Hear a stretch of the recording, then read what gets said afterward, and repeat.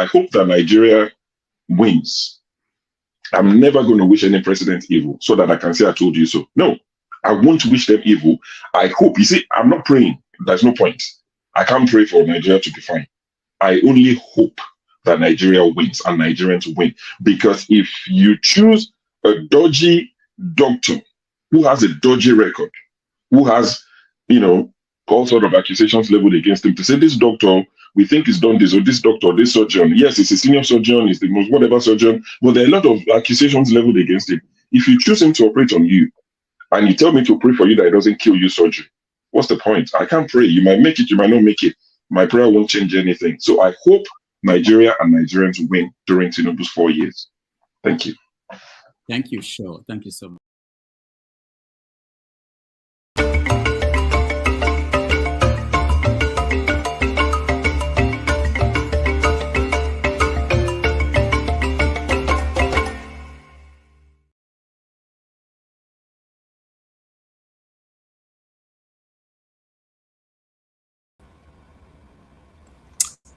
Hello, good afternoon, beautiful people out there. Sorry, we had a bit of a technical issue and we're just starting now.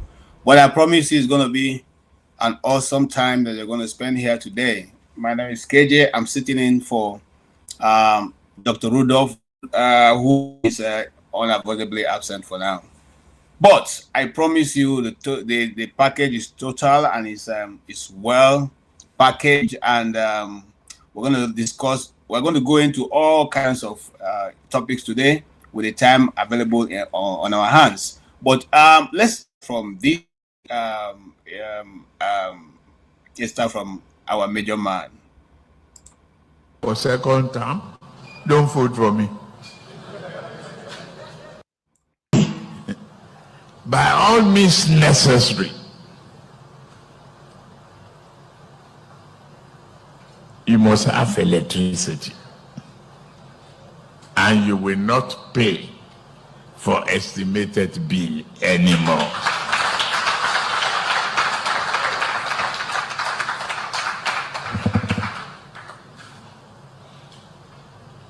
A promise made will be a promise kept. If I can't keep the promise and I come back for second term, don't vote for me. That's the truth. Unless I give you adequate reasons why I couldn't deliver. Okay, unless we give you adequate reason why we cannot deliver, don't vote for us. I'm also going to be, tagging alongside with Dr. Electricity, who also invariably had been somewhere around Nigeria, so he has the first-hand information of what's going on down there. But before we go there, let's hit the major roundups of news in today's world. And I would like to start with this guy.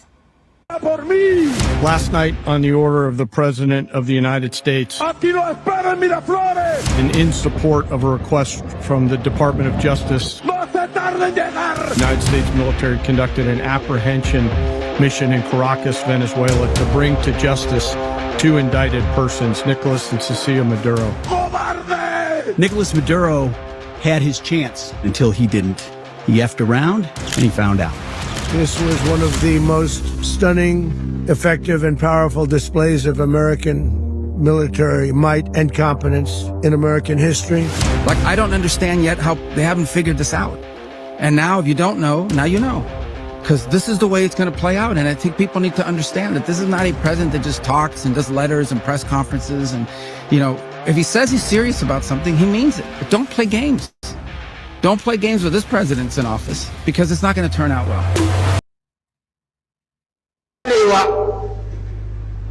Kuma kun san dukan ku ƙarya ne, da ƙarya ka kawo hari, amma ina shugabannin me suka yi? Sun sit. Ina malamai?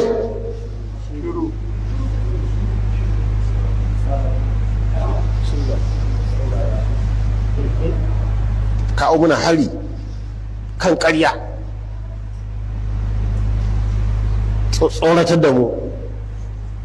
a ba mu sharuɗai, sannan kuma a shigo da kuɗi ƙasar na a ce a wannan kashi na Kirista ne. Wani ƙasa ne ma za ta yadda a shigo da abu don a raba al'umma? Ba wata ƙasar da za ta yadda, sai ce a ko dai ka kawo dukan mu ko ka riƙe abun ka ba masu koko. Amma duka an yi haka, ba mai ma magana, ba mai surutu, kowa ya can yana tsoro.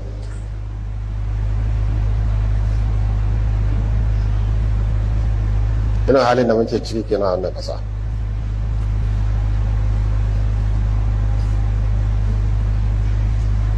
Suna laifiya sun zo yakin 'yan ta'adda, to suwa suka yi 'yan ta'addan? Ai su ne suke yi. Boko Haram, a ku ji wani abu nan ba sabon ba. Safiyar da za a sa bom din nan karfe 8 na dan kwanta sai aka bugo mu waya, ba zan gaya muku wanda ya bugo mu waya ba. Sai ya ce mu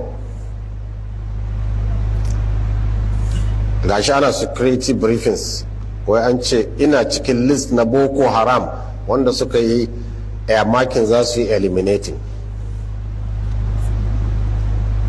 Daga Abuja ka bugo mu ana security meeting cewa an yi air marking ina za a eliminating ina, kuma su waye Boko Haram. Sai kusan la'asar za mu je tafsiri cikin azumi, zan yi projection.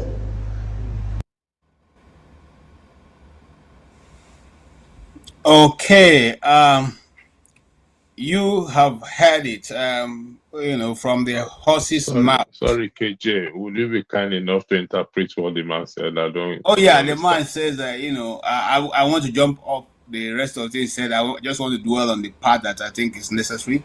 He is saying that his name came up in the security meeting, and he was called by one of the people who were in attendance and told that he had been marked down for elimination by America. And I think he's just giving himself, in this my opinion, I think he's just giving himself an unnecessary importance. I mean, if you want me, I can go back to, Maduro. Maduro just said something here. Maybe we should go back to that video and see. Because this is how cowards speak. And at the end of the day, they don't do anything. I agree with you. I think he wants to make himself relevant even when he's not relevant. Yeah, you can go ahead. I can hear you. Yeah, like I'm saying, I'm agreeing with you in respect to that's what Sheik. Sheik wants to make himself relevant. Yeah. Whereby he is not relevant at all. So. Yeah. Sheik Gumi, he can't claim to be relevant in an ungoverned space like Nigeria, but in a place where people are being governed and where human beings live. People like him should have been long time, behind bars, because these are agents that rattle and give importance to evil that is going on in Nigeria. And so for him to come up to say who are you that America will look for you? They look for people who are bigger than you. How you guys just give yourself some so unnecessary importance, you may be important. He may be important to the people who are members of his family and all that, but not to the world. He's he's a small fry. But let's leave it at that. Maybe other people. This is my own opinion. So maybe other people will have a better reason why to say Sheik Gumi, who was deported from Saudi Arabia and banned from coming to Saudi Arabia for Hajj, who is a Muslim but banned from going to the holy city to perform the injunction that is given to Muslims who can afford it, and then you come and you are preaching Islam to those of us who are in Nigeria. Are you for real? It's like saying you're a Christian and you are not allowed to go to Israel, and then you come to tell us about how Christ died and was buried and resurrected. Are you for real? Are you for real? Are you for real? But that's my opinion. Hey, you guys, don't take me serious. That's my opinion. You may have your own opinion. He may be your messiah. He may be your hero. I don't know. But for me, I'm saying that in a clime, in a country, in a nation where things are done very well, you cannot. In fact, one of the Nigerian laws says that when you are in interaction with terrorists, trying to do things to in favor of terrorists are supposed to be arrested and prosecuted as a terrorist. But you see, those laws don't apply except if somebody from the southeast. So let's leave it, you know.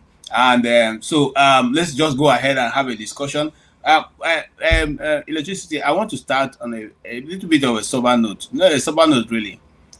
Some time ago, a friend of mine coming from Nigeria to say that this very dear friend, the grandson of Akintola, passed on. He used to be a journalist. He's a film producer, a documentary maker. He's a very versatile guy with a lot of knowledge in many ways.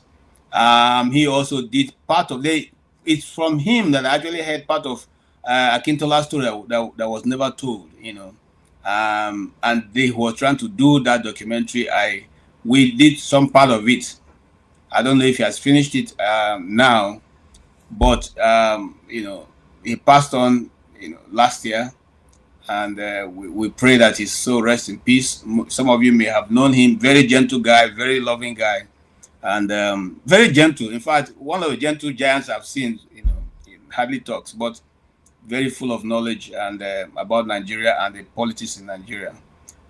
We pray that his family will find, you know, a place to how to be able to, you know, bear the pain. I know his wife. Met her even before she got married through another friend of mine, and today she and, you know, about 3 or 4 of their children are left to mourn him, and also his relatives. We pray that God will grant him peace and rest, and give the family the fortitude to bear the irreplaceable loss of this young, brilliant Nigerian. May so rest in peace, and may, like you said, may God grant his family the fortitude to bear the loss of their loved one. Nobody wishes or wants their loved one to pass away, regardless. Yes, very loving guy, very nice guy. The legacy left behind will be promoted or followed upon by his children, wife, and those around him. So again, may so rest in perfect peace. Amen. Amen. All right. Trying to remember his wife's name. I pray that she is able to go through and manage the children now that she is the only one left to do that. All right, let's move on. Yes, Mr. Electricity, you are welcome. You have seen our advertisement, and our advertisement says what? Well, beyond Venezuela, Trump is after me. That's what you know, the Gumi guy claims. And then, what are the obstacles that have been put on the ways of Obi, and is he going to be able to surmount those obstacles? This is going to form the basis of our discussion today. And as you all come in, and as Electricity enlighten us the more, come in, please, and let's discuss civilly. There's not going to be any fighting. There's not going to be any insult.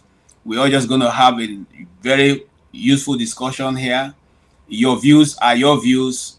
We respect them, but it doesn't mean that your views are cast on stone. So when you are coming with your views, be ready to also to hear the other person's view on the same issue we're talking about. Having said that, I remain, you know, KJ and Electricity is here with me, and we are going to kick it off just right away. Okay. Yes, right away we're going to kick it off. So let's go.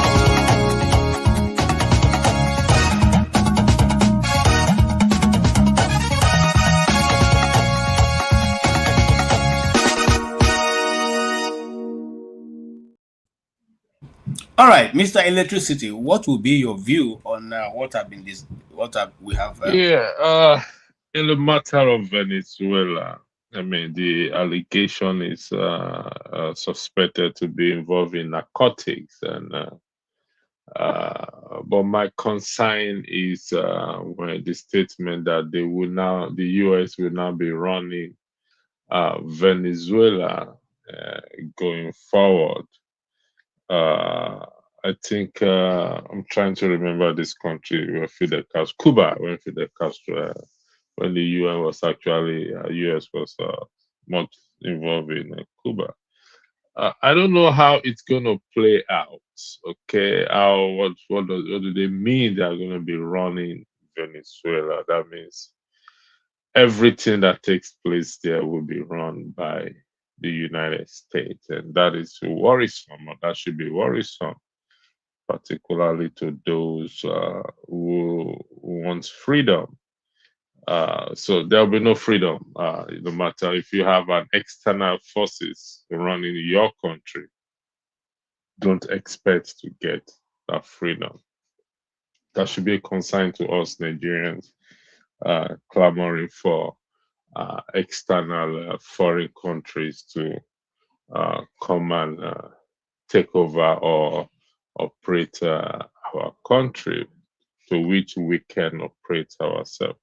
But we'll see how it's going to play in the coming days. To be honest, I really don't have much to say in that regards to Maduro and Venezuela. I know Venezuela economy is not that great. They have the oil, which would be a great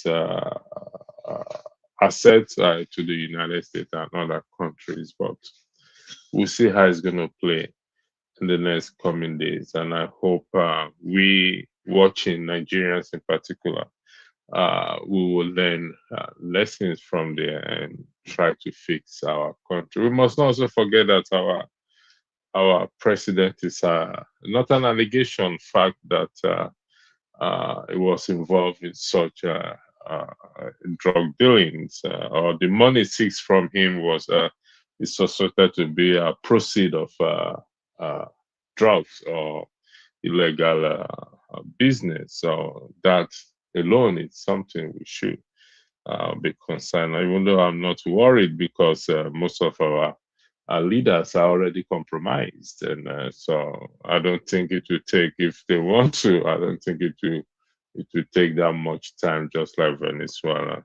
Venezuela as it is. So to be honest, I'm just watching in the next coming days how it's going to play out and how long they will run the country. So as it is, they've lost their freedom, they've lost everything, and they will put whoever they want to put there, who will listen to them or do their biddings, as the case as things stands right now. So, and I pray we don't find ourselves in such a situation, no matter how it is. Like someone said today, freedom does not exist in a vacuum, which is the truth. It does not exist in a vacuum. So again, like I said, in terms of Venezuela, we just sit down, watch, and see how things will play out. A lot have said, some religious body have said, oh, this is scriptures being fulfilled. I don't see any scriptures being fulfilled. So until such time somebody gives me, if it's according to divine orders, and portraying Trump to be that Messiah, Trump is gonna gloat on this thing. It's gonna dwell on it, whether we like it or not, and it will use it. It will milk it to the to the last drop. But for what it is, KJ, I think we should be worried as Nigerians who clamoring, even applauding him for what he did in Sokoto State. Something I don't support, I don't agree with, never will. And that is me personally, not reflecting on anyone. So I reserve my own views and opinion and feelings in that regard. Coming home, the first video you played is our president saying, guaranteeing us electricity. And if he fails, to do that, it's we good should not because vote you are for here him. electricity. So tell us, they said it should not be voted. Now, do you have electricity? That's why I like the fact that you are here. Honestly speaking, like AJ, it's like it's sad. I must tell you. Well, I won't use the word sad. It's a challenge true to Nigerians if we are going to take up the challenge. But I have to be honest with you. Most of us have forgotten that this man made this statement. Most of us have forgotten, only because it is recorded. Most of us have forgotten that he made this statement. And we are not going to hold him or take him to tax or his government to tax about this. It's a bold statement he made. He said, if he doesn't, don't vote for him. Well, let's forget about that voting aspect first, because that's a different ball game. But here it is. It's so wise that it made a way of escape, a route of escape that if it doesn't happen, ask me for an explanation. And once he gives you an explanation, there's nothing you can do again as to why that vision. It's sad because it's quick. It's quick to pass certain tax law, and from explanation given about it, the tax law itself is not bad. Just that we don't see the effect on the citizens and the infrastructures. The tax law is not. Everybody pay tax everywhere in the world. It's like what Jesus said: "Give unto Caesar what is Caesar, and give unto God what is what is to God." Well, I was asking somebody this morning, I think I want to be an anti-Nigerian citizen, in the sense that I'm not going to blame our leaders again. Thank you. I'm not going to blame our leaders again. I'm not going to blame our leaders again. I think we citizens, we are the problem. If we look at what the president said, electricity is key. And I still say that. I mean, there are some places they've not had electricity for months in Nigeria now. Okay. Months. If you allow me to interject, I'm going to do something very, very, maybe we have not done before. So right now, I see that you and I are not on the same line. So I'm going to make you a co-host to this program now. So you are going to be on the other side, because you are going to, several things you have said now that I don't agree with. And there's a particular, a FOSA, is it a FOSA or who that is making comment on the comment section? I want to put it in, it's a disclaimer, I want to put it out here. In my university days, my first project that I did in the university was a project on a man called Professor Sonny Oti. Professor Sonny Oti used to be the pioneer professor in the University of Jos. And if you belong to families of those people who owned black and white TV those days, like I did, you find out that Professor Sonny Oti used to have a program running on Nigerian television called The Playhouse. It was recorded in NTA Jos. People like Tom Adaba, who just died last year, were part of the actors, the cast of that program. Now, Professor Sonny Oti was one of the brains behind the media of Biafra, and he had a lot of writings of how they did the propaganda and everything in Biafra. I, as a graduating student, decided to do a study of the guerrilla theater, a process that was applied in the Biafran Civil War. So when I talk about Biafra, I think I know a little bit more. I can proud myself that I know a little bit more than some of the people out there. And I did that. That brought me to a lot of Professor Sonny Oti's books and songs. Many of us don't know that Sonny Oti is the one who wrote If You Marry a Taxi Driver and So Trouble, Nigeria Go Survive, and all great other songs, both Christian songs and otherwise. But you see, when you come and you throw this kind of jab at me, and I want to, today I'm not wearing that kind of cap, gentleman cap, no. I will throw the jab back at you. You hear me? So just take it easy. I'll not be gentleman at all, according to fella. Okay, for today, I'll not be gentleman. First and foremost, I want to tell you, I started following the activities of IPOB before many of you even realized what IPOB was. Some of us reported or did, interviews of such before it even became popular. So, hold your sword, put it away from you. If you don't like IPOB, it's okay. But don't try to use it as a yardstick to begin to measure, it's not good. Don't do that. All right, having said that, I just want you to know that we know certain things. We will not be saying it. Let's leave it at that. I welcome Mr. James. You are actually the first, and I see Tony, I see Mazi, Okpara. You are welcome. Now, I will invite them in, but I will also give electricity an opportunity to drive this discussion. Because why am I doing that? He doesn't like what happened in Sokoto. I'm celebrating what happened in Sokoto.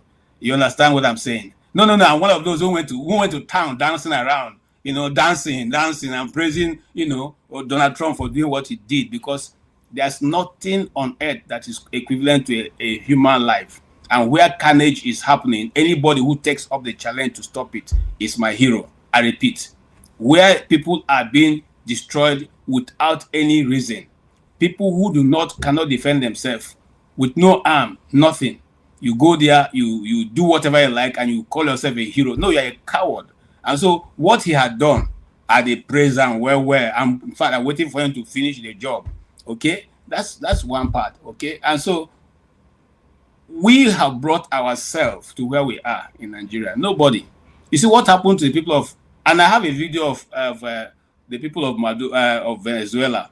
The left-wing media are saying what they are saying, but the people of Venezuela are celebrating what is happening. So I will play the video just in case anybody have doubt. I will play videos of people who are rejoicing in the street of Caracas on what has happened. So why then should we be crying more than grief? It doesn't happen that way. It's not a good thing. But I welcome Mr. James. I welcome Mazi Okpara. I welcome you, Tony. I now shift the gear to Mr. Electricity to go on from here, and then let's see how it goes. Okay, I'm here, but let Electricity, you have your questions for our panelists, or you want to make your own contribution and then pally to whoever. But Mr. James is here. I'm sure that Mr. James have a lot to say about this. Of course, everyone of us. I'll go with the panelists. I mean, I've already opined my own, but let me just clarify something in respect to my position in matter of Sokoto State. Yes, definitely, the killings there are condemnable. All life matters, just like they say, Black life matters. All life matters in Nigeria. No life is better than the other.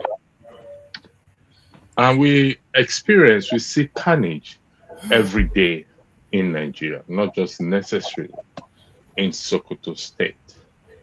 And so I just want to clarify myself that that's the position I stand in, that whatever was done in Sokoto State, from my little knowledge about Nigeria and what is happening, doesn't change anything.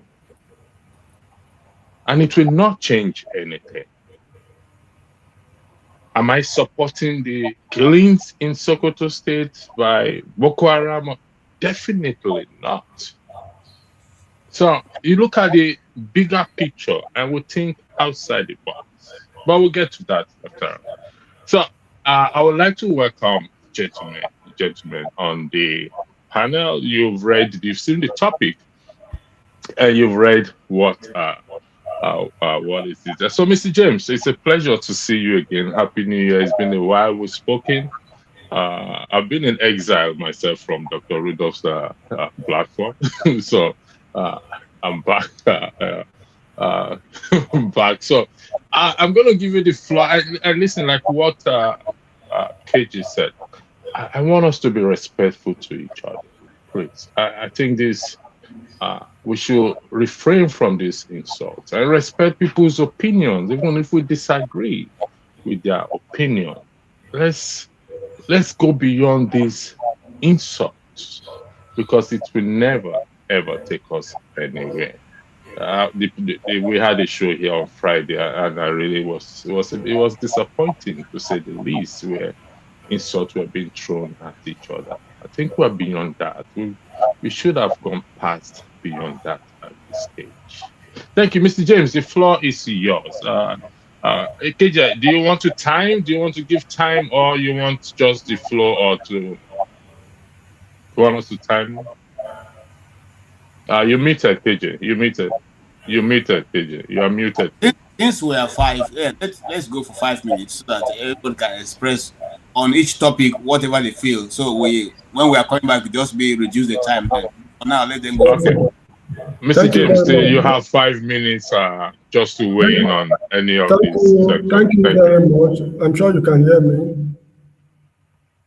Yes, loud and clear, please. And you wish me a happy new year when actually there's nothing to be happy about.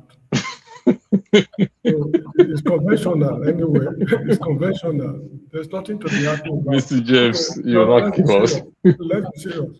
Let me start with Mr. Gumi. In the Christian Bible, I think it's Proverbs chapter 28, verse 1. Please, anyone should correct me if I'm wrong. Proverbs chapter 28, verse 1. The author said, the evildoer runneth when there is no pursuer. That is the case with Mr. Gumi. He said that somebody phoned him from the security sector that his name has been penciled so that he will be eliminated. So he must tell us who revealed that piece of information to him. It's a security matter. The security agents should not only go after Yahoo boys. He is a security threat to the Federal Republic of Nigeria and to the United States Armed Forces. This is one of the reasons why I believe that the operation they carried out at Sokoto, they did not involve the Nigerian military. If they had involved them, the information would have leaked. So that is that. And it's very funny that Gumi is afraid of death. When he and his cohorts are those preaching to people that when you die in a jihad, you go to heaven to marry 72 virgins. It seems that he is worn out, so he will not be able to satisfy 72 virgins. That is why he's afraid of death. Anyway, it's a non-starter. What happened in Venezuela, if we like it or not, this is the outbreak of Third World War. Unlike First and Second World War, where soldiers fought in trenches, they recruit soldiers from colonial territories. That is not the technique they're going to use in fighting the Third World War, because the armament in use right now does not require the use of, the deployment of troops on such a massive scale. It's going to be very precise and just very precise hitting, colossal destruction in just a matter of minutes or seconds. That is the kind of war they want to fight. Third World War has started. When the Archduke Ferdinand of Austria was killed in Sarajevo, in Bosnia, I think June 28 or so, 1914, people never knew that the war started long before that time. There was arms race in in Europe, colonial rivalries, secret alliances, and what have you. The causes of the war were piling up. So it was the death of that Archduke Ferdinand of Austria that broke the camel's back, and First World War was declared. And they fought it from 1914 to 1918. In 1919, they signed the peace treaty. The same thing with Second World War. When the Italians invaded Abyssinia, modern-day Ethiopia, in 1935, nobody knew that Second World War had started. After that, the Spanish Civil War broke out. They finished the Spanish Civil War, and Hitler rose in Germany. He invaded Rhineland. From Rhineland, I think, went to Czechoslovakia. From there to Romania. The British Prime Minister said they had to use containment policy. Before they knew, the whole world was already at war. They call it World War. Actually, it's not World War in the strict sense. It's Great European Wars, because not the whole world got involved in the matter. The South American countries were not involved for historical reasons I will not be able to get into now. So that is that Third World War has started. And from the look of things, Nigeria, in fact, West Africa is going to be a war theater. We should get ready for it because of the geopolitics going on within the sub-region, which Nigeria, as a so-called superpower, is unable to handle. There's going to be a theater of war in this sub-region. Now, the invasion in, Venezuela, it is a bit surprising that people are taking unawares as if it has never happened before. As I was explaining yesterday, kindly permit me to read something. It's just a paragraph. I will try to be very quick in reading it. But you need to know that this issue of invasion is as old as man. The paragraph says, during the African colonial wars, The seemingly unending list of banished kings and chiefs who resisted colonial rule and its concomitant dominance include the following: the French deported King Behazin of Dahomey to Martinique before being relocated to Algeria, where he eventually died. The defeated King Gaza of Mozambique was banished to the Azores. Sheik Amadou Bemba of Senegal was banished to Mauritania. Likewise, Samori Touré was banished to Gabon. The British banished Prempeh I of Ashanti Empire to Seychelles Island. Oba of Orame of Benin was banished to Calabar. King Jaja of Opobo, King Nana of Ichekiri land, and in fact, the list is unending. These kings were banished after the invasion of their countries. So this is exactly what has happened in Venezuela right now. They invaded Venezuela and they took the king and took him away to New York. That is ancient days. In the modern times, in 1980, the Soviets invaded Afghanistan. And after that, on October 28, 1983, Grenada was invaded by Ronald Reagan. The president then was Bishop Maurice. December 20, 1989, Panama was invaded.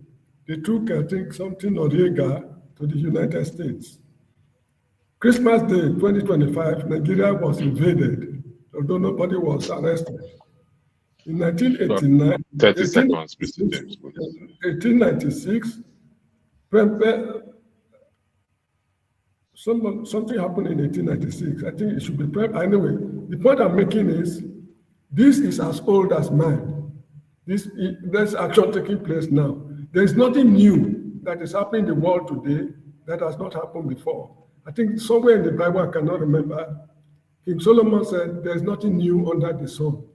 So this is just the same script that has been played since the ancient days. Have been played over time. Over again. So anyway, as Nigerians, we should prepare for a very rough time. And I welcome the action of Donald Trump, although with some resentment. Geoffrey Chaucer in Canterbury Tales, he said, if gold rust, what will iron do? If Nigeria can be invaded, what will happen to other African countries? The Zulu people will say Siyafa. Siyafa in Zulu means we are finished. If Nigeria can be invaded and nothing happened and Nigerians are happy, it means the whole of Africa is gone. At the end of the Third World War, Africa will be shared among the victorious powers, just like what happened in the First and Second World War. Thank you so much. I'll come back to you. You said something, like you rightly said, it's not new. You've mentioned it. You left out Iraq, you left out Libya. So it's not in weapons of mass destruction, Libya, Gaddafi. So really, it's nothing new. What the rule is, if you have questions or clarification for Mr. James, you can ask 1 minute straight question. However, if you have a rebuttal, you're going to do your rebuttal with your own time. Does anyone have questions or clarification for Mr. James based on the submission, please? I take that as a no. In no particular order, I will go to AY. AY, the floor is yours. Mr. James said this is the beginning, or this is could lead to Third World War. Do you agree or disagree with that, please? Thank you. Good afternoon, everyone. Well, I don't have answer for that. Let's keep watching what is going to happen. But however, I want to quickly align with electricity. Say a lot of good stuff. No matter what it is, if the action of Trump and United States were genuine in Nigeria, like we really have a country with genuine intention to help us curb insecurity in Nigeria, I will support it. But a lot of people have consistently said, from history, we know the activities of America in foreign countries. But what I see, we pretend we don't know what is going on. A lot of us, even yesterday, I was just listening to people. A lot of people pretend they don't know what is going on, but they know. Um, it just sad the state we are in Nigeria, how you see a lot of Nigerians don't even love their country. They don't mind if you are throwing a bomb to kill some people in the country. I heard on this platform somebody was saying, "Oh, use a bigger bomb you use in Hiroshima and Nagasaki in the north." Like, why would you even say that? I think this is where the division is coming from, right? Like, there is division in the country where a lot of people don't care if a neighbor is killed. We are not Nigeria enough. For me, I want every part of the country to be protected. Let the people be protected. Um, from history, we were told a lot of lies. In Iraq, America invaded Iraq. You know what is happening in Iraq today. In Libya, we know what happened. They invaded Libya, same lies. That is exactly what is happening in Venezuela, nothing more. How can you tell the people that, oh, the president of a country is a drug dealer? Why don't you wait for him to finish his tenure, then you go get him and try him in a competent court? But no, but we are here pretending that we don't know what is going on. Trump, what is even good is Trump is actually better than a lot of people that come on this platform. The difference is Trump is very intentional, he's very genuine. He will tell you, this is why I'm going there. Trump yesterday is making a lot of noise. You know, we got to get the oil, we got to invest billion, we got to make a lot of money from Venezuela. He's not even hiding it. Just like the way he said when he went to Congo, tried to resolve issue in Congo, he said we're going to benefit a lot. We're going to get a lot of natural resources. He's not even hiding it. But when he was coming to Nigeria, Nigerians are here. Oh, he's not coming for oil. America have oil more than Nigeria. Blah, blah, blah, blah, blah, bullshit. Trump is not even hiding it. He's telling you this is the reason why he's going there. But it's on camera, it's everywhere. Some people will pretend that they don't know what is going. Me, I know the politics of Nigeria. The politics of Nigeria is why you hear some people cry every time is because they don't have opportunity from the people, like the people that are oppressing the common people in Nigeria. If you give them opportunity, they will do the same. But except your mind is clear, even when they rig elections in Nigeria, some people will go against it because it's not their favorite that rig the election. This is what I see going on in Nigeria. If you want true justice, you have to stand for justice and stand against injustice, whoever is involved. This is the true justice. It's not justice that Nigeria, I kind of call it an oppressive society. Even when you meet even common people in Nigeria, I just have this feeling that it's because some of them don't have opportunity. That's why they are complaining. It is an oppressive society. When you give them power or they have little money, then they start oppressing their neighbor. This is what is going on. But however, there is no justification to support whatever Trump is doing in Venezuela. There is no justification to support whatever Trump is doing across the world. People were here pre-election arguing that, oh, Trump did not invade any country. Now, Trump has successfully invaded up to 4 or 5 countries. The same people that were making the argument, yesterday I wanted to come and admit for further. You were saying this too. You know, Trump has invaded up to 4 or 5 countries right now. It's no longer news. So you should allow Venezuelans to determine the fate of their country. You know, allow them to determine the fate of it's a sovereign nation. You don't come here and just pick up the president of a country like one little fly. Of course, I think it was an inside job. There was a lot of sellout because how do you pick up a president without resistance, without anybody be killed? But it is what it is. But let's keep pretending we don't know what is going on. On Nigeria issue, what I'm going to do is the last one. I think we don't know what is coming for us. I kept saying, when you create crisis in Nigeria, when you support the evil going on in Nigeria, when Nigeria go into crisis, all of us here are going to suffer for it. Because if we are not suffering directly, our family will suffer. If you think you are in abroad, the honest truth is everybody will pay for it. That's what we don't know. That's just the honest truth. So I pray we don't get there. We'll get there, we'll all regret it. Thank you. Thank you very much. Mr. Tony, thank you again. Happy New Year.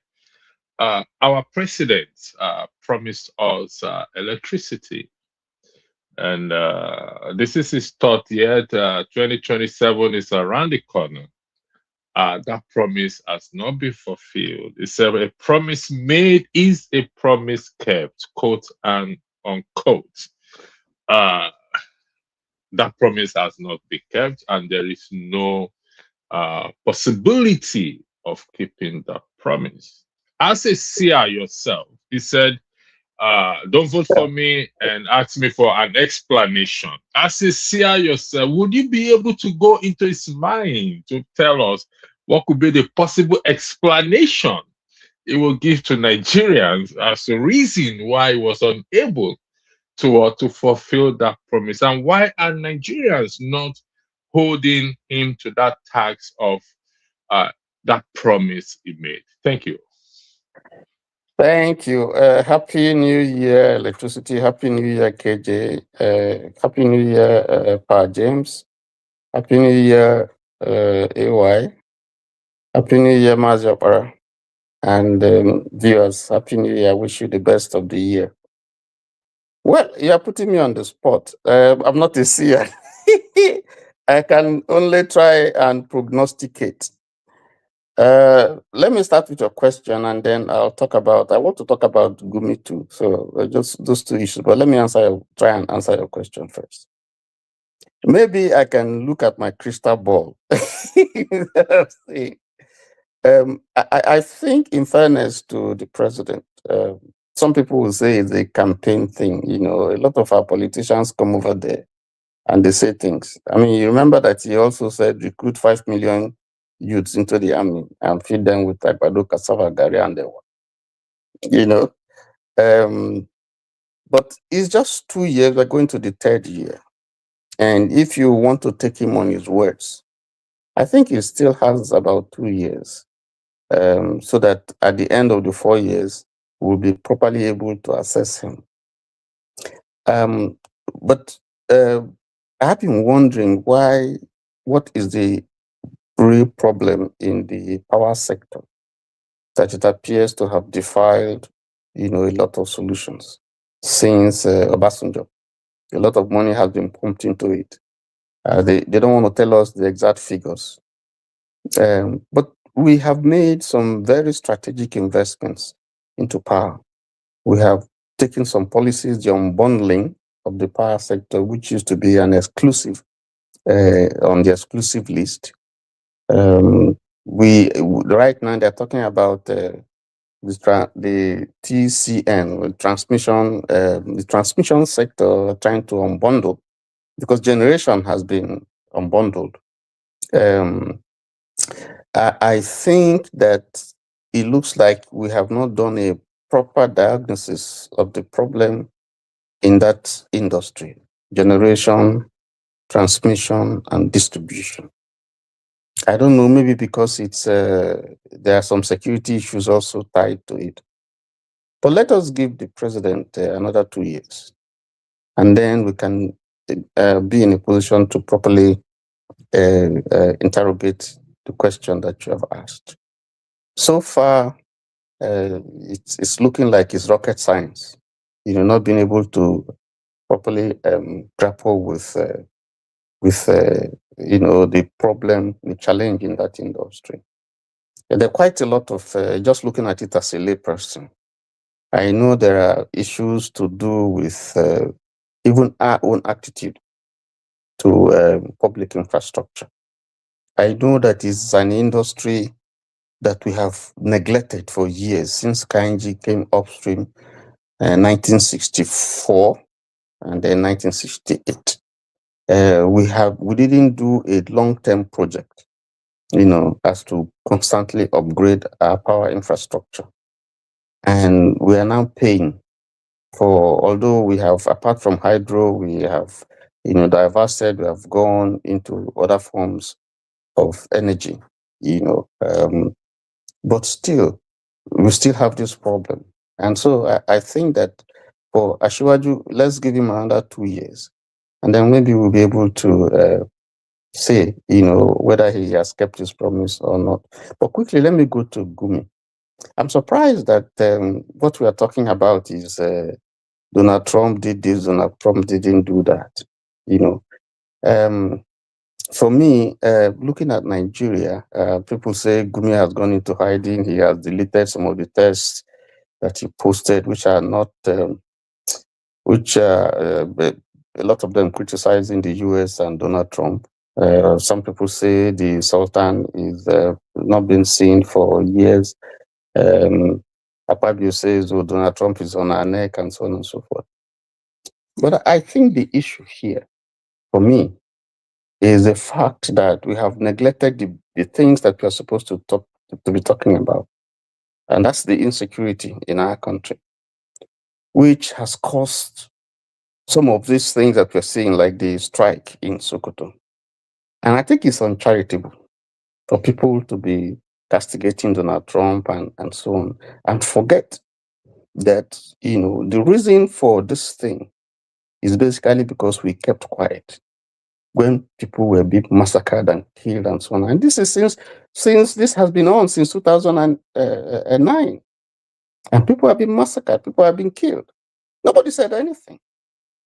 And so Donald Trump's strike only, tells us how stupid that we have been over the years. That our own people are being killed, and we just feel like it's normal. And so when you look at someone like Gumi, who is a sheik, a religious leader, a teacher, a respected person, that's a medical doctor, who also served in the army, who is supposed to be preaching and be saying the kind of thing that are supposed to be coming from his mouth, I think that's supposed to speak about unity, supposed to, think that will bring the country together. But all the things he has been saying, from what I gather and what I see, is inflaming the tension and the division in the country. And it is, for me, it's very, very sad. And I think that for people to neglect that and be talking about all these trivial issues about Trump doing this or Trump doing that, I think it's very, very unfair. Because the people who are being killed are human beings. They are not. If we have kept our house in order, all this stress, all these things will not be happening. And I think it's the failure of the government to deal with this issue, the various governments, not just this government, to deal with this issue sincerely. Because if we begin to dissect the various issues of how we have, what our attitude, the attitude of government, the insecurity, you will see that we haven't done well. And therefore, if you keep your house, as you make your bed, so you lie on it. If you don't keep your country well, you allow people to come and begin to dictate to you and to tell you these things. Whether it's justified, whether it's morally right or not, it's irrelevant, because if you can't help yourself, like the foreign minister said, Tuga said, if your house is burning and your neighbor comes with an extinguisher to help you extinguish it, it's only foolish for you to say, no, let my house burn down.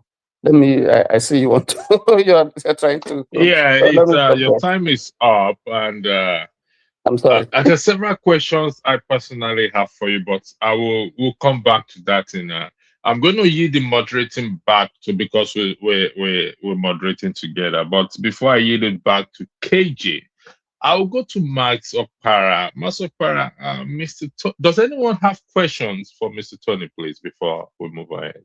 Just 1 minute, straight to the question, please.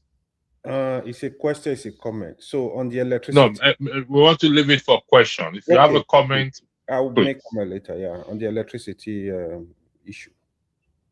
I should go ahead. Yeah, ask him the question, please. So, question, Mr. Tony. Yeah, you said it's still remaining 2 years for President Tinubu. Good.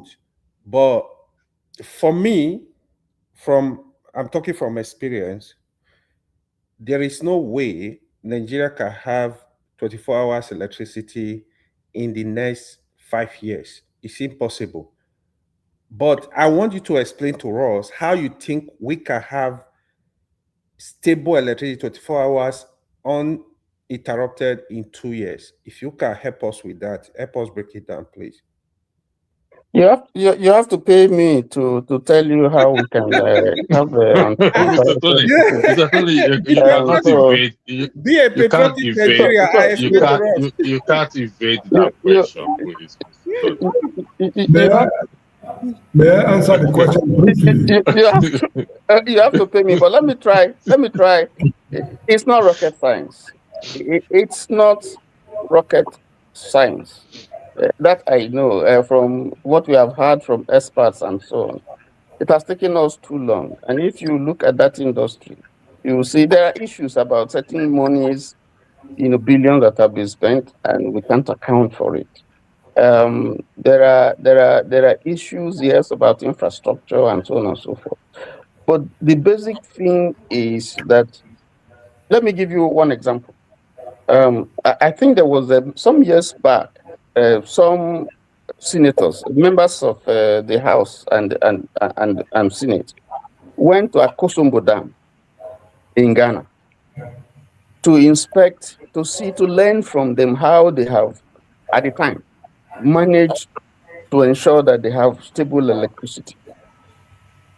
And when they went there, they were amazed that some of the people who were dismissed or sacked, fired from NEPA, as it was then, were some of the very critical operating staff, mining the turbines and so on in Akosombo. And they were shocked. And yet these are people who were laid off, who, if they were in Nigeria, would have helped, in some ways to ensure that, we don't go through this, problems that we're having and, collapse and all those type of, things that we're having. So I think the problem is a little bit complex. There's corruption, there's bad management, just as it is in various infrastructures. So if we can take out all that, first of all, and channel the resources, into what specifically it is meant for, and then we can use the expertise that we have. Then I think we shouldn't be hanging between 5,000 and 6,000 generating capacity. We shouldn't. And then our transmission would have been better, because sometimes we generate much more, but we are not able to transmit and to distribute. So those problems, would have been able to solve. Yes. I will comment as an authority in this field. No, hold on 1 second. KJ, Mazi Okpara, please, I beg your indulgence. Mr. James wants to comment for 2 minutes, please. I know you've been waiting patiently. Yeah. Then KJ will start up with you, please. Mr. James, Mr. Tony, I will really take you on several questions, because to me it appears you are sitting on the fence in respect to most of your response. We'll push. I have certain pushbacks or rebuttal in that regard. So, no Mr. Problem. James, you have 2 minutes. James, KJ, the moderating back to you, and I'm still here. So, the next person after Mr. James is Mazi Okpara. Mazi Okpara, thank you for your indulgence. I yield the floor back to you, Mr. Yeah, Mazi Okpara, I owe you my gratitude. Now, the issue is this. Trump is interested in Nigeria for security reasons affecting the United States. The Islamic fundamentalists in the Middle East have been decimated. They've scattered all their networks. They've come to West Africa to set up an Islamic caliphate If they get a stronghold here in West Africa, it's going to be an unmitigated disaster to the Western world. So we should give Trump, I mean, this is now trade-off. We will give you the opportunity to wipe them out, not only from Nigeria, but the whole of West Africa. In return, you should revamp our electricity industry. We're not asking you to pay us in cash. If you're able to wipe up these people to benefit you, your security in the Western world, what will you do for us in return? We want you to help us as an ally to fix our electricity industry. I think that is, one way of solving this problem.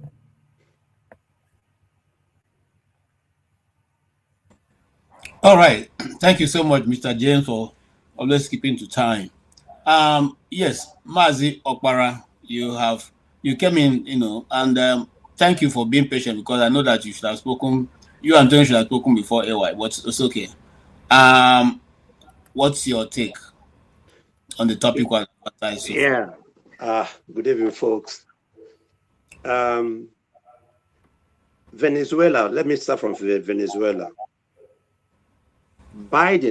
Joe Biden, raised bounty on Maduro to $25 million, Joe Biden, and denied him state immunity, making it lawful for US troops to arrest him on Venezuela soil or elsewhere. Joe Biden, not Trump. Go and read it. Senator Schumer on Senate floor blames Trump for not capturing Maduro, for allowing him to be the president of Venezuela when Trump was going out. That was 2020 when Trump lost the election.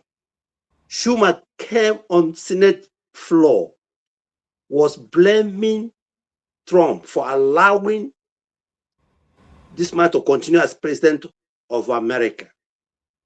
So the policy to capture Maduro, or what is his name, is American policy. It has nothing to do with Trump.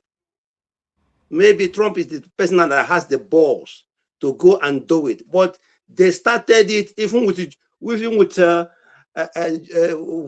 do you call him now, Joe Bush the Jr. and up to Biden. It is now that Trump has fulfilled that policy. That is for Venezuela. Now you come to Nigeria. Somebody is telling us that what Trump did in Nigeria is wrong. And those who are celebrating Trump from taking those people away from Nigeria are anti-Nigeria, anti-Nigeria, yeah. I think some people, we deserve respect here. We deserve respect. Nobody is we are adults.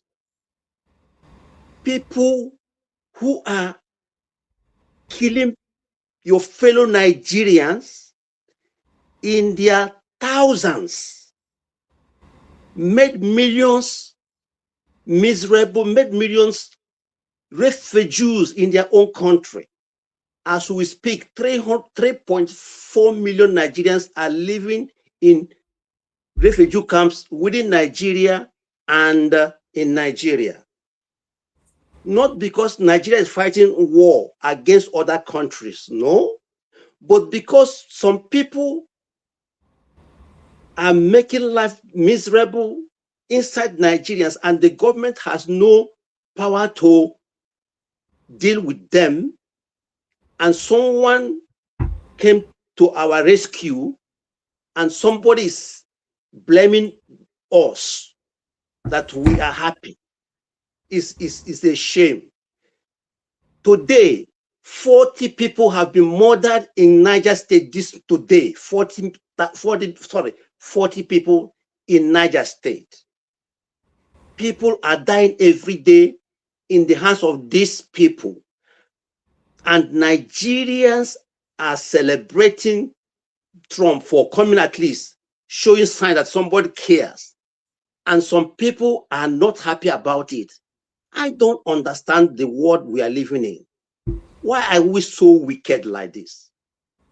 Because it's not happening in your village, because your village could be in peace, because your people are not dying.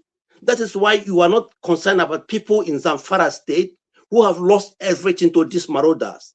You are not concerned about people in Katsina who have no home anymore. Even Katsina, under General Buhari, who came from Katsina, people are still running away from Katsina State, and American government spending their own tax, payers' money, risking their lives, coming to Nigeria to do something that no government has the balls to do, and somebody is against it because of religious, sentiments. Are we not human beings? Sheik Gumi, I'm sorry for that guy. I'm sorry for him, but look at the kind of profile. Look at that person, his personality. Look at how he has reduced himself. Anyway, his father, I grew up in the north. When his father was alive, his father swore that he will never be alive and a Christian become the president of Nigeria. That was Gumi Senior. So what he's preaching today is not new from the family. The family has been, because the father was the Kadif, or what they call the Kadi, or what they call the Mufti, of northern Nigeria, and later the Mufti of Abuja and Kaduna. So this extremist views, mindset, beliefs is in him. He heard it from the father, and he's spreading it out. He's not hiding about it, but coming to tell you they're against me. Somebody called me from Abuja and told me they want to eliminate you. You are in the list of Boko Haram. That's a bullshit. Just he's trying to make himself very, very important. He's not important at all. But the worst part of it is that his son is also in the military, which is a national security threat. The son is a very senior army officer. He's a very big threat to Nigerian military or apparatus. Thank you. Thank you so much, Mazi Okpara. And I just want to say this. Some people don't think, look, don't jump into this phrase. Maybe you need to go back years to look at what is going and the trend. And sometimes when we speak, people come here and say we don't understand geopolitics. I think one day we will put a day where we'll discuss geopolitics on this place. It will just be about geopolitics, so that we see that, you see, when you pander to your certain belief and all that, we see it. It's not as if we don't see it. We just allow you people to say that. This same guy, I have a video here, this same president that was just taken away now, of his police running over their citizens with armored vehicles, marching over people, okay, because people are protesting against the election. So I don't know what we're talking about here. The people of Venezuela, I still have a video, I can play it for those people who are still in doubt, are dancing in the streets, celebrating, singing, taking down his posters. And we're here shouting, is the guy a Democrat? Is he a Democrat? He's not a Democrat. But however, we discussed that. Let me give our brother here the opportunity to air his view. That's Bro Ike. Welcome.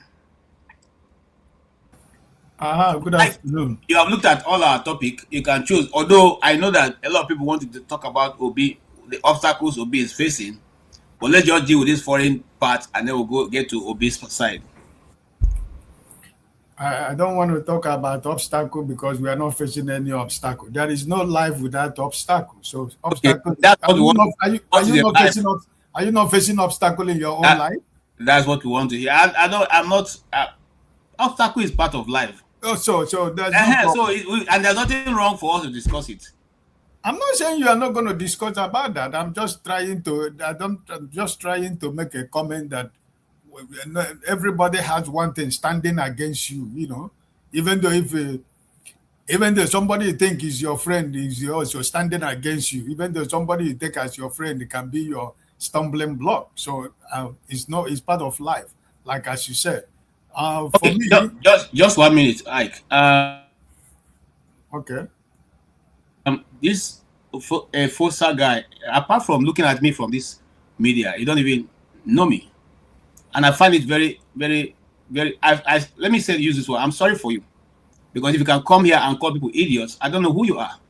I don't know what kind of person you are and what family you're raised from, but I think it's very. Look, hey, you mind yourself. Calm down, KG. This is the KG. This is 2026.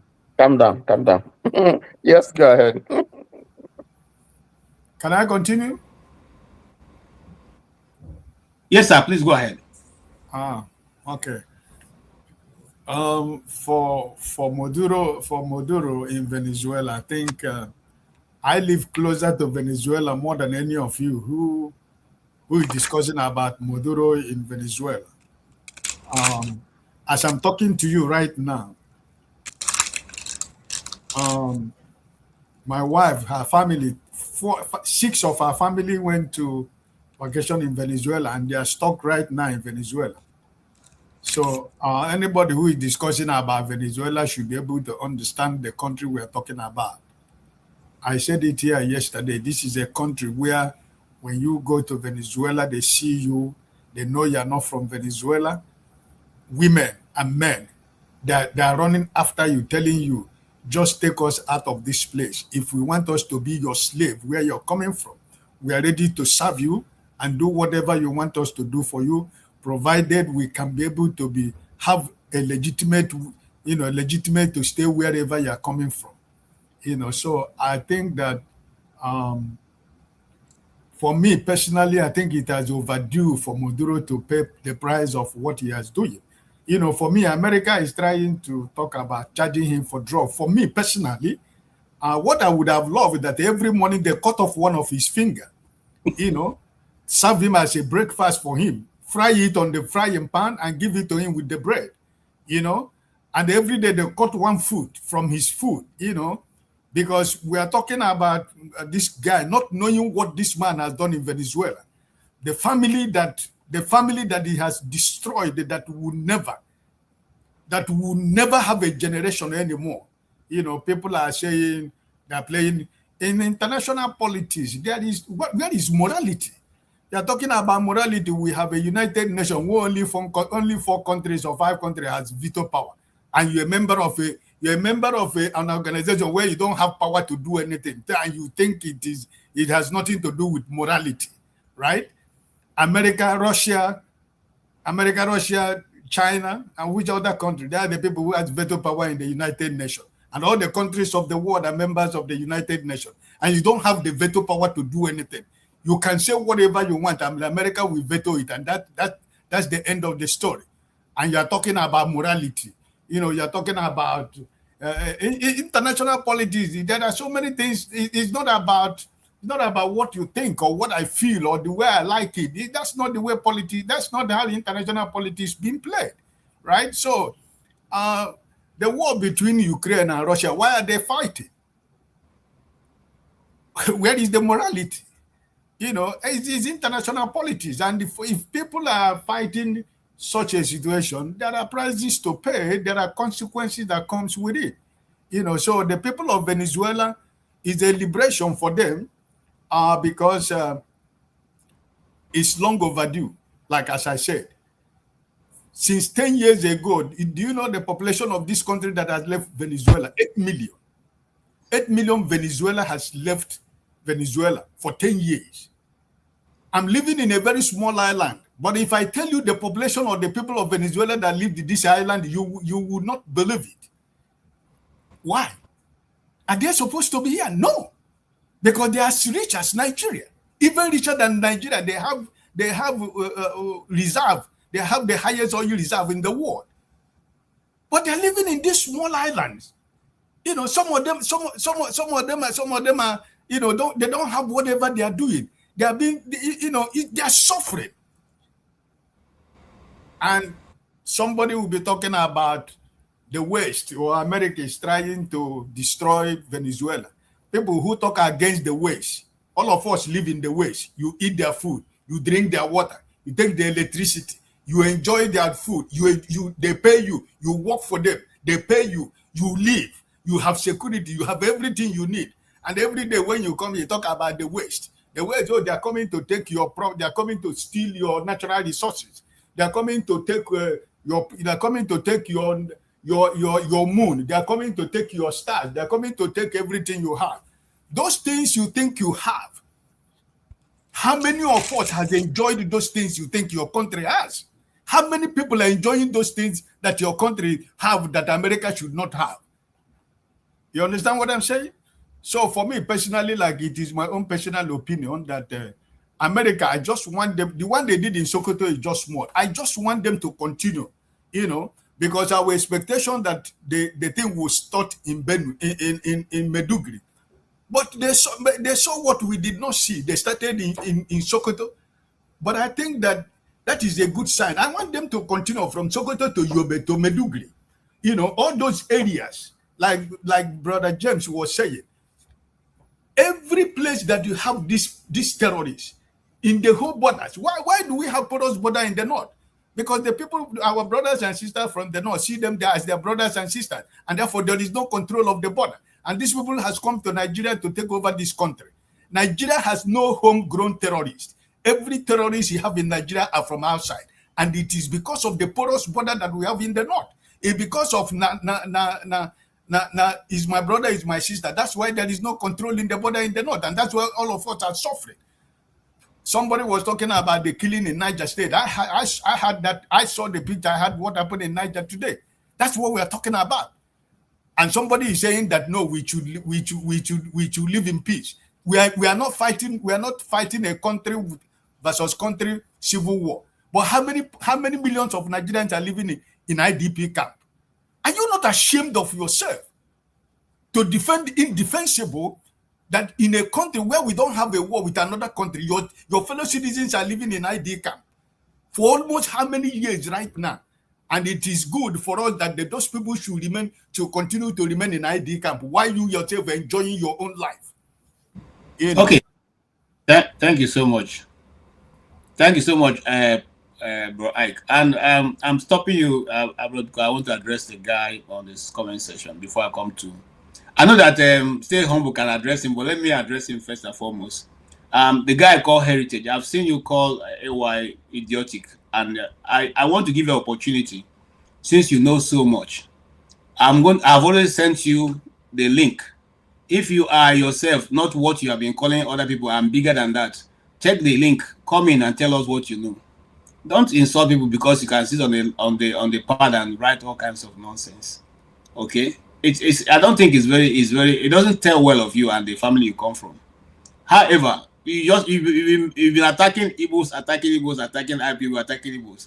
Yeah, I don't think you even have data. If you have data, you find out that the Southeast is one of the richest areas in Nigeria. I don't think you know what you're talking about. So go and look at the statistics produced by your national statistics, not the one the world even produced. And by the way, no Igbo person born of Igbo land, especially me, who will tell you that I'm not IPOB. I am IPOB. I bear the badge honorably. Okay? My uncles fought the war. They died in it. I can't deny that. So, I don't know what you think, but I'm telling you proudly, I am IPOB. I have no whatsoever anywhere. Okay? And you see, let me tell you something. Those of you who are, when they talk, you begin to talk about war. You don't even have any experience of war. At least the East have tested it. We know what it is to go through. Do you know what it is to go through? You don't know. So please, put your ignorance to yourself. All right. Go ahead. Stay humble. Come here, be calling people idiots. Look. Say they are now. Don't give you one dirty slap. Go ahead. Go ahead. Yeah. Well done, everyone. Good evening. Happy Sunday. I can see that we are discussing a number of topics anyway, but I think we focused more on Venezuela, which we really trashed yesterday, didn't we? Yeah, but my opinion and stand about all these things, some of these things are well documented already. And yeah, it's a shame, really, that Maduro had to be taken the way he was. I think he was given ample opportunity um, to reconcile with the United States, which he fluffed. And so they had to take him the way.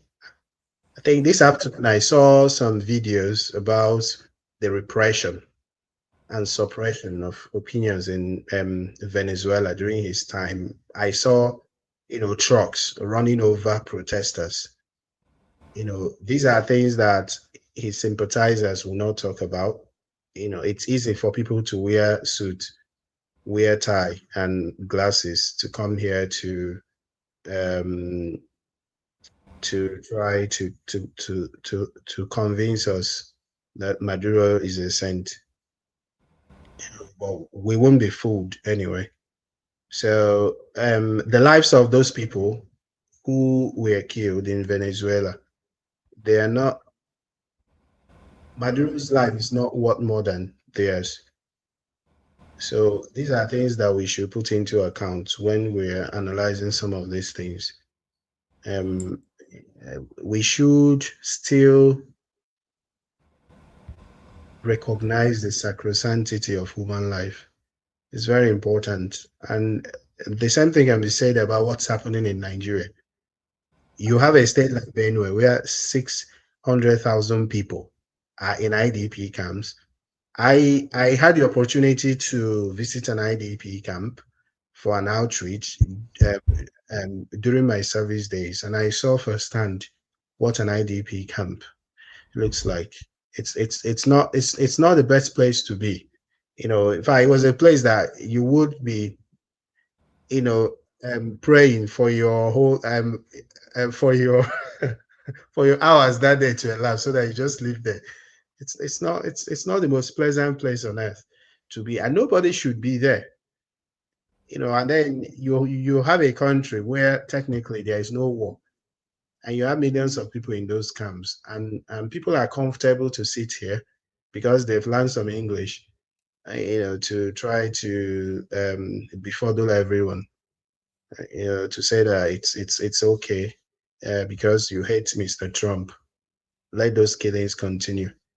And every time, you and the churches where you belong to, they organize fasting and prayer for security in Nigeria, and you join them. You fast, you pray. So how will the problem be solved? Would bombs rain from heaven to destroy the terrorists? So those are the things. And what happened yesterday is a clear warning to people, to those terrorists in Nigeria and their sympathizers, that these guys are not joking. These guys are really serious about fighting terrorism, and I believe that they'll fight it to the letter. I don't like to talk about Sheik Gumi for some reasons that will diverge now. The reason why I don't like to talk about him is that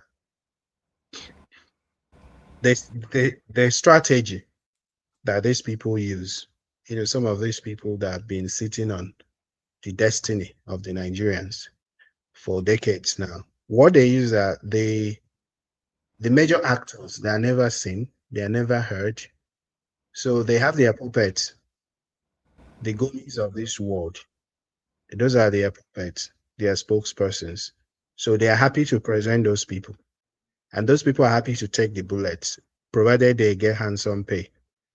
So they are happy to take the bullets, and you just focus on them and say, oh, this is also the Gumis of this world, the Reno mockeries of this world, the Onanugas of this world. They are happy to take the bullet. The Joe Ibokwes, etc. So you just keep on attacking them, and they're always there, tweeting, granting interviews, whereas the main actors are somewhere. So, I don't think that talking about him is even doing justice to the problems, facing us. So I would just ignore him.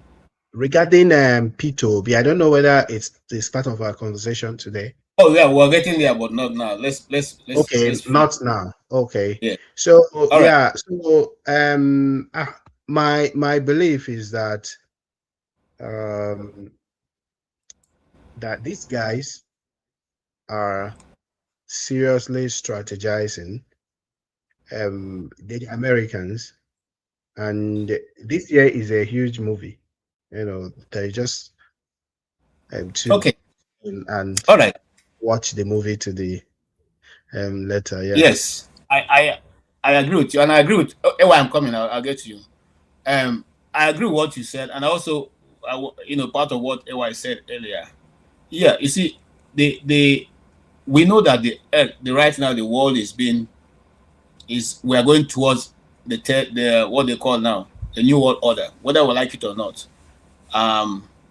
There's aligning and realigning of states and nations. It's only the wise that can take advantage of what's going on now. But when you don't have leaders that think beyond their pockets, they will sit and then will now become the slaves that people will now drag into it. But if you have leaders, I saw it Bayo Onanuga putting a picture of Tinubu having breakfast with Paul Kagame of I mean that's what people are having, lunch and breakfast with people who can turn around their nations and put them in alliance with what's going on. You are having so how does it even make sense? Okay, but all the same, before we go, AY, you have 1 minute. Yeah. Okay, what I wanted to comment on is the issue of the power sector, the electricity in Nigeria. Okay. Can you just hold on? Because Mr. Tony actually make comment around this. Okay, go ahead. I don't want to forget it. So go ahead. The honest truth with the electricity issue in Nigeria, if anybody, any presidential candidate tells you in 4 years we're going to have 24 hours uninterrupted supply, is just ignorant. He does not know what he's talking about. If any professor of electrical engineer or whatsoever, he's telling you in 4 years he can give Nigeria 24 hours uninterrupted power supply, is just foolish. He doesn't know what he's talking about. There is no way. What anybody can say, you can have significant improvement in 4 years. I don't think we can even achieve 50%, because the thing is, here is the problem. We don't even have the infrastructure. If I'm ordering a transformer today, a high power transformer, it takes minimum between 1 and 2 years to even receive a transformer if you place another as we speak right now. So it shows lack of planning. When I hear President Tinubu, when he was saying that, he's going to give Nigeria it's impossible. Forget, these are not discussion. To me, like, if you understand how this process works, it's not a discussion. If he can even promise a significant improvement, that will be good. That's what Nigeria want to see. We want to see a good master plan. We want to see constant improvement. Not telling us you're going to give us light in 4 years is bullshit. Thank you. Okay. I want to also take you on that. When Abacha was in government, in the days of Ibrahim Babangida and then Abacha, Abuja had 24 hours light. And that light was not coming from national grid. I don't know those of you who lived in Abuja during the 90s. Okay? You find that when you get to a place called Beggar Junction, there were 20 or 40 generators lined up in one location. Some part of that generator works in the daytime, the other parts work at nighttime, and it's auto switch. No bulb. I repeat, AY, listen to me. No bulb. You can't drive from. Okay, what KJ is saying, yeah, if you are able to say you want to give Abuja light, a city, is different from giving a country a full Nigeria light. So we don't even have the infrastructure already. To be honest, the little megawatt. You are wrong. We produce, hold on, we currently AY, you are produce, wrong. You are very wrong. Hold on. You are wrong. We currently produce around 5,000 megawatts of electricity. We can't even distribute the 5,000 megawatt. You are talking of you want to give Nigeria light. See, we are not serious people. What's the framework for distributing? AY, we have various types of power generation plants scattered all over the country. Right. Okay, not just hydro. Okay. So we have gas, we have so many other forms of generating capacity. Now, if you look at it's not so much. If you look at even the consumption pattern, you'll find out that there are a lot of wastages, in the system. Which, if we have a way of dealing with those wastages, capacity will be improved. I mean, even the ones that are being generated, if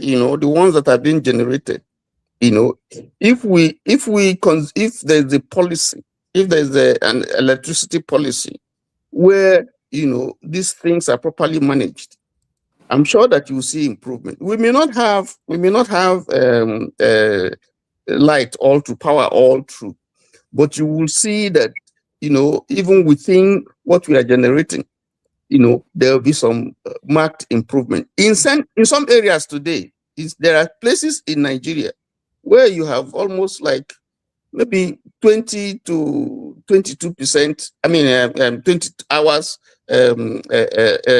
power, a day.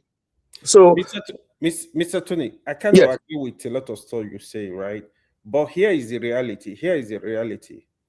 The biggest problem in when you're talking about electricity is actually the distribution. Even country you see that have 24 hours electricity, like America, Canada, the country you see, any country that have 24 hours electricity today, it is a continuous process to improve on your infrastructure. America have 5 years plan. Every 5 years they do. It's a constant work doing, expanding, changing equipment. This is constant. So you're correct. Those are some of the issues. We have not invested long term. We didn't plan. We didn't have a systematic plan to upgrade. Sorry, Dexter, I will come now. That's what I wanted to tell Mr. KJ too, right? So the thing is, during Abacha, we are declining. That is the problem we are having as a country. We are not moving forward. In that, I can tell you, our power equipment in 1990 are actually better than what we have today. The population is increasing. Nobody is talking about the population. So it's a lot of things. We are not kind of serious. We don't have a plan to keep improving on our power sector. That is okay. Let's sorry, KJ, I came here because of AY, please. Let me just. All right. Okay. All right. Go ahead. So AY, please. Can you give us a framework? Are you telling me that there is no framework? Example, let's just say the Southwest in Nigeria, that there's no framework you can develop that you will power the whole Southwest of Nigeria within 2 years. It's impossible. Why? How can you say that? Why? It's actually impossible. This year just. Tell me why. Tell me why. It's impossible. Tell me why. Okay, let me break it down for you. Because I was talking about the transformer. I said if you order a high power transformer today, you are not even getting it in 1 year. Forget about it. The lead time of a transformer, just ordinary transformer is just one part of electrical equipment. So it takes time. We can build those things here. We can build those things here. In fact, there are companies that are already doing it. We cannot. We cannot. But in the supply chain, of power generation, what takes the longest in the procurement system? What takes the longest? which component is most critical and which component takes the longest time? A lot of things, anything can take the longest. No. Don't gaslight me. Anything can take the longest. Wait. I came here because of you. You said you are experts here. AY, just answer me. In the supply chain, there is nothing that take the longest. Part of this. Hold on. Debunk you. Stop. AY, stop. It's the cable. It's not the cable. AY, it's the cable. It's not the cable. No, that's not correct. AY, stop talking. Look, AY, let me tell you something. I've done projects that powered Philippines. It is the cable. The production of the power cable is the longest. If you plot your project schedule, everything around power generation, power distribution is around the power distribution cable. It's the production of that cable that takes the longest. I completely disagree with you 100%. Okay, if you allow him to make his point, then you transformer is even take longer time. No, AY, allow transformer take 4 years. Desta, what do you mean cable? Okay, sorry, AY. Sorry, AY. Which power companies have you worked with? Bro, I'm not here to tell you. No, the point is this: you are coming here. Go do your research. Go do. I don't need to. AY. I don't need to. Okay, AY. Why not move to another topic? This gentleman guy. Transformer. Later we discuss it. Transformer. You see, transformer that will take you 4 years. You are even talking of cable. What is cable? Okay. But AY, do you know that they make transformer now in Nigeria? We manufacture transformers. Which company? Which company? I don't know their name, but they manufacture. No, there is nobody making transformer in Nigeria. Okay. Now, so transformer alone, one transformer alone will take 4 years to be made. Yeah. Some of the high power transformer. Yeah. Wow. Killing Nigeria. Okay. I don't know anything about that. I'm going to research that. I know I have a friend who work in Areba. I never said that. I'm not an expert. I have a friend who used to work in England and in Areba. They call it Areba, or whatever. But I don't. He even gave proposal to the federal government for which they wanted him to. The minister then wanted 80%.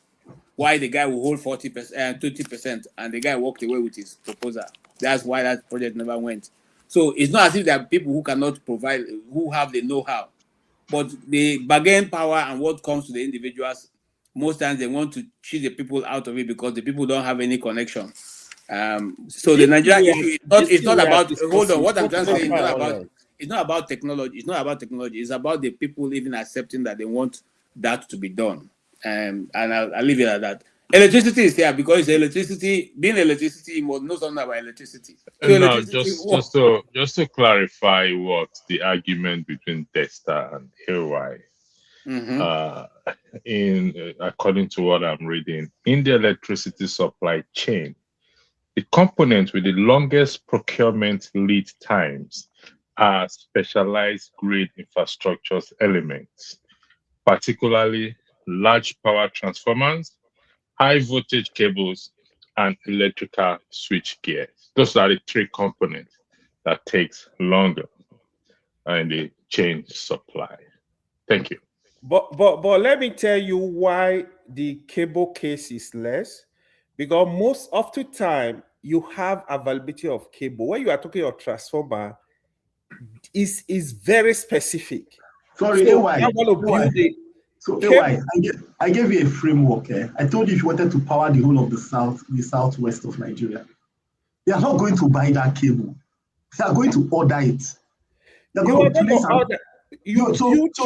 Sorry, my I don't know what's happening to my camera. Sorry. So anyway, what I'm asking is this. Okay. If you're starting a project, and you want to power the whole of the southwest, it's a green project. You are going to order your transformer. You're going to order your cable at the same time. Right. Correct. So it's not the way you're looking at it as if cable is off the shelf. Cable is not off the shelf. It's not off the shelf, but I will tell you this, right? Transformer are very specialized. Whatever you want to build, the capacity, everything have to be specific. That is the difference. AY, AY, this let me give you names of companies that manufacture transformers in Nigeria. Okay. The Cinco Electrical. I just went to AI to ask. Okay. And it says here are some companies that manufacture transformers in Nigeria. One, Cinco Electrical, a leading electrical equipment supply company in Lagos.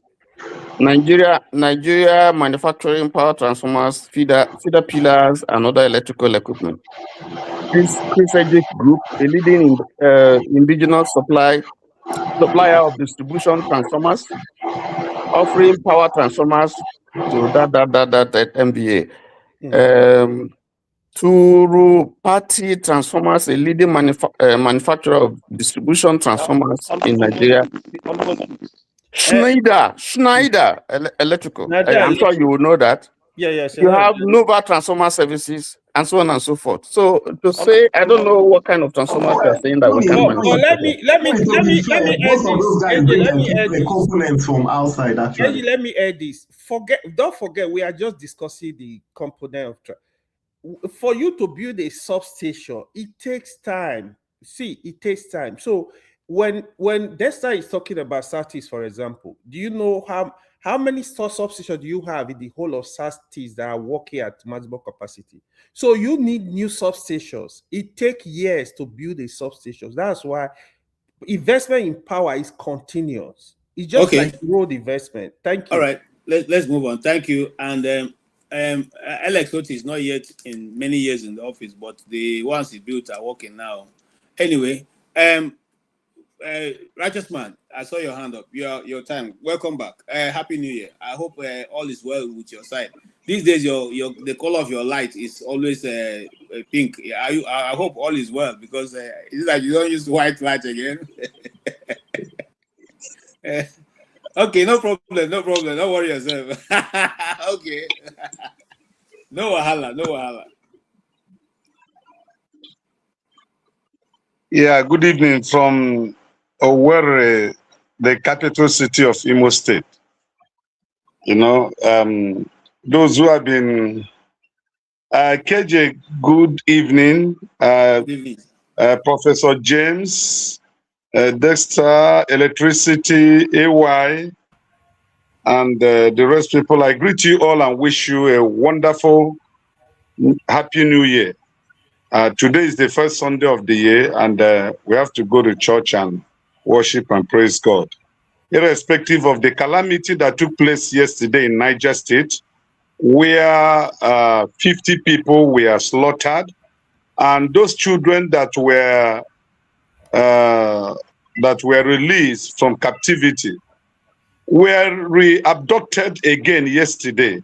So those children from the Catholic Church school, they were re-adopted yesterday in Niger State, and 50 people lost their lives. So it's a terrible situation. It's a thing that really we're not happy, and families are mourning at this time when they're supposed to be rejoicing and hoping for a better New Year. So that's the story in Nigeria. I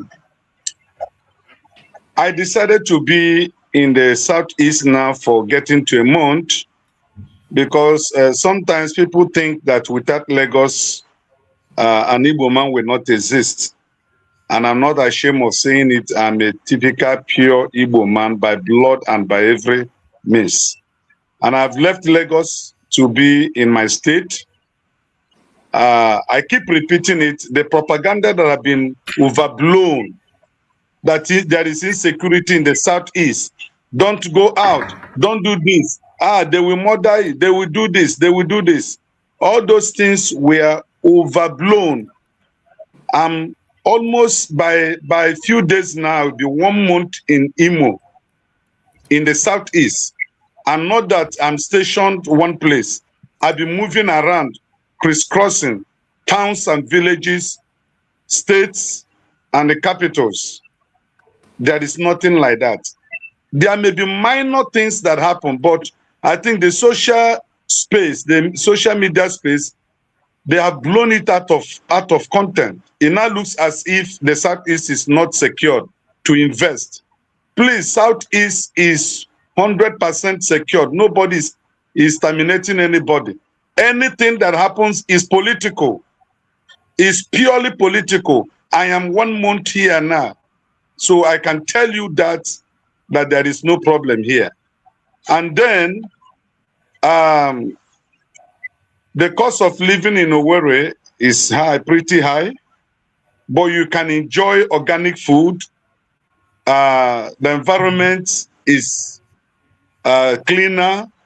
You have a cleaner environment in Owerri, the Imo State capital. And when you go down to the rural villages, you have fresh palm wine, you have good oranges that are not covered like the one we have in Lagos. You have fresh fruits. You know, I've been enjoying myself with a lot of fruits, palm wine, good fufu, not the chemicalized fufu that we are eating in Lagos. This one is natural fufu that is organic. When they pound it and give it to you, you know that you have eaten well. So I'm really having a good time here. I came to discover that there are two types of light supply in Owerri, the Imo State capital. They have the federal light and they have the state light.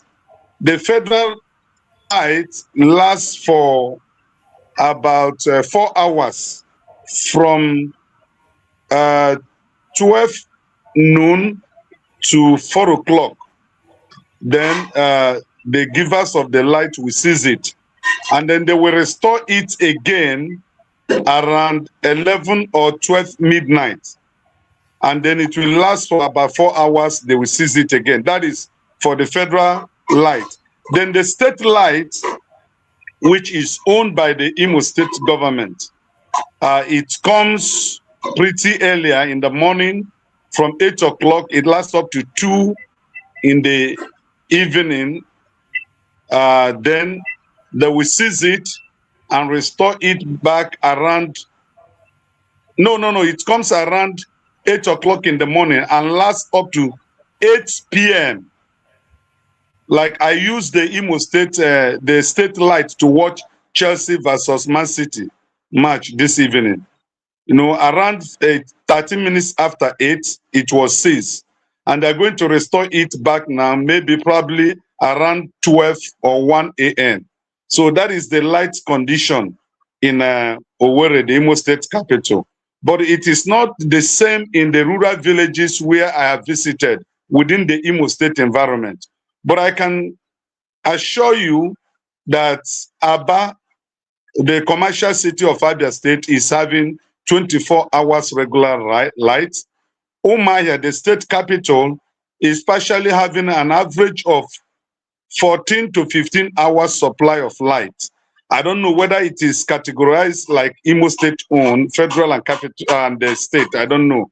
In Lagos, the light supply in Lagos is placed on bands: band A, band B, band C, band D, band E. But it is not the same in Imo State here. So there are different things. So my good friend and brother, AY, there are companies that manufactures cable and transformers in Nigeria. I am into building industry, so I patronize some of them, like Schneider. Schneider is a company owned by German and Holland. It's a combined multinational company. They manufactures transformer and cable. We have Nigerian cable and wire. We have the Nigerite wire. We have a lot. They manufactured. If you go to Alaba International, you have most of the big guys in Alaba International, Igbo business guys. They deal on cables and transformers. So it is not as if the period of manufacturing of it is the problem why we are not having electricity. The problem is bad governance, lack of vision, if like Uti have laid a foundation for the development of Abia State, there is no state in Nigeria today that can compare with infrastructural development more to be compared with Abia State. No one. You know what people fail to understand is that Lagos served as a federal capital of Nigeria for decades. So there was a concentration of Nigeria infrastructure in Lagos State. If you say Lagos State from the year that it was the capital was removed from Lagos State to Abuja, there is no much additional infrastructure that have been built in Lagos State. So you don't use Lagos State to compare other states because it was formerly a federal capital. The bridges, the flyovers, the corporate headquarters of oil companies and banking and the rest of it, the seaport, the international airport. These were not the money from the state. These infrastructures were built with the federal money because it was the capital, just like what is happening in Abuja. So when you see some people that are not well grounded in how states are run and developed, they will tell you, why are you still staying in Lagos? Go back to your state. Hey, can you give me a break? Lagos was built with our money, federal money, and our tax that we pay. So it's not a state affair. It's not a Yoruba affair or some tribal affairs. No, the generality of Nigerians built Lagos. And that is why I have the right to live in Lagos and exercise that right of being in Nigeria, that nobody should coerce me or tell me, go back to your state. I just want to make it categorically clear in this new year that Lagos, everybody should understand what Lagos stands for. Again, before I round up, Abia State became the first state in the Southeast to have a budget running over 1 trillion. Abia State, 1 trillion.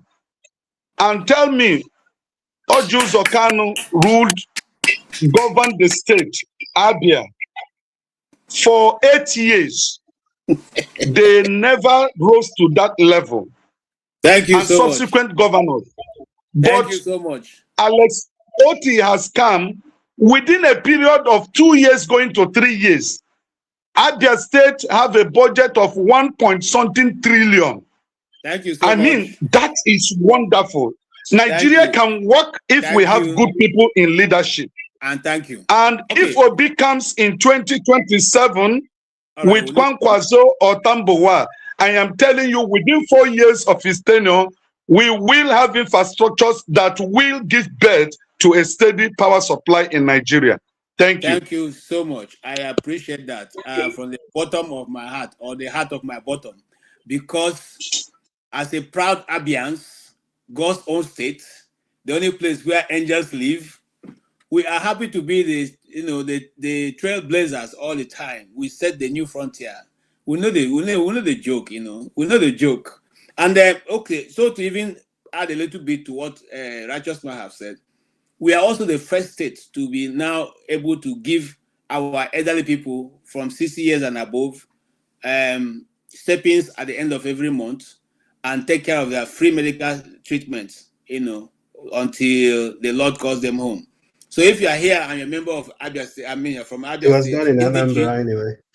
I know, Anambra no, so Anambra is so quiet. If you are from Abia State, I have already told Tony that I can give him, citizenship from my community because I'm a prince. So I have that right to give you that.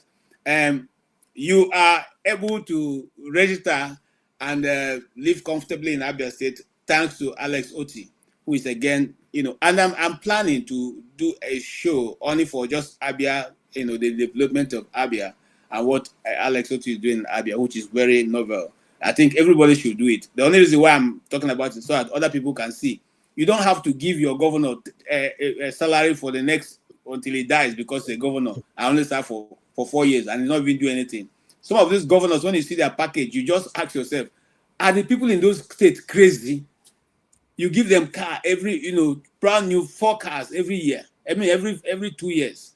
You give them medical treatment. You build house for them in Abuja, in Lagos, and any other part of the country where they feel like you should. Come on, man. That you went to war, only you fight the Cries war. Anyway, let's not go there. Mr. Electricity, I don't know if you want to come in, but I want to move all the way to the discussion. Yeah, Mr. thank Obi. you very much. I think the next one is we're going to Peter Obi. But before we go to Peter Obi, I don't want us to overflog this issue of electricity. But anyway, I'm really confused, to be honest with you. I'm really confused why you think it's impossible or all these things. If you take into account the Lagos Calabar Coastal Road and the money that was earmarked that was the spent. Lagos Coastal Calabar, if you also take into consideration the amount of money that they said they want to use to install solar system in Aso Rock, if you take into consideration such amount of money, I don't see your point of arguments. To be honest, and I'm sorry to say that it appears baseless, and that's why people are challenging you in that regard. Solar system so the solar panel is all over Nigeria, and I hope it's one avenue we will exploit. The government will support, and we really push for it. There are panels that are even going to be able to power industries. Solar panels that can power industries. And let me buttress what Righteous Man said in terms of this over propaganda of insecurity. It is actually, blown out of proportion in Nigeria, and that is why I keep saying I stand up as a regular person who goes to Nigeria. I walk on the streets of Nigeria. I take the normal cab or normal taxi or whatever it is when I go to Nigeria. I don't fear being kidnapped, and I say, if they kidnap you, nobody should bother. I'll tell them to employ me. So nobody should bother to say they want to pay any ransom on me. So, KJ, are we going to Peter Obi or what? No, let me comment on it first. No, AY, no, we're not gonna do this back and forth. No, AY. If you give him time to comment, you'll give me time to talk about it. AY, we're not gonna do this back and forth. No, we're not gonna do that. Okay. This is 2026. I have lived forward to 2027. I'm not in 2026. I don't live in 2026. I live in 2027. So, in the matter of Peter Obi, he has moved from Labour to ADC. He left PDP to Labour. He doesn't want to be a vice president to Atiku, as claimed. I stand to be corrected.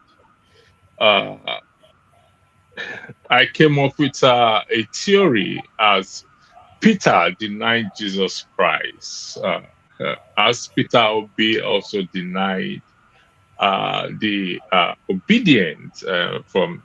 How does this is their deflecting to ADC affect his credibility? We're talking about credibility now.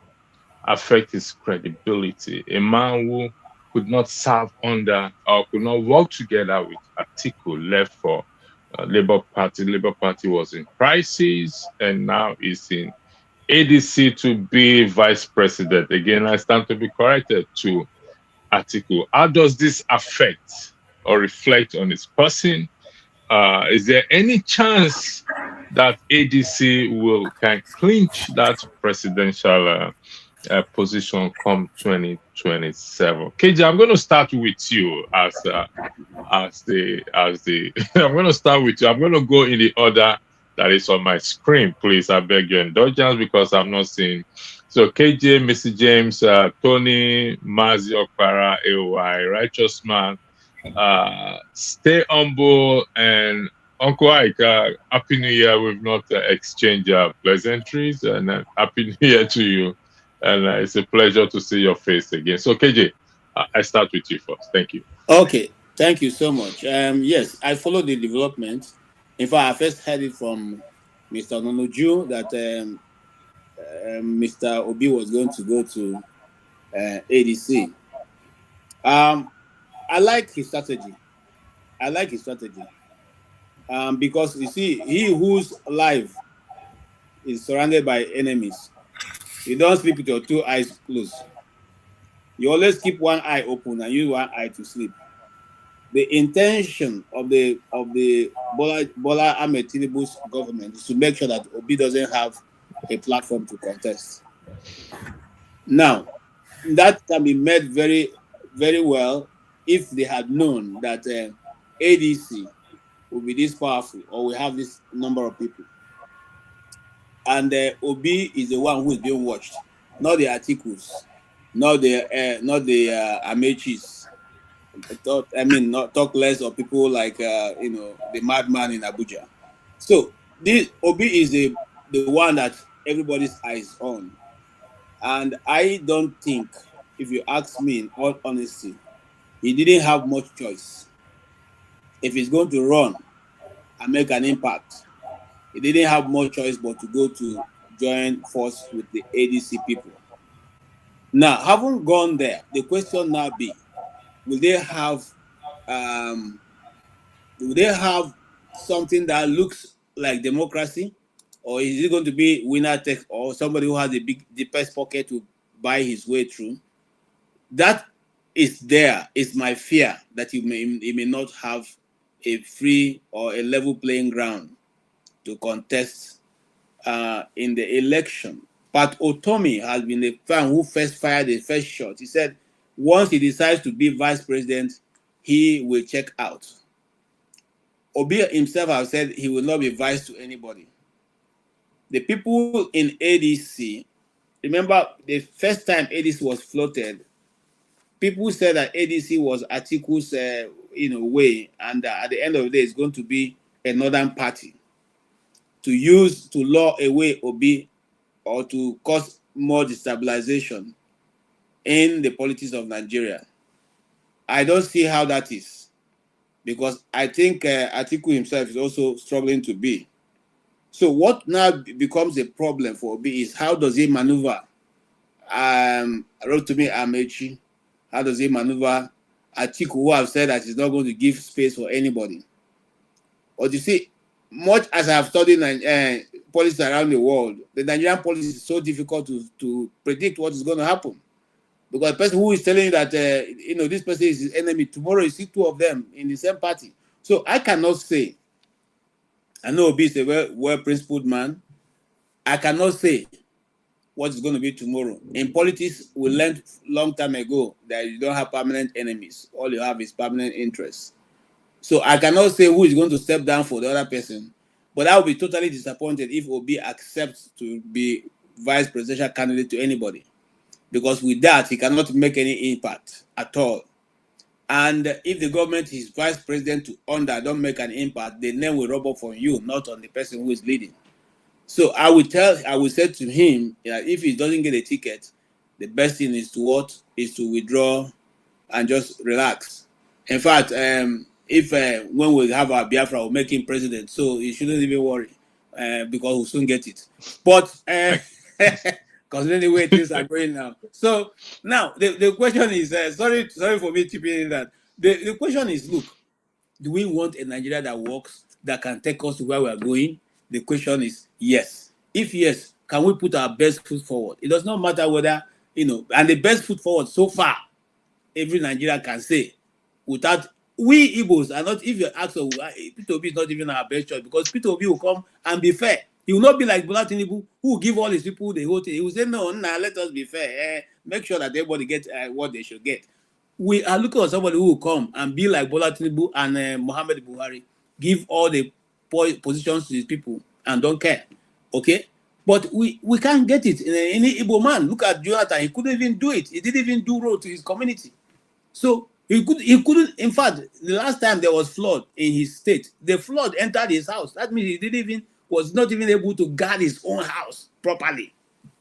That's why if you see me, I'm not interested in Igbo presidency. I'm more concerned about the politics being made, the laws set to favor everybody. So at every region, irrespective of who they are, give us seaport, give us airport. If you see us for Lagos, cut our leg. That's what we are saying. Okay? And that's where I stand. But for Peter Obi, he's a good man. You know, he's a very good man. Oh. If people want to keep this country, make una vote him. Me, I tell them my own truth. Okay? And that is the truth. Oh. The man didn't do anything for it. He didn't chop money in Anambra State. Oh. He didn't collect the so-called governor retirement fees that still pays on people. He didn't collect motor. He didn't collect any house anywhere in around Nigeria. Nothing. The way he entered is the way he left. If we can get such people in 10 different states in Nigeria, Okwabu will have developed by that. Thank you so much. Thank you. Mr. James, should Peter Obi not verified according to KJ? It's not sure whether it's going to be the president or vice president. Should he not verify this or clear this air before deflecting or making that decision to deflect to ADC rather than being there? Or is that the understanding that we don't know behind closed doors that it will be the presidential candidate, hence it's deflecting to ADC? And again, how does this reflect on his integrity, given to the fact that he left PDP to Labour because he could not doesn't want to be a vice president position, not just because of Atiku, he doesn't want to take that vice president position. The floor is yours, Mr. James. Thank you. You see, to start with, fundamentally, I have no iota of confidence in the whole of them. To start with, in Nigeria, whenever we run into problems, we go back to the people who created the problems to look for solutions. It doesn't work like that. Now look at ADC. The chairman, if I'm mistaken, someone should correct me, is David Mack. Am I right? Good. When I was a little boy, during, was it Murtala Mohammed or one of these military leaders, he was the minister for communications. They brought this digital phone, you know, this table phone, what they turn around. People could not afford it. They cried out, please, Your Excellency, we can't afford this thing. The price is too much. And what was his comment? Telephone is not meant for poor people. That was his comment. Now, today, we no longer use that kind of phone. In the Gambia where I live here, primary school children in the urban areas, they go to school with mobile phones, sophisticated mobile phones. That man who said that telephone is not meant for poor people is now coming to say that he wants to come and rule you. What do you expect him to do? So this is how I look at it. So as for Peter Obi, he might be a good man or a bad man. I really don't know much of him. The issue is this. He was in PDP, was a vice presidential candidate to Atiku. From there, I think he went to ABGA. From ABGA, he went to Labour. Labour, he went to ADC now. Now, the people he has been fraternizing with, they are not straightforward people, a good number of them. Assuming he won the last 2023 election on that Labour Party, he would not have been able to rescue the country from backwardness, because look at all the people who were surrounding, clapping, dancing around with him. They all turned their back against him. Some of them even went to APC. So how sincere were they? If he had won, he would have run into formidable problems. The type Balarabe Musa encountered in Kano State while it was being governed by the PROP during Shagari's administration.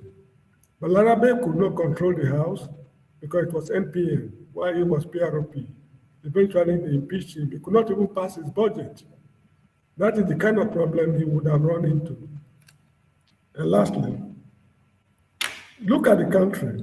All the political parties from A to Z, none has presented a manifesto that this is my manifesto, this is what I want to do for the people. During the Second Republic, I think I was in high school, a man with a well-organized party structure and party principles was Obafemi Awolowo. He told the people, I cannot do everything for you, But there are 4 things I will concentrate on: free education, free medical services, integrated rural development, and then the 4th one I can't remember. He said, these are the 4 things I will do for you, but that does not mean I will neglect the others. As for free education and free medical services, he was able to live up to expectation, particularly education. In the case of education, he came up with a manifesto. When he came to Benue State to campaign, they sat him down and asked him questions. He was able to tell us the number of erasers, pencils, rulers, sharpener, exercise books, number of teachers, packets of chalk. They work out the whole modalities, and he was able to give an estimate of the number of children in Benue State is going to cater for. And they asked him, where will you get the teachers? He said, I will give you 4 colleges of education. Then he gave us the breakdown. We voted for him. He implemented everything. And even there's in Nigerian PG what they call JARA, that is something like trade discount. He gave us a trade discount. That is Benue State University, Ekpomak, which he did not promise. That is a man with a manifesto. How many parties today have got manifestos? You can't come and tell me that I will give you food. Agriculture will be my priority. You must tell me, in Eastern Nigeria or Western Nigeria, what quantity of gari do they produce, if gari is their staple food?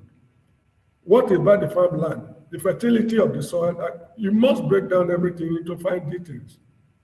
This no party has done in Nigeria. They just come and talk big grammar, and at the end of the day, they disappoint you and me. So this is the issue. We need a new political dispensation. This present crop of leaders, most of them are my age mates. We've disappointed the country catastrophically. We have outlived our usefulness wherever useful. We should give chance to new sets of people who have never tasted administration in the country. This is how I see it. So take it or leave it. We live long. If Obi should win the presidential election and become president of the republic, he will take the country nowhere because he has no plan. He has no manifesto, just like any other party. Same man like Atiku. While he was working with Obasanjo as vice president, the kind of things Obasanjo mentioned about this guy, if he were to be a man of conscience, he would have gone to commit suicide. And this is the same man aspiring to become president of the country, and you and me, we are clapping for him. So what kind of people are we? Anyway, thank you so much for the time. I have to go. Thank you, Mr. James. Your knowledge of history has always been admirable to me, and thank you. Mr. Tony, Mr. James made a very profound statement. I'm sorry. I have to go home. Thank you so much. All right. Please, Mr. James, have a lovely man. I'm not yet a professor. Why do you want to run away when we have not challenged what you've said? We need to challenge some of the claims you made. Okay, fine. So if you want to stay, you can stay. But yeah, there are some claims you made I want to challenge. Okay, fine. Go ahead. I'm sorry. Hold on 1 second. Mazi, stay humble. Is it a question? Like the rule is, if you have a question, I'll give you 1 minute. But if you have a challenge or a rebuttal, you have to do it at your own time. If it's a question, I will allow you to ask the question. I have a question. Okay. All right. Stay humble. Is it a question or a rebuttal? Stay humble. Sorry? Is it a question you have for Mr. James or a rebuttal? I want to just challenge some of the things he said. Okay, you do that at your own time. Okay. The Black Student, say you have a question for Mr. James, please. Go ahead. Yes. Question, please. James, 30 seconds. Yes, I greet you first of all, yeah. So I want to ask you a question. So you always refer to history, right? Was the time of JFK, is it at the same time? Is it the same as what happened today? When we are talking, we only make reference to the 80s, right? We know that the world have changed and the world is continuously changing, right? Was the Nigerian economy and everything, is it the same thing as it is today? So we have to realize that the world changes, everything changes. So you cannot use what is happening today or what happened in the 80s, people were in the 80s, the economy and everything, to compare what is happening today. Like we are trying to bring the era of JFK into the era of 2026. Okay, Mr. So James, why you do have we always go back to history? The way I see it you have 1 minute to answer the question, please. Yeah, the way I see it is this. The money we made during Yakubu Gowon's time, even, the dollar, the value of the currency has depreciated considerably. But if we use the standard of those days, the money we made from crude oil sales and other sources of revenue, compare it to what we are making now. We've discovered more minerals, gold in Elisha and what's called Zamfara. There are more sources of revenue at the moment. It is true that the population has increased, but what you should take into account is what policies do the people have for the, what policies do the ruling class have got for the people? In the case of, let me say Yakubu Gowon's time, for example, the money came unexpectedly. He used his own discretion and said, oh, well, the industries are overproducing, the people cannot afford they can't buy, so the industry cannot sell the product. Therefore, I want to increase salary on my, it was not compared to do it. The Simeon Adebo Salary Review Commission, Jerome Udoji Salary Review Commission. He used his own discretion with economic experts who advised him on what to do and increase salary across board. Now, you are making so much money. That morality he used in governing the people is seriously lacking right now. In those days, if a man steals £1 million, Christ Jesus, in a Edo language, I'm sorry, I can't translate it into English. They will say, Todiyi. I don't know what it means in English. So, it's unimaginable. £1 million. His children cannot finish it. And here are people who are ready to embezzle the national fund, the nation's fund. So the moral standard I don't know what to say, my friend. Thank you, Mr. James. Excuse me, the day of JFK in the United States, when he fought the Cuban crisis of 1962, he did it in the interest of the United States, not to enrich his pocket. If you remember the case of Oliver North, Iran gate scandal, Oliver North was sentenced to some years imprisonment or something like that over a scandal. The truth is that Ronald Reagan went to Congress to ask for money. Congress refused to give him the money because he wanted to use it in Nicaragua to fight the Contra rebels. Congress refused. So they went to sell arms to Iran, arch enemy of the United States. They used they channeled the money to back way to the Contras in Nicaragua, and it leaked. Oliver North was the one who transacted the business. The truth is that Ronald Reagan, Oliver North, and others, they did not enrich their pockets. They did it in the interest of the United States. The leaders of today, they don't have your interest in mind. They don't have my interest in mind.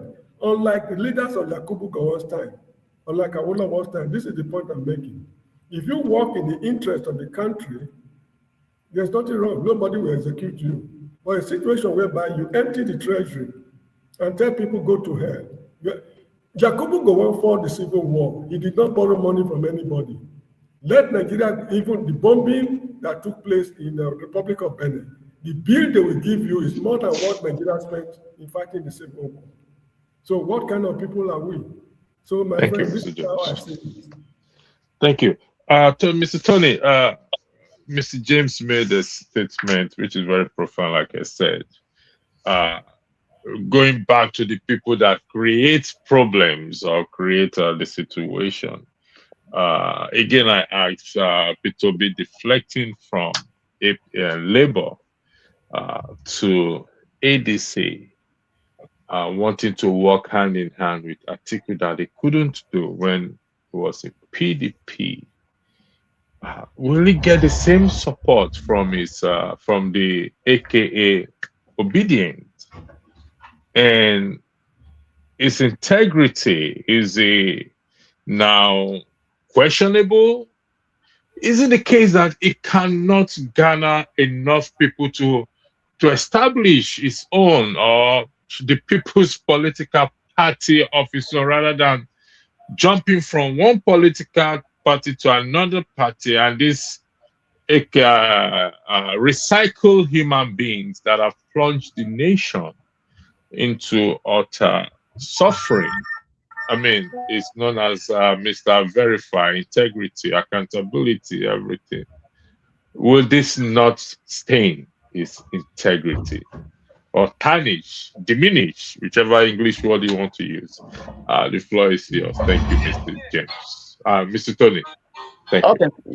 Thank you. I think we have to stick to facts. I watched his declaration on television, and I saw the caliber of people who came there. And ADC. How are you? Who is that? You have to mute that person. Sorry, Blackstone, you have to mute. Okay, yes, muted. Thank you.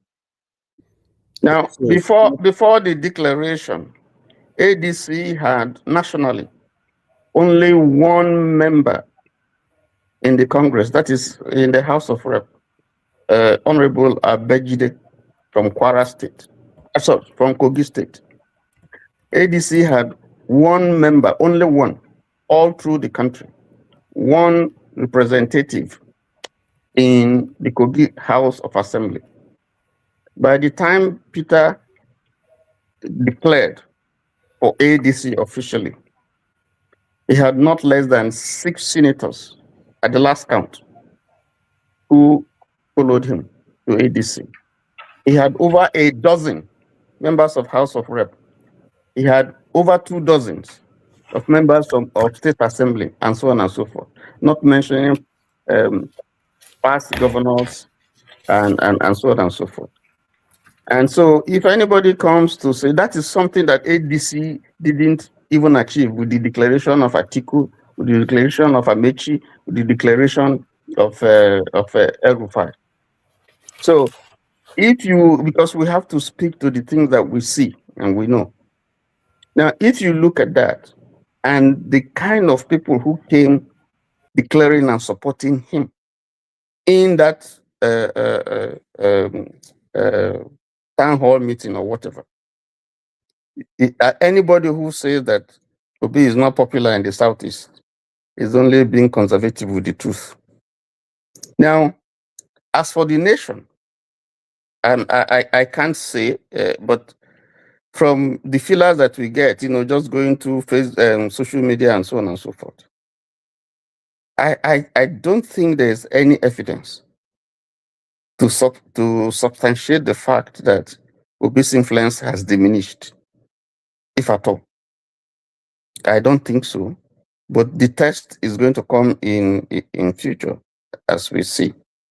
As for moving from one party to another, well, I'm not going to justify that by saying, most of our politicians are actually, you can't have, because we don't have people, the Constitution does not provide for independent candidacy. So people would naturally look for platforms where they can run or they can achieve their ambition to run. Our president has moved from SDP to AD, from AD to AC, from AC to ACN, from ACN to this APC. Atiku has moved front and back variously, and so on and so forth. You can count, because from time to time the political process was truncated, so people had to move. So has Peter Obi.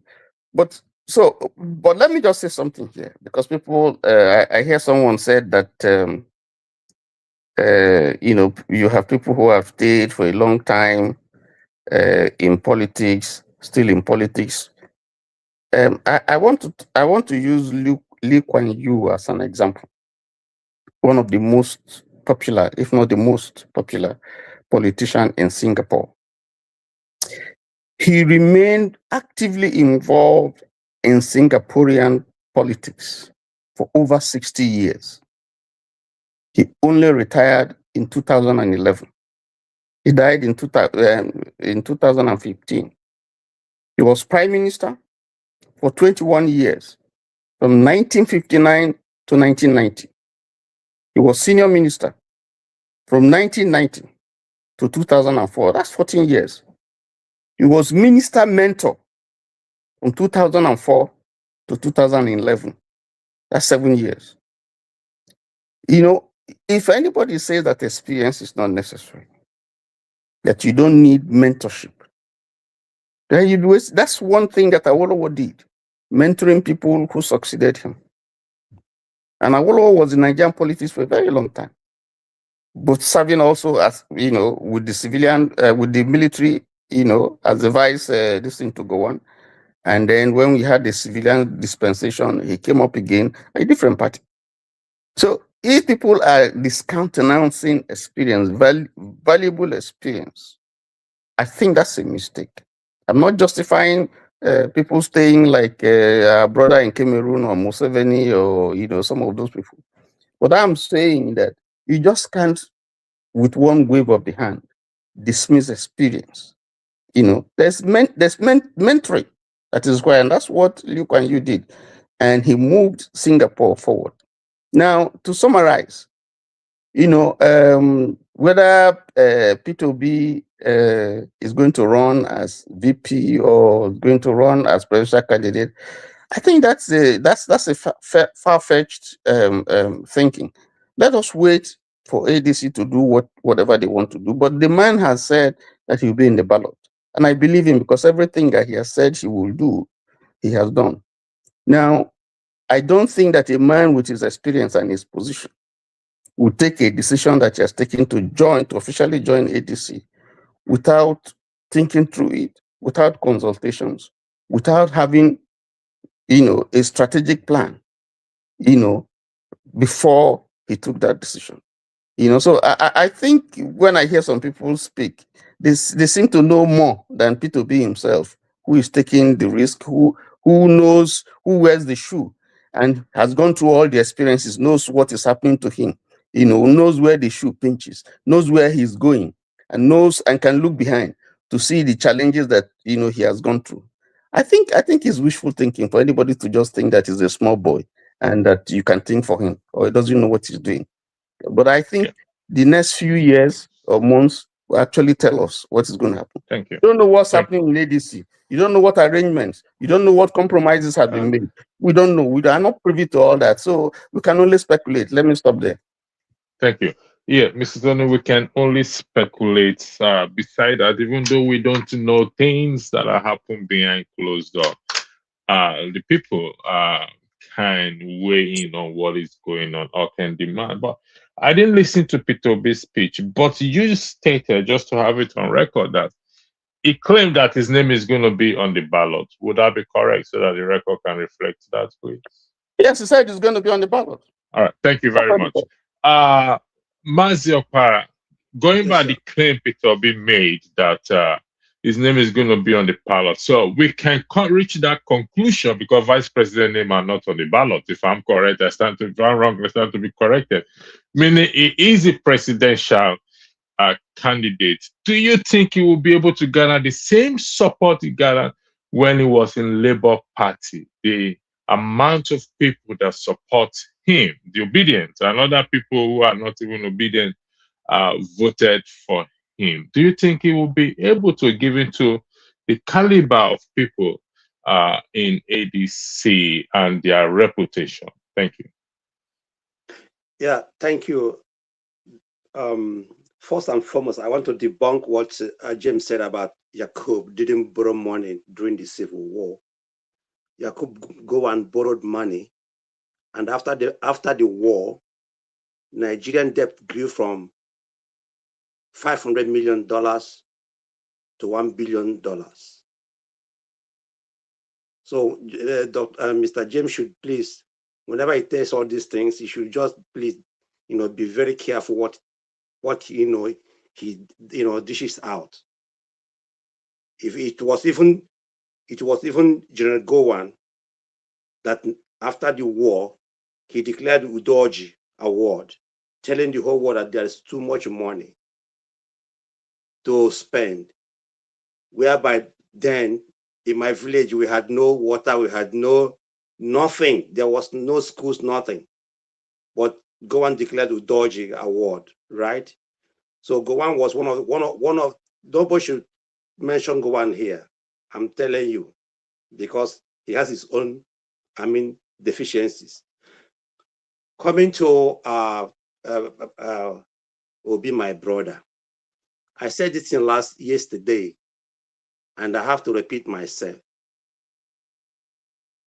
Electricity. I think you live in America, right? Sorry. Let me interject you there. Yeah. You said nobody should mention Gowon's name. People are entitled to mention. Yeah. That's one. Number two, I don't know if it is correct. According to what I just yes, anybody can cross-reference that or check that out too. It says that in terms of Yakubu, whether I borrowed money or not, they said no. General Yakubu Gowon's government did not borrow money externally to finance Nigerian civil war 1967 to 1970. The federal government under Gowon adopted a policy of fiscal discipline, prioritizing self-reliance to fund the war effort. Now, I can't say whether that AI is accurate or not, but I'm just reading. Why would you be getting your information from AI about the Nigerian Civil War? I would trust that you as a person should be more informed than this to check information from AI, because clearly, during the Civil War, the Nigerian state had help massively from Britain and Russia, and they paid with the oil. So you should, if you're checking Grok or AI, you are even betraying people that trust that you should have, that you should be more knowledgeable than this. Yeah, because okay, stay humble. Stay humble. Are you not that AI is strong? AI collect data from. Wait. Why should you use AI with all the information available about the Civil War, with all the books, all the literature? My time is not really AI to check information. No, you still have the floor, Mazi Okpara. Stay humble. Yeah. I use AI. Even AI says they can be wrong if you read AI very well. And if you listen to me carefully, I did state this statement may not be correct, but I read it out on AI. AI is like if I go to a book and extract it out and I read. People use AI. People use Google. It's a reference. We sure the book you read are correct. So I don't know what you're actually challenging, to be honest. I'm confused as to what you are actually challenging. Well, what I am challenging, I just read something. Mr. James is not here. He challenged what Mr. James said, and I had to pull it out. And I said, I don't know if this is accurate. The record is there. I didn't say it is 100% accurate. Anyway, so if you have the correct information, can you provide it to us, please? Do you have the correct information? I don't have it. I'm not ashamed to tell you that I don't have it. Do you have it? Electricity. Hold on 1 second. Do you have it? Okay. Stay humble. I'm asking you a question.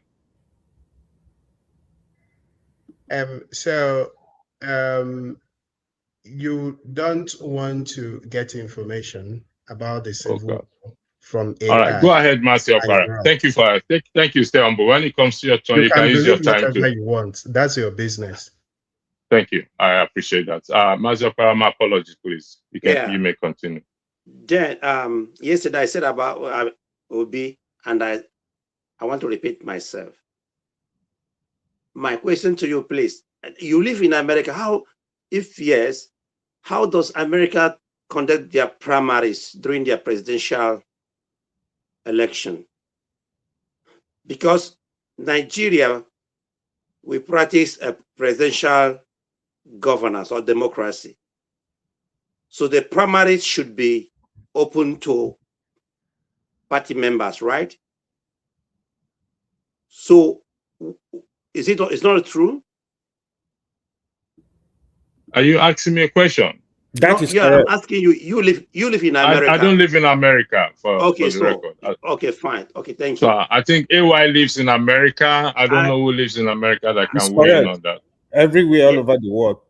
Primaries Okay. are there The for primaries are conducted, and you know, there's primary elections, there's primary debate. In fact, in America, primary debate is even more intensive than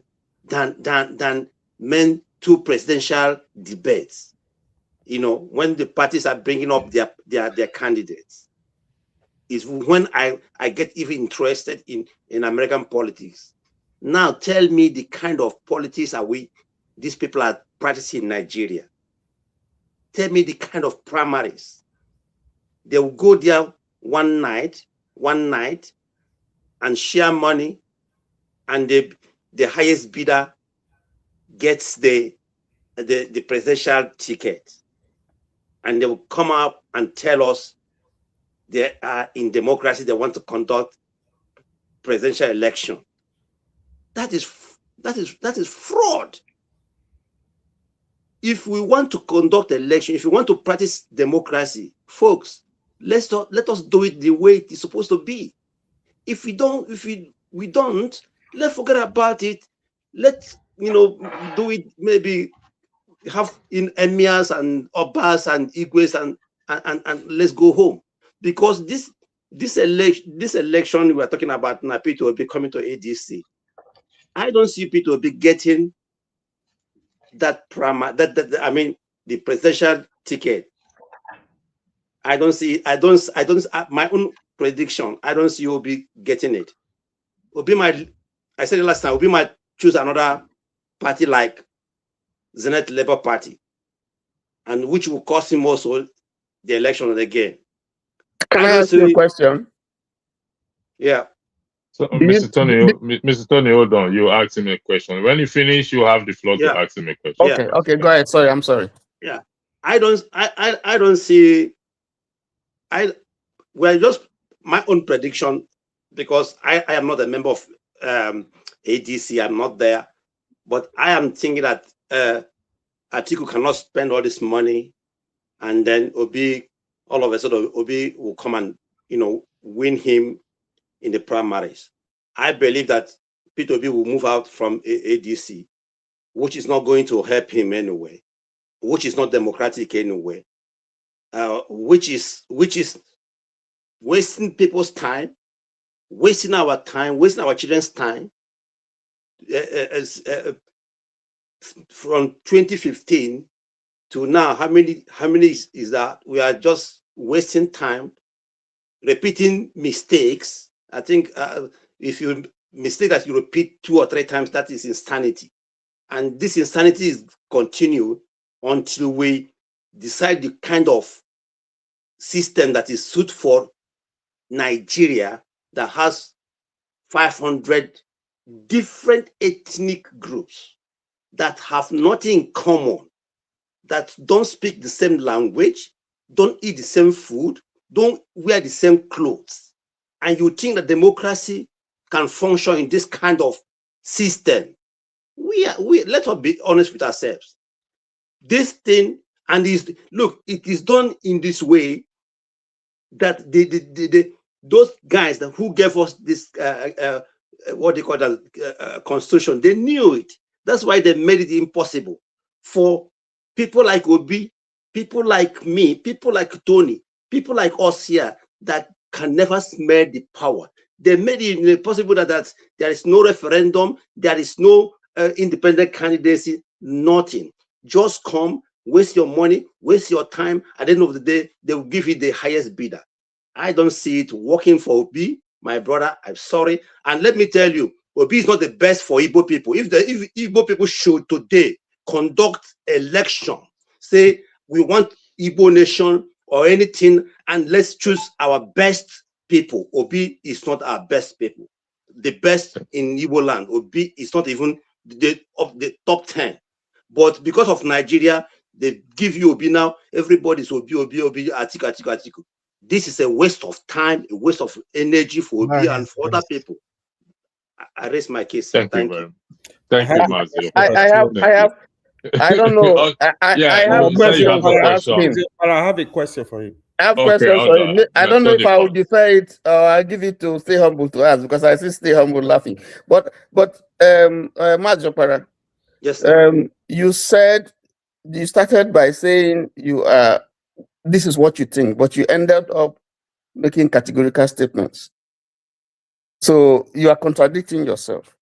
Okay. That's one. Two, are you privy to the workings of the politics in ADC? I am. I said it. I am not. Okay. So what you are just saying is conjecture. And are you privy? Are you insider? No. I'm putting you on the spot. You are the one that made the statement. So because we need to get clarification, because you spoke as if you are sure. So I said I never said I'm sure. I said okay. I said I am presuming. Okay. Are you also presuming that Obi is not the best candidate from the Igbo land? Are you presuming, or you are sure? I'm presuming. Is that you're presuming? Okay. Yeah.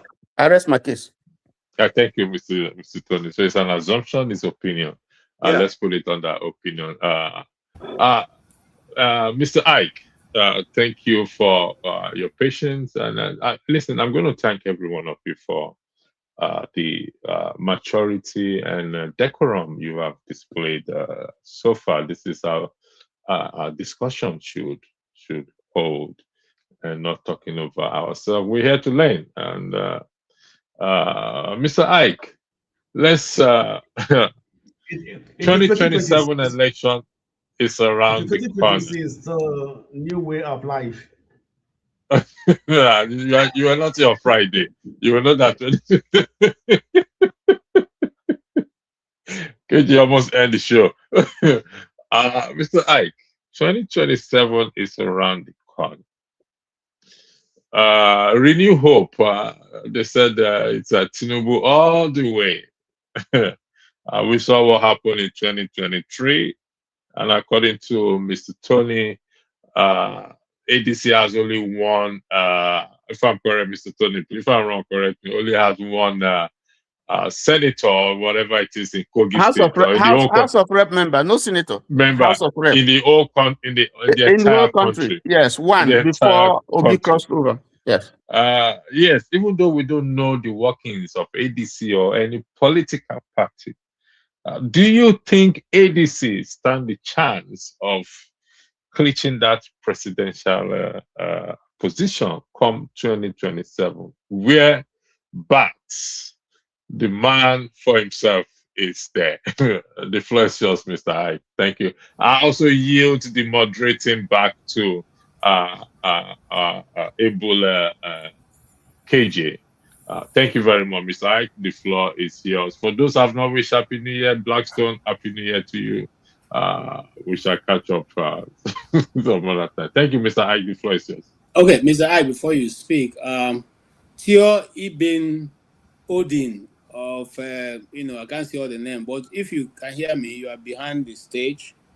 If you sit up, it's one of our rules there that we sit up, not lie down. So if you sit up, I will bring you in. I'm bringing you in and taking you out because I'm not sitting up. You're lying down on your bed.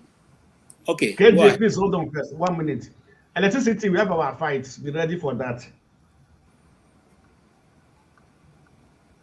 Electricity. I've taken off his headphone. He can't hear you again. So let's move on. Okay. Before Blackstone, no, I'm the next. Can I speak now? Yes, I speak. Okay, first of all, let me clear it here that Mr. Peter Obi is not the only first politician that have become from so many parties. Thank you, my brother Tony. Really, honestly, I didn't want to talk about the issue of Mr. Peter Obi because, but I just want to clear something. Mr. Peter Obi is not the only politician who has become from one political party to another political party. So the obsession of Nigerians that Mr. Peter Obi decamp from one party to another is what I do not understand. Ike, are you sure? Hold on, let me ask, so I weave it in all. It's not the obsession. Nigerians are not obsessed. We don't have obsession because Peter Obi moved. It's certain individuals. Remember that there are plenty factors in Nigeria. There are APC people. The APC, are you going to stop them from talking on the media? So it's not an obsession. It's certain people who do not want Obi to come that are talking about it. And that's why Obi people must also keep talking about it. They will not say, won't talk about it. Because these people have taken over and they're talking about it. And I make it look as if, in fact, it's the first time in Nigerian politics that an opposition leader who lost is the one the news is discussing about every day. It's not the first time. Is there another person? So don't mind about it. You just say your own. But whether talk, they will talk. Thank you. First of all, the Nigerian political climate today, the only medicine the Nigerian political elite and political class has today is Mr. Peter Obi. Like as you said, like as Tony said, the Labour Party has gone. PDP said that they will do Nigeria for 50 years. Where are they today? They have gone. Every other political party is in trouble because this is what the man in Asorok and his people are doing. This is what they did during the time of Jonathan. They came together and APC was formed. The program for 2027 is that Mr. Peter Obi will never have any platform to contest election. He's not the only political. We have Atiku, the so-called Atiku and the rest of them in Nigerian politics. But the agenda is that no matter whatever happened, Mr. Peter Obi should not have a platform in 2027. People say, he's in Labour Party. Why didn't he control Labour Party? Why didn't he do this in Labour Party? People were crossing over from PDP to APC, and Atiku was still the leader of PDP. Could he stop any of them? No. People that are elected in the National Assembly, what right does Mr. Peter Obi has to do to stop them from crossing over if they want? But it's just because it's Mr. Peter Obi. Why didn't he stop the people who are crossing over not to cross over? He didn't stop anybody. He's a man of due process. He said it from the one that he would never interfere with the affairs of Labour Party. From the day that the Supreme Court to have the final ruling, Mr. Peter Obi ceased to be the leader of Labour Party. Authentic Labour leader today is Alex Oti. That is the highest ranking elected officer of Labour Party in Nigeria. Today is Alex Oti, not Mr. Peter Obi. Mr. Peter Obi, from the day the final judgment of Supreme Court, that was the day he ceased to become the leader of Labour Party. So Mr. Peter Obi in Labour Party is an ordinary member of Labour Party. So what do you want him to do? You want him to do the same thing other people are doing, by forcing people out, by imposing people on Labour Party, and they will say, yeah, he's a strong politician. No, due process, because that's what you want to follow. That's what you're fighting for. Then coming to the final point where we are now in ADC, I don't know, people that are not really following what is going on. I am an obedient and I have no regret of being one. Mr. Peter Obi didn't wake up that day in Enugu and said that he has gone to declare for ADC. Overnight consultation that has been going on for over 6 months to 1 year. On the day in Enugu, you can see from APGA to PDP to Labour to YPP. It wasn't just Mr. Peter Obi declared to ADC, but it was the collective political leaders in the Southeast as a whole that came together and said, yes, we go where you go. And all those people you saw that day, none of them is a member of ADC there, but from Enugu. Have you been following the news since Mr. Peter Obi declared to ADC? That is, every day people are decamping from Cross River State to Akwa Ibom to Rivers to Delta to everywhere. People are leaving PDP. People are leaving their party and they're going to ADC. Because why? I am following my national leader, Mr. Peter Obi. Like Tony said here, when it is time for the primary in ADC, we will see. I want to say what Tony said here. Most of us, we think for Mr. Peter Obi, or we know Peter Obi more than the way he knows himself. Because of his nature, because of his kind of person, people think Mr. Peter Obi is a weak politician. You need to know him. You need to get closer to people who know Mr. Peter Obi to tell you the kind of a man he is. For us, before ADC, Mr. Peter Obi had conversation with Obedience and Nigerians in space. What do you call Twitter before? I don't know what you call it, the former Twitter.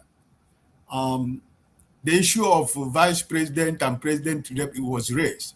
And Mr. Peter Obi asked the same person question back. You think that I've been traveling around the world, meeting leaders of the world, meeting politicians from different parts of the world, leaders of credible leaders around the world. You think I've been doing this thing to become the vice president to somebody? So this idea, because now that Mr. Peter Obi have decided to join ADC, like my brother KJ said, that we should be talking about Mr. Peter Obi, because those people who don't want him are the people that have taken the space. Because now that he has joined ADC, the conclusion is that Mr. Peter Obi is going to ADC to be the vice presidential candidate article. You know, it's a misconception of understanding about the politics that is going on behind the scene. You know, so until that day comes, we will know whether Mr. Peter Obi is going to be vice president to anybody. Or will Mr. Peter Obi be on the ballot on that day, that as he has told us that he's going to be on the ballot? And he has made it clearly, he's not going to be vice president to anybody. And as a very strong member of Obedient Movement, listen, Obedient Movement, we are loyal to Mr. Peter Obi, not to ADC. And let it be made known, because there was a misconception of the interview of Tanko. And that's why if you go to YouTube or you go to Facebook, you see an official statement that came out from the Obedient Movement. We are not loyal to any political party. We are loyal to the man called Mr. Peter Obi.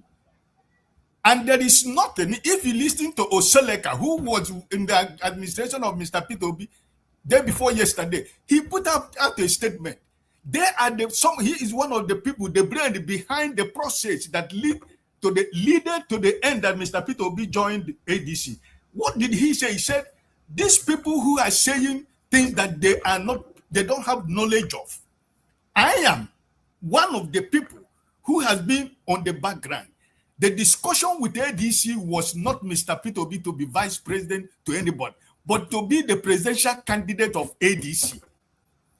And that should settle it. So if we, at the end of that day, it end up that Mr. Peter Obi decided that he wants to be a vice presidential candidate of anybody, then by then, somebody like me will be able to have an opinion. But I cannot be thinking, I cannot be speaking as if I know more than Peter Obi, or I know Peter Obi more than the way Peter Obi knows himself.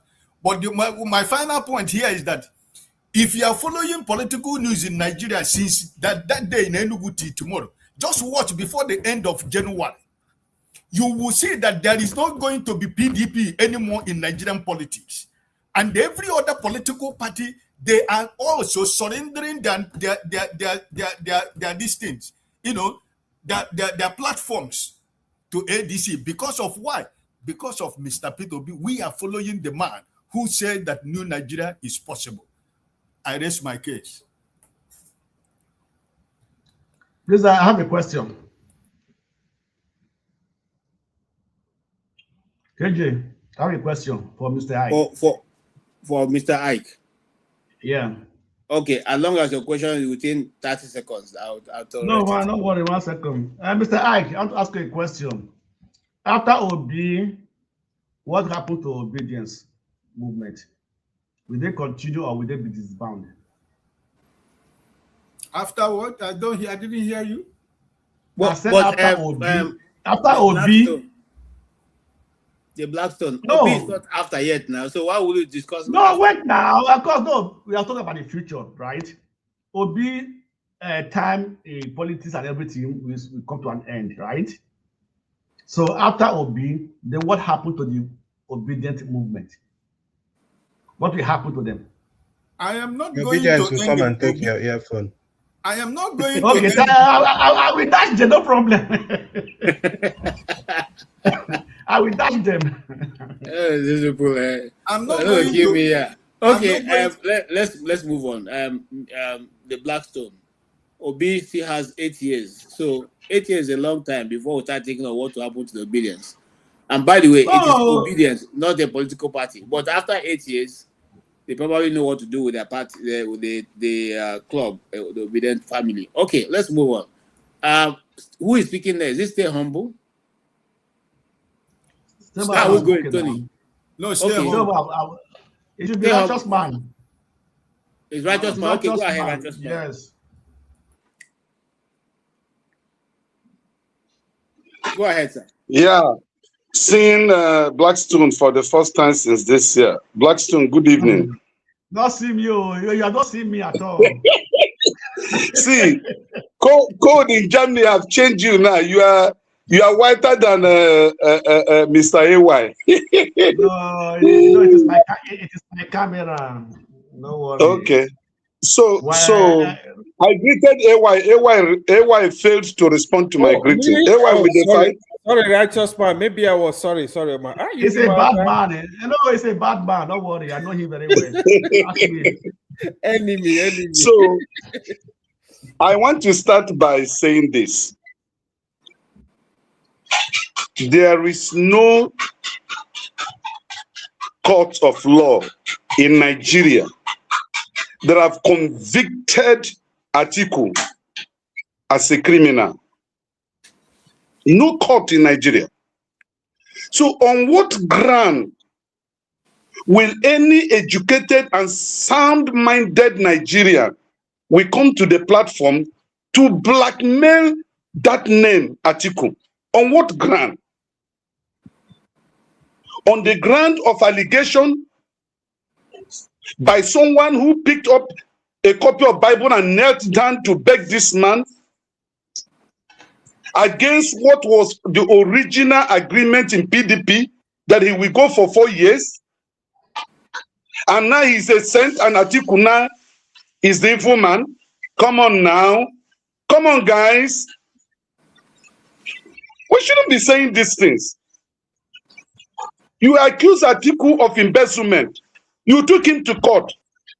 All the court's judgment proved that the guy was innocent.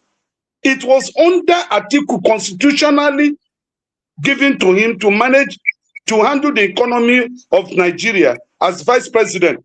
That Nigeria recorded the best economy in Africa. And we came to the position of beating South Africa. Our economy was $500 billion, which has reduced to 148 by APC. And we are saying that man was corrupt. Can you prove? Where is the evidence and proof? The $16 billion electricity decision have been taken to court and proved that it was a lie. So let us not come and let us not come to the platform. Let us not come to the platform to say lies to the world against that man. Now, I want to run a data or a history of Atiku. Atiku contested with the late MKO. He was begged to step down. Atiku is a man that loved Nigeria and loved the Nigerian people. He stepped down so that MKO will become the candidate of SDP. In 1999, this Atiku Abubakar repeated the same. When the whole governors said, Oga, you are the one we know. This man has finished his 4 years. You will go for us. According to our agreement in PDP. Obasanjo came to beg him. And the same man that you guys are blackmailing stepped down. When other governors in Nigeria were behind him to go for the election, he stepped down for Obasanjo. The same Atiku is the person that is being blackmailed today and called names. The same Atiku in 2023 general election, people have forgotten that when the zoning of the presidential candidates was mentioned in PDP, that Atiku said, if it is zoned to the southeast, he will not contest. Atiku said it. Google it. Let us not just pick up a name and hate the name. He said if it is zone, microzone to southeast, he will not contest. But this Yeso Wike revolted and said no, that it should be thrown open. And Atiku said, if it is thrown open, then I will contest. And today, people have forgotten it. They're not saying he's the one that scattered PDP. How? We forgot that Obi left PDP because of the presidential nomination form that cost 40 million naira. And Obi said he can't bring out 40 million naira to buy a presidential form when people are suffering. That was how he left PDP. And Patitome brought him because Patitome was the presidential candidate on board for Labour Party. He stepped down for Peter Obi. And today we forgot these histories. And we start blackmailing Atiku Abubakar. For what? Now, the present president of today, of this country, was in SDP. From SDP to AD. From AD to AC. From AC to ACN. From ACN to APC. And it's not a crime. ABGA is not a national party. ABGA is seen and considered as a regional party in Nigeria. And if you have aspiration, which is not bad, and you discover that you have served your tenure and served your people in your state, there is no crime in migrating to another party, which Obi did. And he handed over ABGA to an ABGA candidate. I mean, he handed over Anambra State to an ABGA candidate, Willie Obiano, and he won. So what is the crime that I have an aspiration and I look at the platform I have used to achieve my gubernatorial aspiration, that it cannot give me the national platform to vie for what I dream for? What is my crime to have left that party that will not give me what I need to join another party? I don't know why anything that have to do with Obi, everybody will now become an encyclopedia of history that have no background.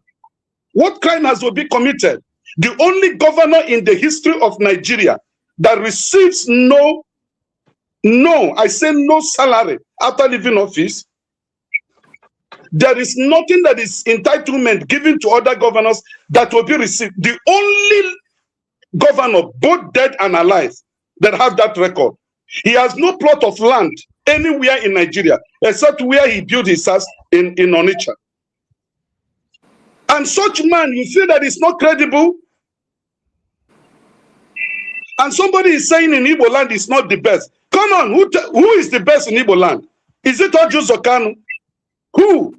Mention the person that betrays Igbos. Let me round up, please. Let me say this. Let me say this. Obi is not a fool. Obi is educated. Obi is a billionaire. Obi is not a beggar. Obi is not a hustler. Before he could come out and say, I am not vying for vice presidential position in ADC, please accord him that honor and respect him. He's a man.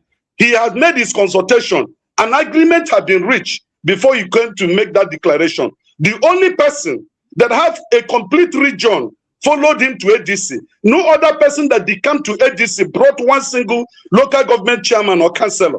Only Obina has many people at his back following him. And let me say this lastly. I am on ground. I am here in Imo State. I have talked to individuals and people, both Aboki, both Calabar, Bayelsa, both every other tribe that reside here that I've met. I easily mingle with people. Listen to me. In 2027, the election is not about party. It is about credibility, integrity, capacity. And I am telling you, every man you talk to is talking about Obi. Those who think Obi will not win, Obi will surprise you in 2027. Thank you very much. Thank you so much, righteous man. And for those who are still in doubt, well, you see, when lawlessness is made to be part of the law, it becomes difficult to know which part, because forgery now has become part of the law. The National Assembly said they forged the tax law. The country said let's just forget and go along with it. So if we're not careful, they will still forge the 2027 election. I will say no problem, let's just go along with it. So that is what the danger is. It's not whether Obi is popular. Obi is able to take that thing any day. Where we are concerned now is let the people in the authority not say, let's just go along with it, because that's what they're used to saying. So they've rectified and gazetted it, Mr. KJ. Do you know? Sorry? They have rectified and gazetted it today. No, that's not the law. You know? That's not the law. That's not the law. No, that is not true. They only brought out the different copies. No, even if, whether they've done it that way or not, that's not the law. That is forgery. That is against the Nigerian Constitution. Once the government paper has been gazetted, any alteration to it is illegal. Come on, guys. Let's not be saying this thing now. We are making fun of ourselves outside. Why you are? I have 30 for righteous man. Righteous man is talking about somebody called article names here.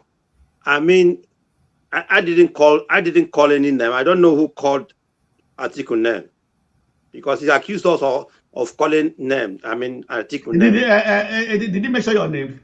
No. But excuse me. But we are here.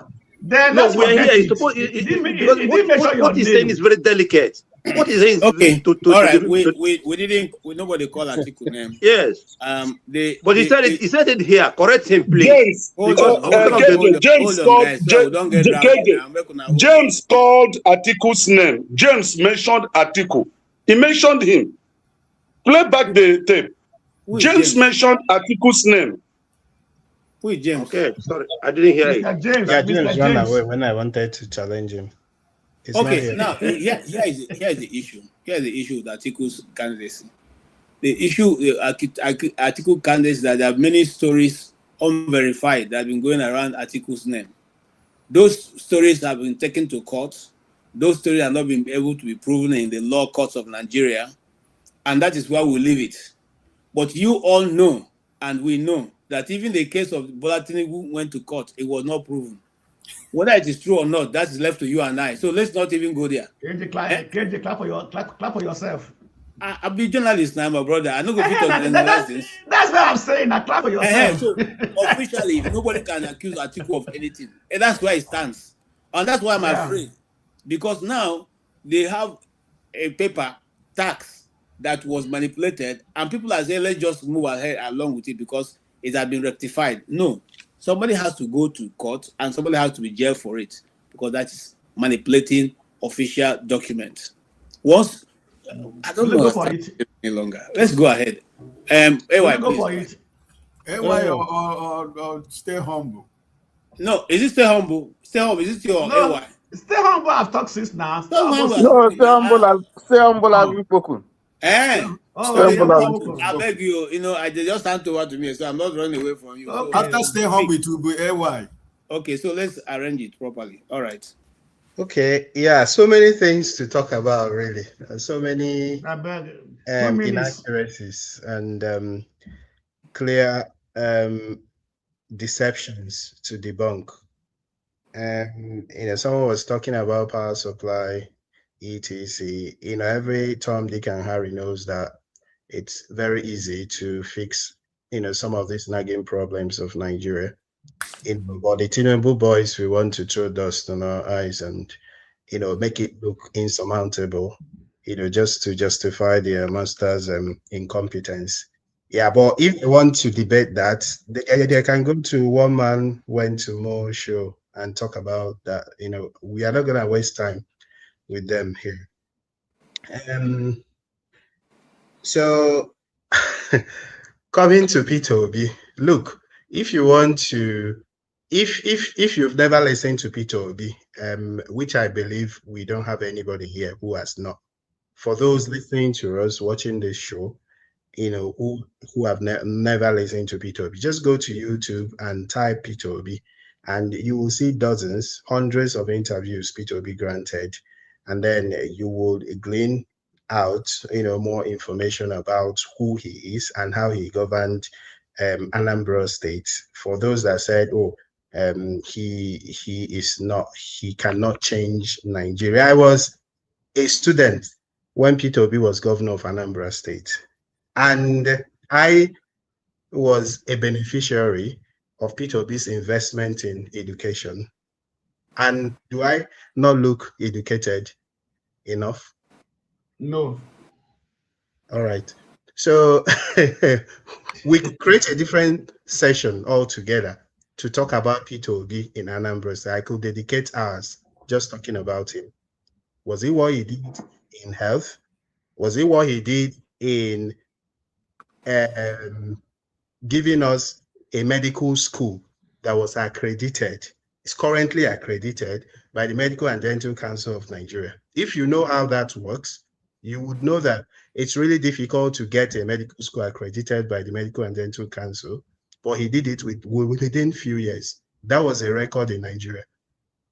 So I'm not here to start convincing anybody about Peter Obi's competence in statecraft.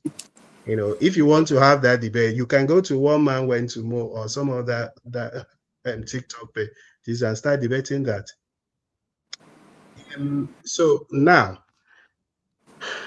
regarding the ADC, really, the conversation that we should even be making now, the obedience and well-meaning Nigerians, is how to even register in the party and get the party even working better than it is.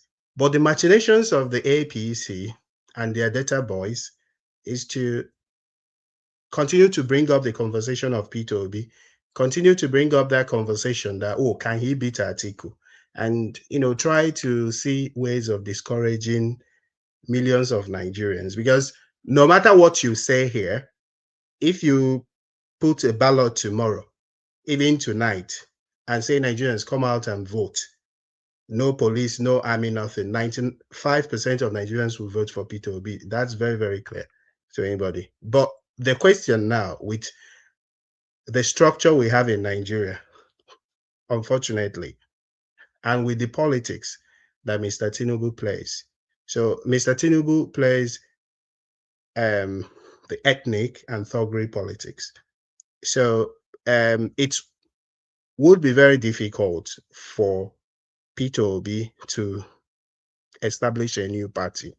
And we should not even be talking about individuals establishing a political party. It's even a shame on us here. Everybody here is a very big shame.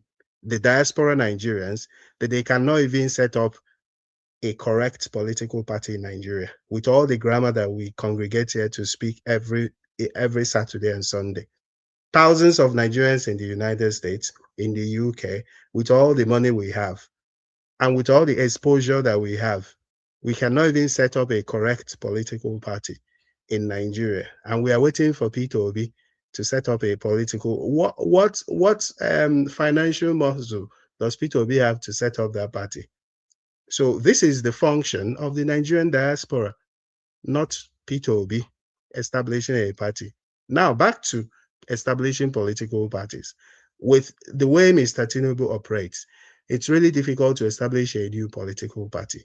And with the kind of politics they play, their mission is going to isolate and say, this is an Igbo thing, because that ethnic politics is his main strategy, that ethnic politics. So Peter Obi had to team up with a large group That teaming up with a large group also gives him a lot of protection from the ethnic bullets flying, all over the place. Now, if you come to the ADC, we have not been told that Mr. Atiku will be given the presidential ticket. What Peter Obi would do will be to contest for the primary or to get the ticket by consensus. He has said repeatedly that he's going to be on the ballot, and he has never deceived Nigerians. So if he says that he's going to be on the ballot, he is going to be on the ballot. We don't know the conversations that they have made. We don't have we don't know the agreements that they have, really. And then we should note as well that if Mr. Tinubu wins in 2027 or is declared winner in 2027, there is no guarantee that he will not become a live president. And that is what the North would not want. So even Mr. Peter Obi becoming the president of Nigeria in 2027 is preferable to them than a Tinubu winning in 2027, because that might be a platform, the recipe for a live presidency, which would really jeopardize their chances in Nigerian politics. So we should also note that even Atiku himself, supporting the ADC, because some people have said, that he has invested a lot. Peter Obi probably has invested more in the ADC than Atiku Abubakar. Even with the people he has even brought in into the ADC, I think he has even brought in more people. And millions of Nigerians are going to register into the ADC because of Peter Obi. Atiku joined the ADC.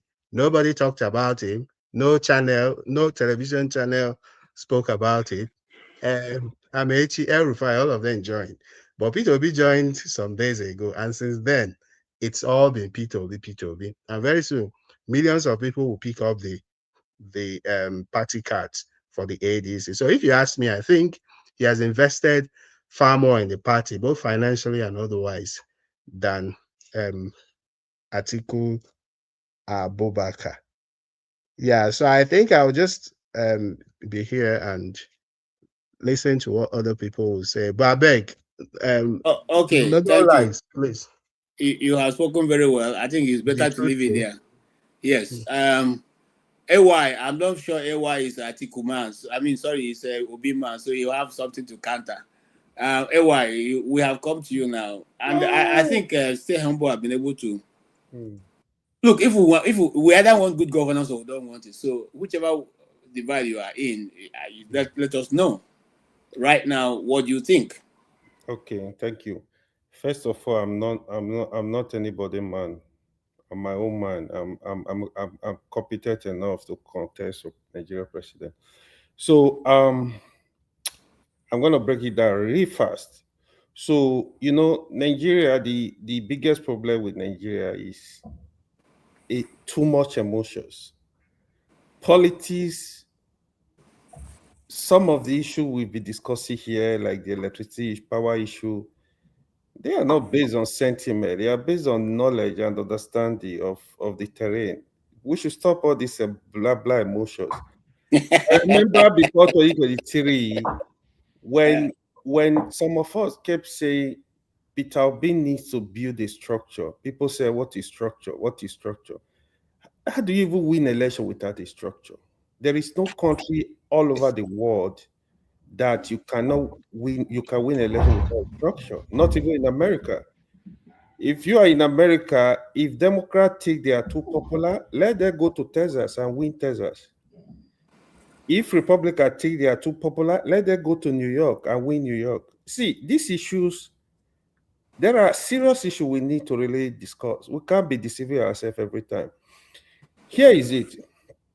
There is a serious problem. If you think you're just gonna push like somebody measure, oh, if you conduct election today, Peter Obi is gonna win 95%. Are you dreaming? If you conduct an election, the way Nigeria is structured, there is a problem. Removing Tinubu from power is gonna be more difficult than 2023. This is the fact. Tinubu is currently controlling 29 states in Nigeria. If you don't know, I'm projecting by 2027, APC will have at least 31 states in Nigeria. Write it down today. Clap for yourself. These issues are not easy. You see, on Peter Obi, like somebody rightly said, he does not have any option right now. The only option was to move to ADC. Because that's a step in the right direction. Because if Peter Obi, if he had made any mistake of remaining in any party and it's on the ballot, Atiku is on the ballot, then forget, there is no election. Go, everybody should go asleep. What I'm saying is this is the right step in the right direction, is at least there is a form of alliance within the opposition space.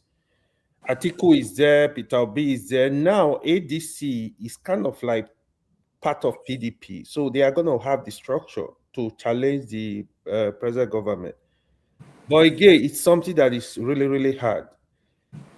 The first step, yeah, good move for Peter Obi. The next step is, like Mr. Tony said, we don't know more than Peter Obi. Peter Obi must have go into some kind of negotiation with Atiku and the ADC. What we need to watch out for is, are they going to leave the ticket for him?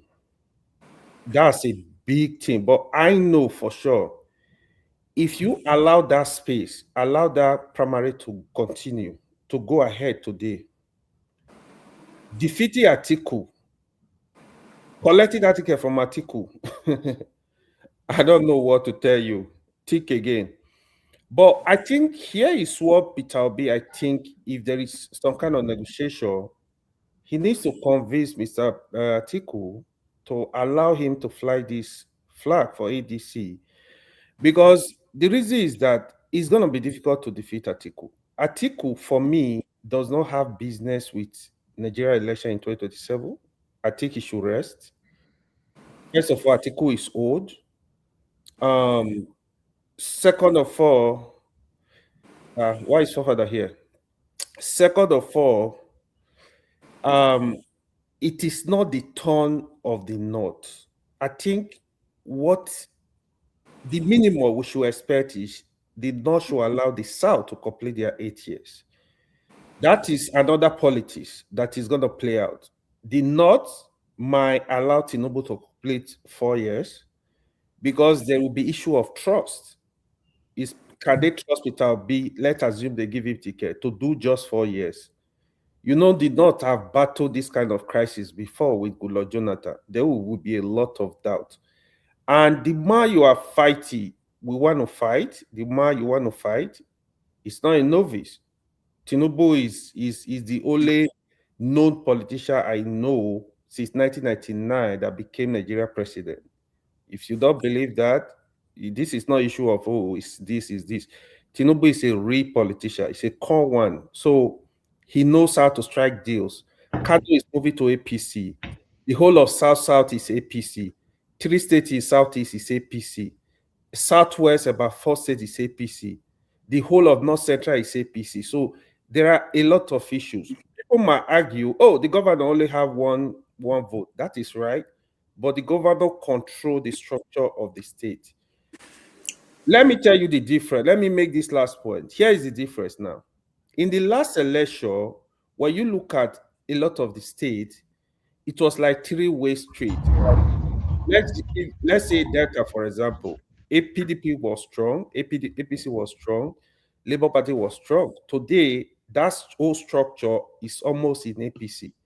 Edo is the same thing. Rivers is the same thing. Akwa Ibom is the same thing. So it's kind of like different. But if they give the ticket to Peter Obi or somebody from the South, there is a lot of work that needs to be done. But it's going to be hard fight. It's going to be hard one. But That is the next phase we need to watch out for. ADC, who are they giving this ticket to? Are they going to give it to Peter Obi? Are they going to give it to Amici? For me, I think the South should not negotiate anything. The minimum should be let them complete their 8 years, then allow power to move to the North. At least this is the little piece we have in the country, you know. All right. Yeah. Thank you so much, AY. I allowed you so that you can, everybody, he explained it. It's so clear. Nobody will say it's ambiguous. If they allow Peter Obi, things will go. If Atiku start doing muscle and they start muscling each other, things may not go the way we want. So the purpose of Peter Obi running is to get Nigeria to a sound footing where things can now move forward. The truth of the matter is that Nigeria don't have all the years.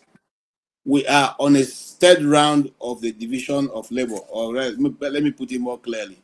We're the third round of the new world order. And this new world order is going to eat up those who do not have strategic men in positions. When they call you to a table as a representative of people, as a head of state, as a president, you should be able to know at least the ABC of simple economics and other things that may go with it. So if we get to people who do not know these things, it becomes a bit more difficult. And just like I said, when foreign countries go to other nations where they don't have the technical know-how, they look for their people, students, PhD students, master students, business people who have been in that environment and who understand the language, because language is differently used in different locations. And they bring them to those meetings and they avail them the opportunity to go through those documents. And they now advise their people otherwise. Our own, we carry people from my village and bring them and expect them to come and sit and understand the English these people are speaking. All of you who are in England or other parts of the country, you know that there's certain words you use and people ask you, they're like looking at you like, it doesn't mean what you use it for in Nigeria. It doesn't mean that. Okay? Here, it does. In fact, when in America, you say somebody hits his leg, you say sorry. Say sorry for what? You know, but in Nigeria, if you say sorry, please understand that you are saying sorry because he hit his leg on the stone. Here, they'll tell you, it's not your fault. You don't have to tell me sorry. They're not even apologetic about it. You know? So, we need our people to start thinking like other nations are thinking.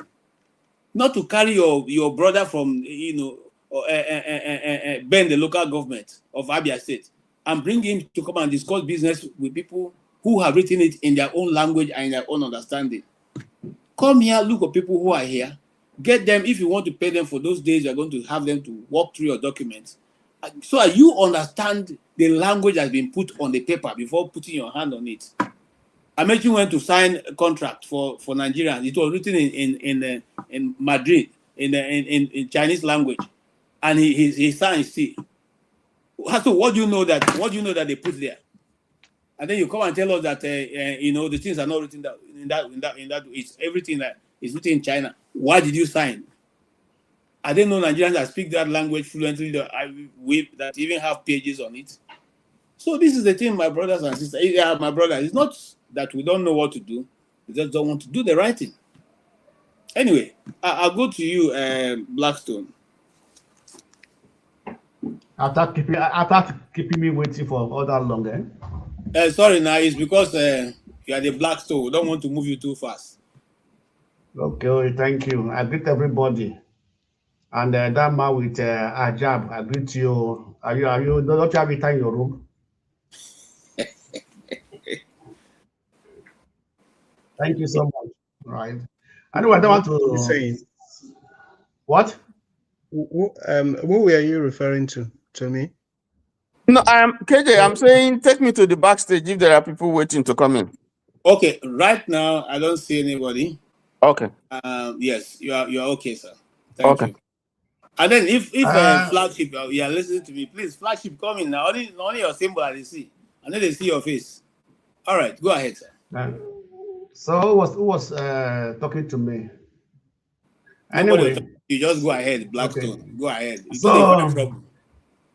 I'm a troublemaker, I don't know.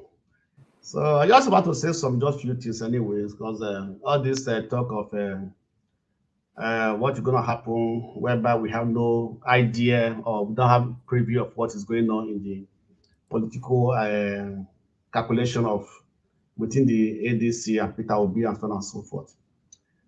What I've come to find out that we that are not even involved in all these things, the one that come and analyze everything, and those that are involved are not even talking. It's like person, a theoretical person now trying to argue with a practical person, right? Who has experience in a practical experience of a situation, and you that just read it from book argue with the person, right? Obi is not a fool, right? It took him time for him to decide what to do.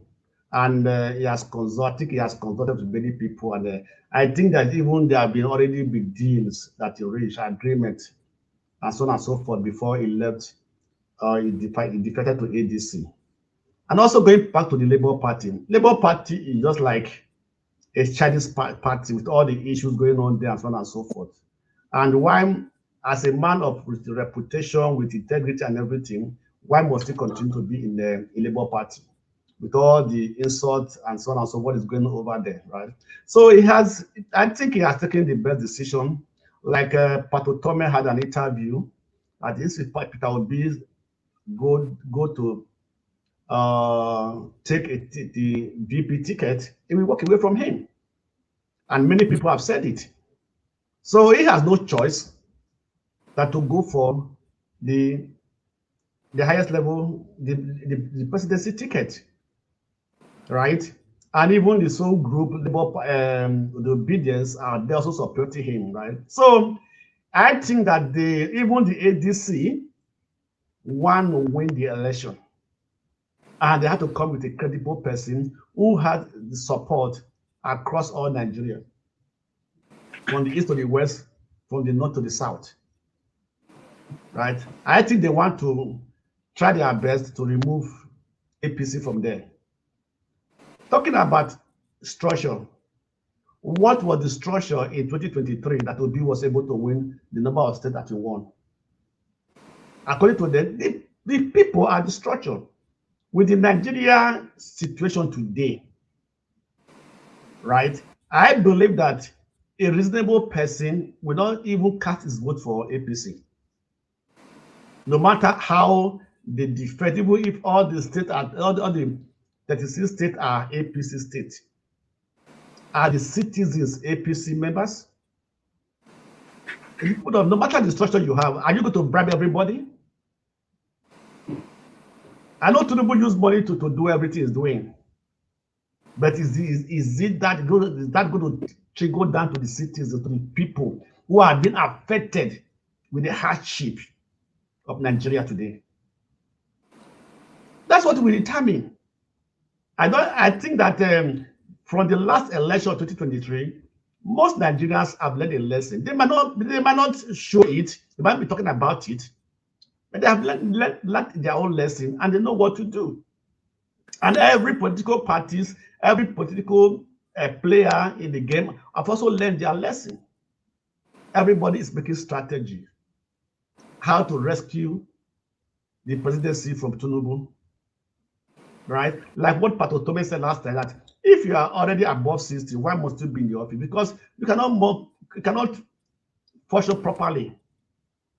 And the campaign is going all around. I guess maybe from June, July, August, you begin to see more and know more and learn more about ADC, what is their plan, who they are going to feature as a presidential candidate. I don't think Obi will go down to that level, right, after contesting as a presidential candidate and then go to a VP. I don't think he will do that. And I believe that it's only we have to talk about Atiku and Obi. The other guys like Erufai, Kwankwaso, those ones, nobody talking about it, right? So that will tell you that Peter Obi has the weight in Nigeria. And when Peter Obi defected, announced that his movie has moved to APC, all the media were shaking. It was a buzz it was like a big bang in the media space, because he is the only one today that when he make a statement, it goes right. It's like it shakes Nigeria to the road. It shakes every party. Okay, we're Right? running out of time. Thank you so much, and I'm very glad to see that you've come back. This is 2026. We very much like to see you every week. I have not come back because no, you come have back. not paid you have not paid my salary. Come back, or else we will send your village people when they come visit you. They fear me now. Don't worry. Okay, all right. That's Theo Ibn Odin of okay. How do you pronounce your name, please? No, I know go school read that one. Bro, Theo. Oga KJ, you've been talking say you did NTA Jos, and I was in Jos in the late 90s. I know that place very, very well. No, not very far from my home. NTA Jos. I said Professor Tony Oti was the one who started the Playhouse and was shot by NTA Jos. One of his actors was the late Dr. Tom Adaba, who was one of the Nigerian Broadcasting Commission first chairman. I was going to start talking about some nostalgic things about the Jos of but but I know Jos. I lived in Jos. All my friends went to Uni Jos. I refused to go to Uni Jos because it was it was a nice place. I had a little stint at Hillcrest in Jos those times. Some of my friends went to Hillcrest. If you know them, most of them went to Hillcrest. Yes. Air Force Primary School, Hillcrest. Then anyway, that's gone. That's history now. NTA myself, it's a shadow of itself. Nobody watches NTA again. Oh my God. Yes, my brother. Everybody has his little phone, and they are not doing enough to encourage people. The quality of their production is just gone so bad. It's just God. Anyway, with this thing we're all talking about,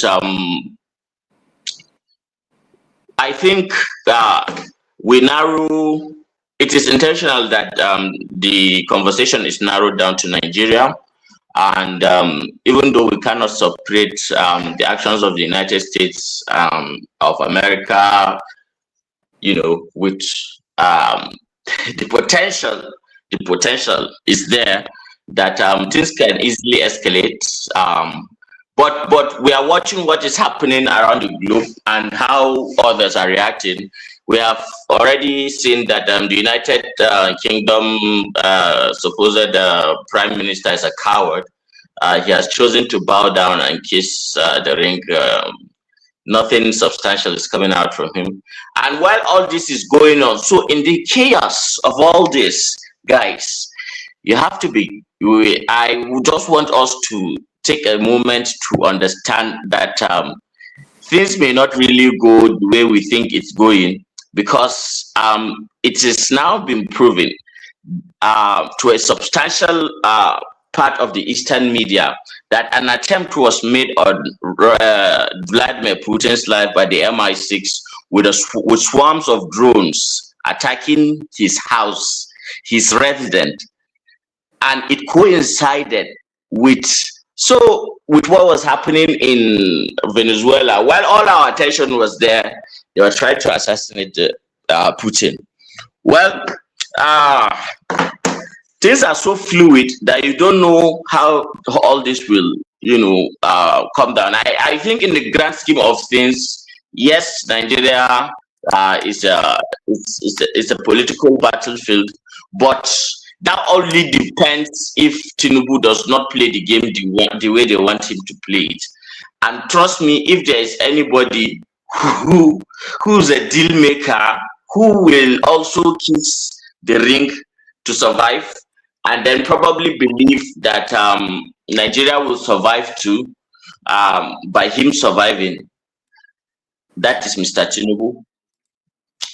We may want to vilify him and all that, but what I think fundamentally we all need to understand here on this platform is the fact that this rotational presidency of Nigeria is not just it's not written in the constitution, but it is something that is taken very, very seriously. Now, Atiku himself does not hold any weight because of the fact that fundamentally now the power brokers, the people who have substantial leaning and political leverage in the north are not aligned with Atiku's vision of him standing in 2027. Most calculations of all serious northern politicians is against 2031. It tells you something, that in 2031, the north is heading mostly with Tinubu. Yes, miracles happen, but statistics, history, experimental probability. We don't know what will happen by then. Maybe we would have been in a nuclear winter by then. Who knows? Who knows? Nobody knows tomorrow. But then, if that day comes and we are still alive, I believe that the chances, I will not rule out that Obi will come on top of the ticket. But if he comes on top of the ticket, then he is so unfavorable in the north, but he will get the southeast, I'm very sure. And if Atiku comes up, he is also quite unfavorable because the power brokers in the north are not so aligned with him. That diminishes him, and then a lot of people too will be angry with Obi. So in this whole scenario, the way I'm seeing it, I'm just telling you an average northerner's point of view. It is politics, opinions may change. Maybe Tinubu may do something so grievous before then that maybe it will reach a level that people will go against him. But as it stands now, I don't think Tinubu is in any real risk, except for external pressure.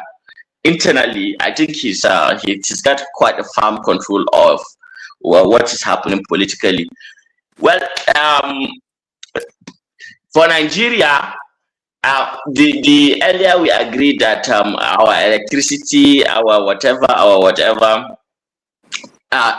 is being sabotaged by the fact that we have politicians and politics that do not have institutions that back long-term plans.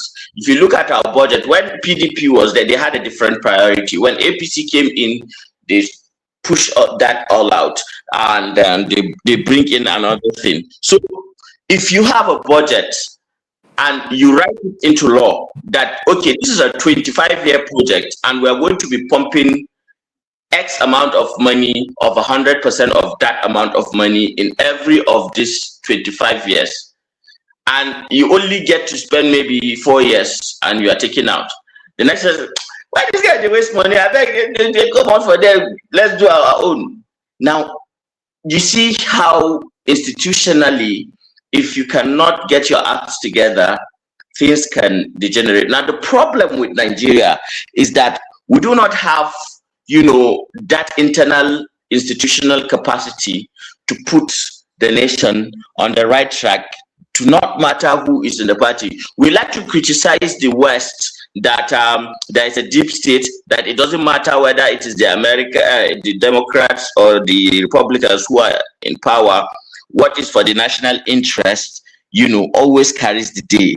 Why is our wearing politicians in the National Assembly different? Why is the executive the judiciary are even kind of the worst, because at their basis,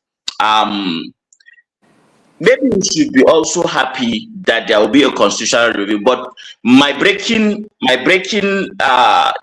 deal breaker for me in that constitution is not even the state regional hegemony. It is judicial independence. That is what I want, because I believe it is justice that is the basis of everything. So thank you. Let me just leave it at that. Okay, thank you so much. Thank you. You have expressed yourself clearly.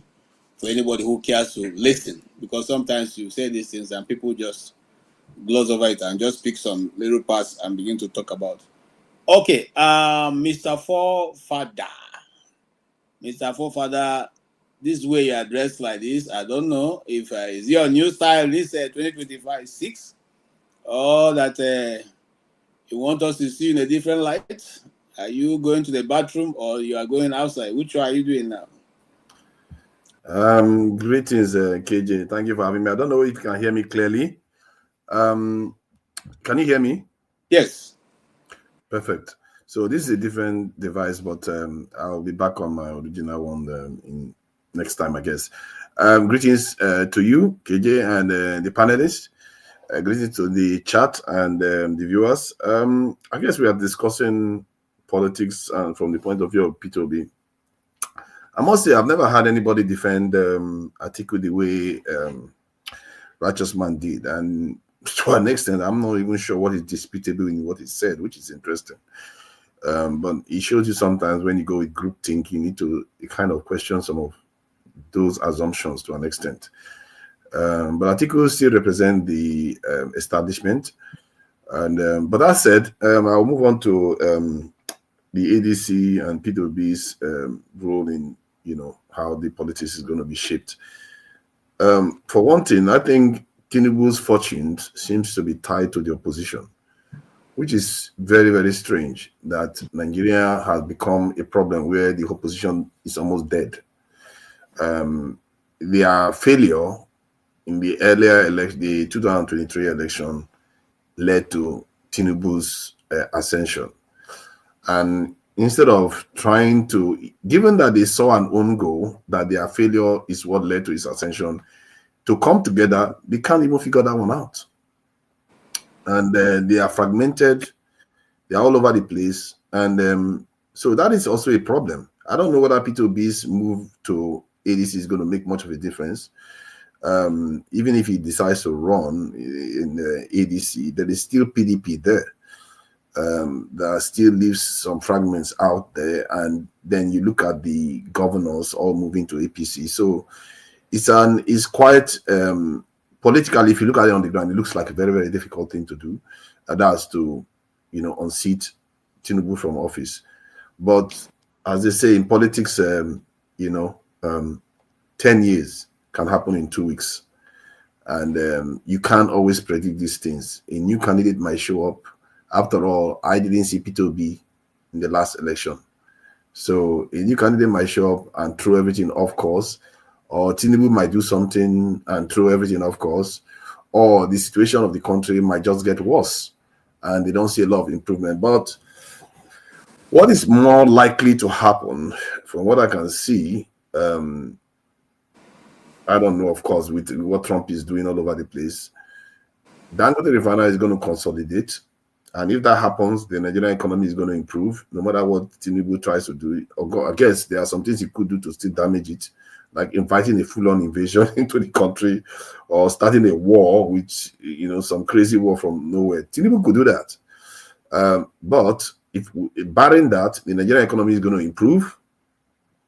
Even if the security situation remains the same or gets slightly worse, people might forgive him for that, because the good feeling that comes from cheaper petrol prices, hearing that the foreign reserve of Nigeria is increased, air peace is functional, more Nigerians are working online. You can see a situation whereby people will start feeling a sense of, it's not so bad after all, let's just give him a chance, or at least not go out and vote against him, especially with all the governors in place. So is right now, from what I can see, there is no opposition in Nigeria. And the landscape is really, really terrible. Actually, the only opposition you see in Nigeria right now are the Sahel nations. There is no opposition in Nigeria. The Sahel nations are the big trial that is going on, whereby if the Sahel nations perform well, beyond what the democracies are doing, there will be pressure to remove this democracy and unseat it by the military. And but if the democracy starts delivering, Dangote Refinery expands production and the benefits starts coming through, and Nigeria starts seeing benefits, then you can see Tinubu going on to run for up to 2030. And I don't believe he has any chance of, going for a third term or a life presidency. Nigeria is one of those states that has become quite resistant to that kind of stuff, given that if you have tried it, like Obasanjo, didn't succeed. You know, any other person that tried to even whisper, he didn't even attempt it and succeed. Especially Buhari too set a good precedent that as a former leader, he didn't, former military leader, he didn't even attempt it. He was happy to leave office. That is precedence that is coming. So it's becoming institutionalized that Nigerian leaders cannot serve beyond 2 terms. And anybody that tries to break that will have a serious job to do. And that is what institutions, strong institutions do. And on that front, the Nigerian institution is getting stronger so that nobody tries to break the 4-year barrier or 2-term barrier. So that is that. In terms of the Trump invasion, it looks like the whole thing is beginning to look like a difficult situation. Because the man that they arrested, they will have to have some serious proof against him that is a drug baron. And if you cannot find proof that it's a drug baron, what do you do? Are you saying that you have not heard that this guy dealing drugs? Are you saying that? Oh, we hear we hear things all the time. Proof is another thing. And reason is another thing. Okay. Somebody that has the largest oil reserve in the world, what does he need with drug money? That's why you should also, as someone who has the largest reserve in the world, how come that people are so poor that they are running to other countries to go look for how to even do many jobs to be able to survive? That's a question you should ask also. Because America sanctioned them. Before that, they were doing fine. America sanctioned them for 10 straight years. And sometimes we forget that.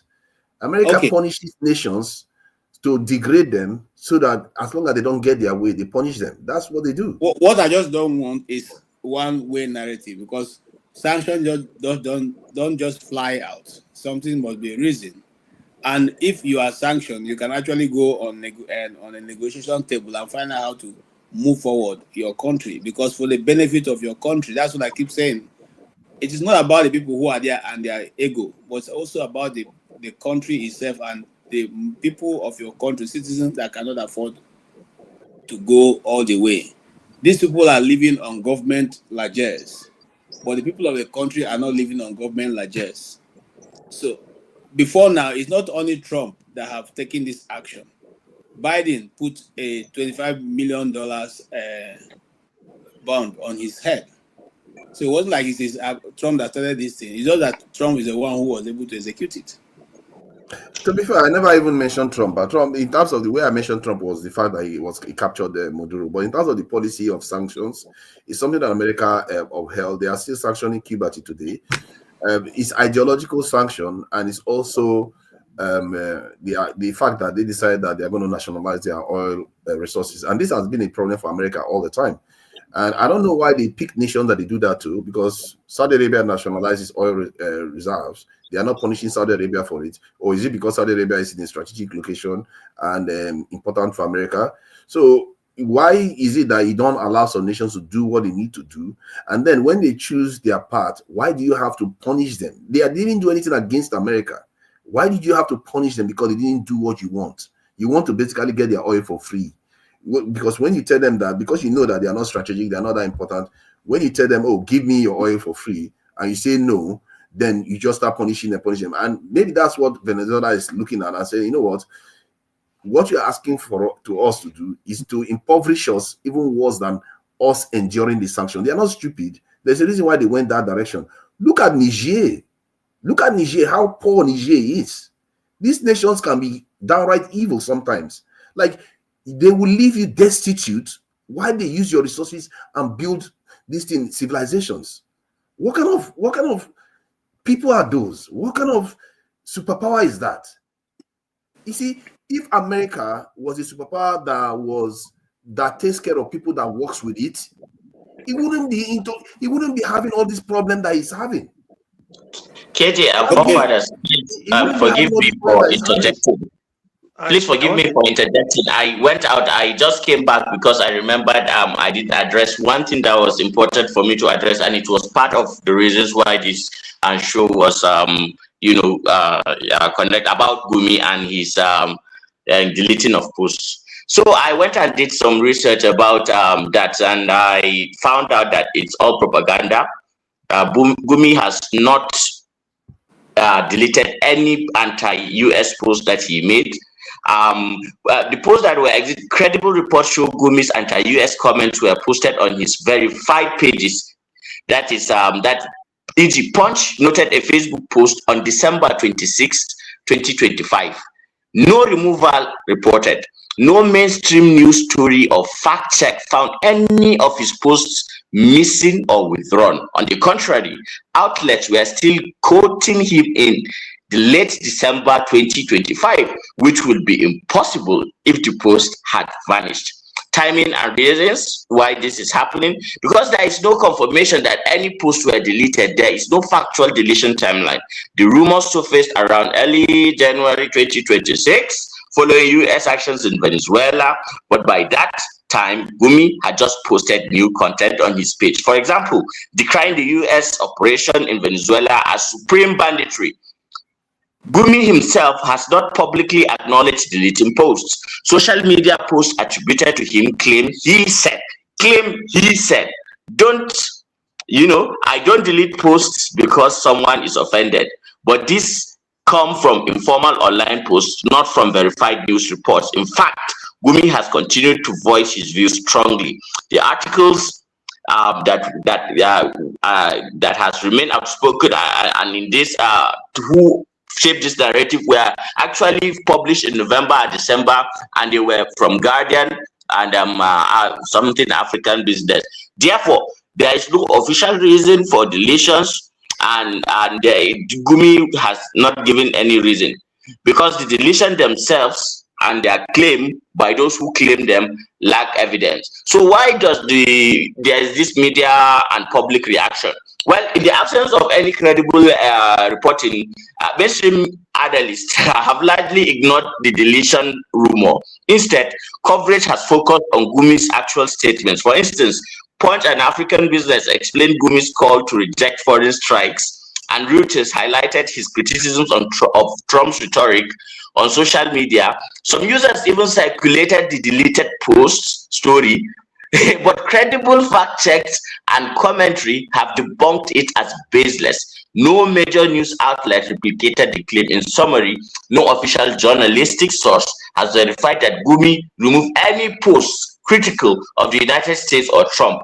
All available evidence indicates his post remains intact, and he continued to speak out against U.S. threats without withdrawing or deleting those statements. Now, this is what I want to say. I am somebody who opposed Gumi on every front. First, he belongs to a sect where they have a right to believe in what they believe, but I do not believe in their kind of sect and the way in which they practice their form of Islam. But Nigeria is a free country, they can practice it. But what I do not agree with him is the arrogance, the one-sided empathy because mostly he comes up as maybe he doesn't.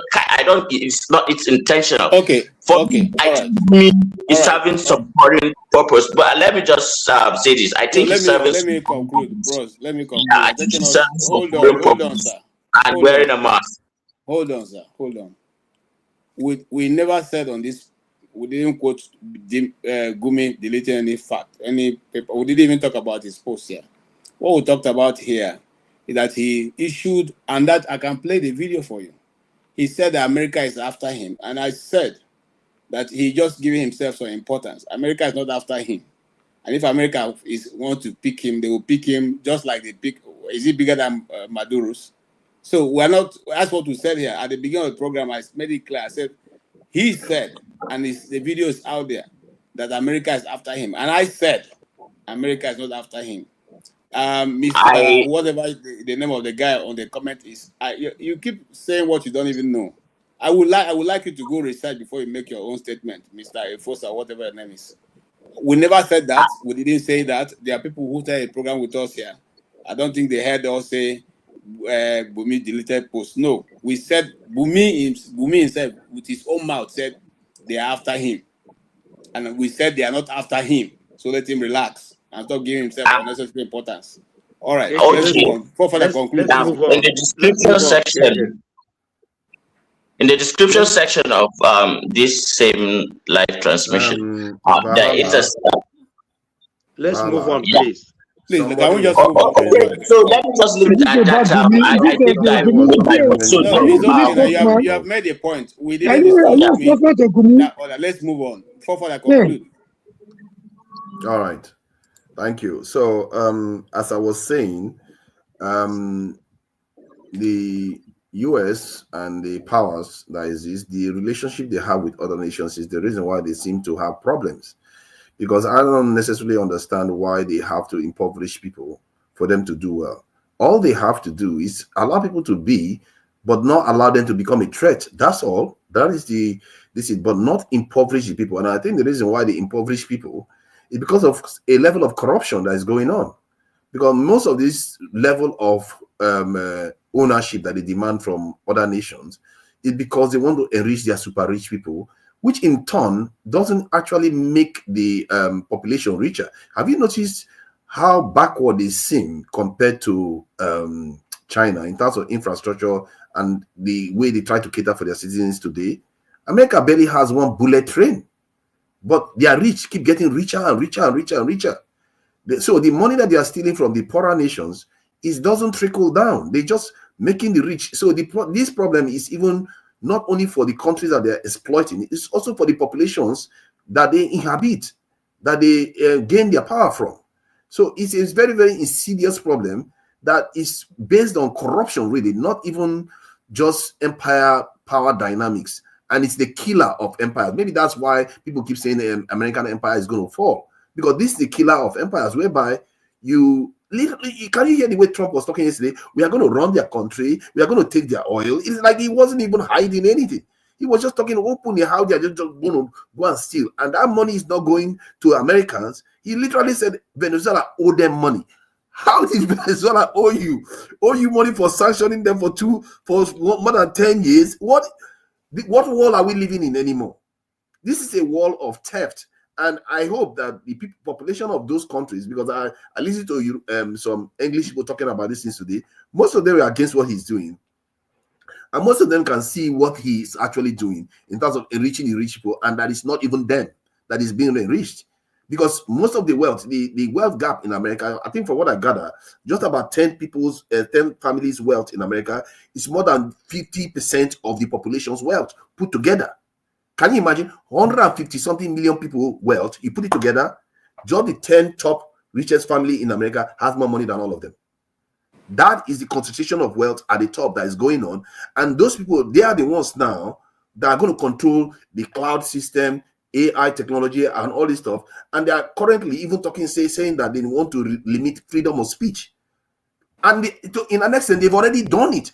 I think I will share a video of what they do to people. If you say something that they don't like, they can cut off your access to bank account, cut off your access to your ability to travel. They did it to one Swiss lady. The lady couldn't even fly over the air. She couldn't do anything. And they just have to accuse you. You don't have any right. When you appeal, they can just put another one again. When you appeal, they put another one again. This is the world we are walking into, and we are not seeing how dictatorial these people are. Because he says something, please, and they will attack you for it, ostracize for it.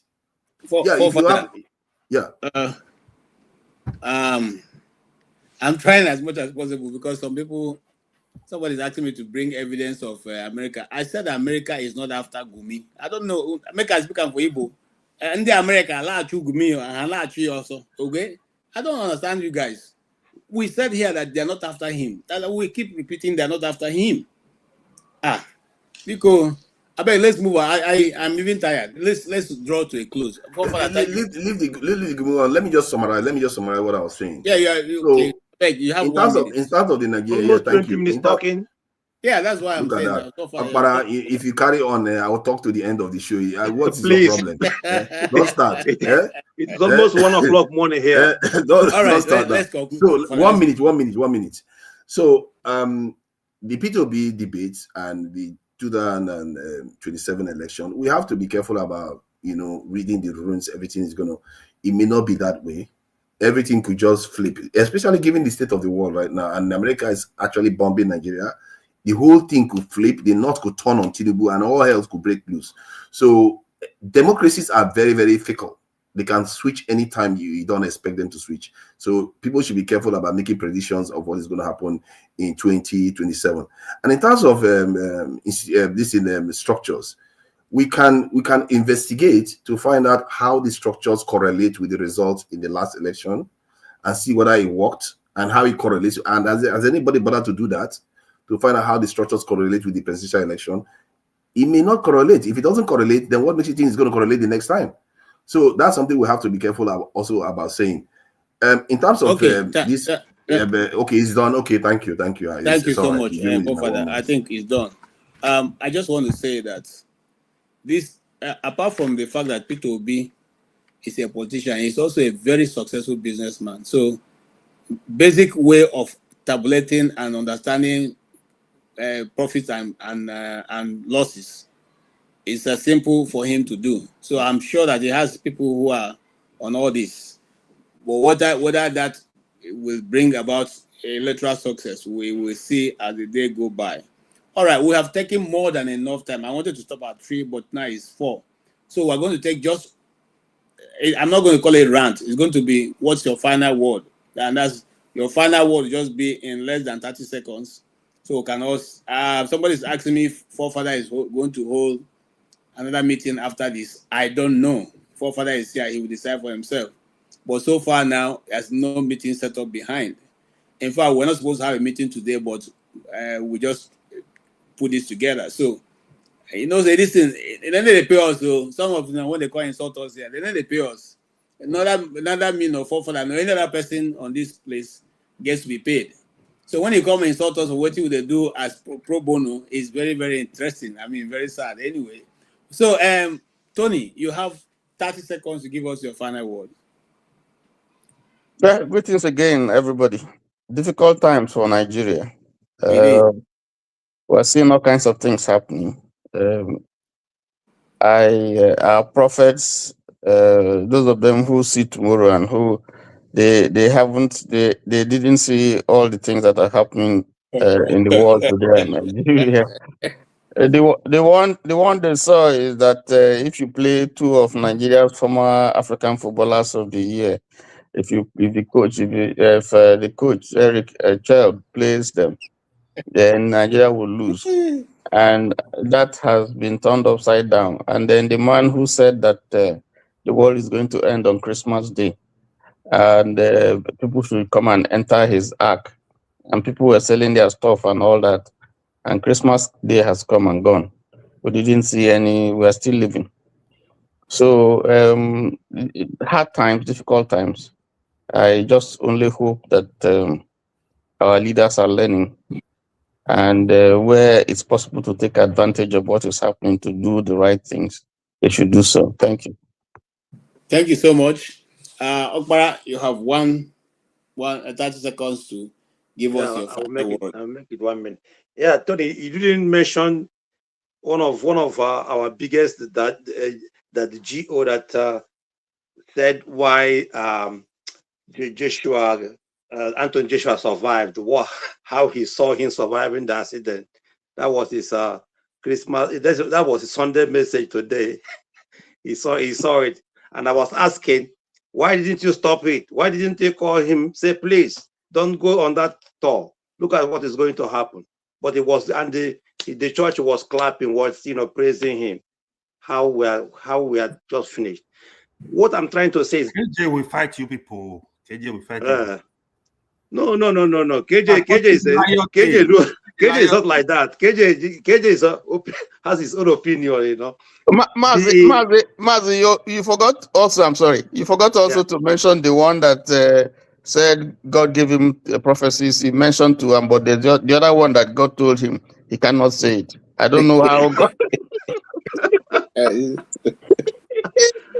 Oh, these guys, they have dealt with people. And not the issue is that poverty. If you are poor, what else?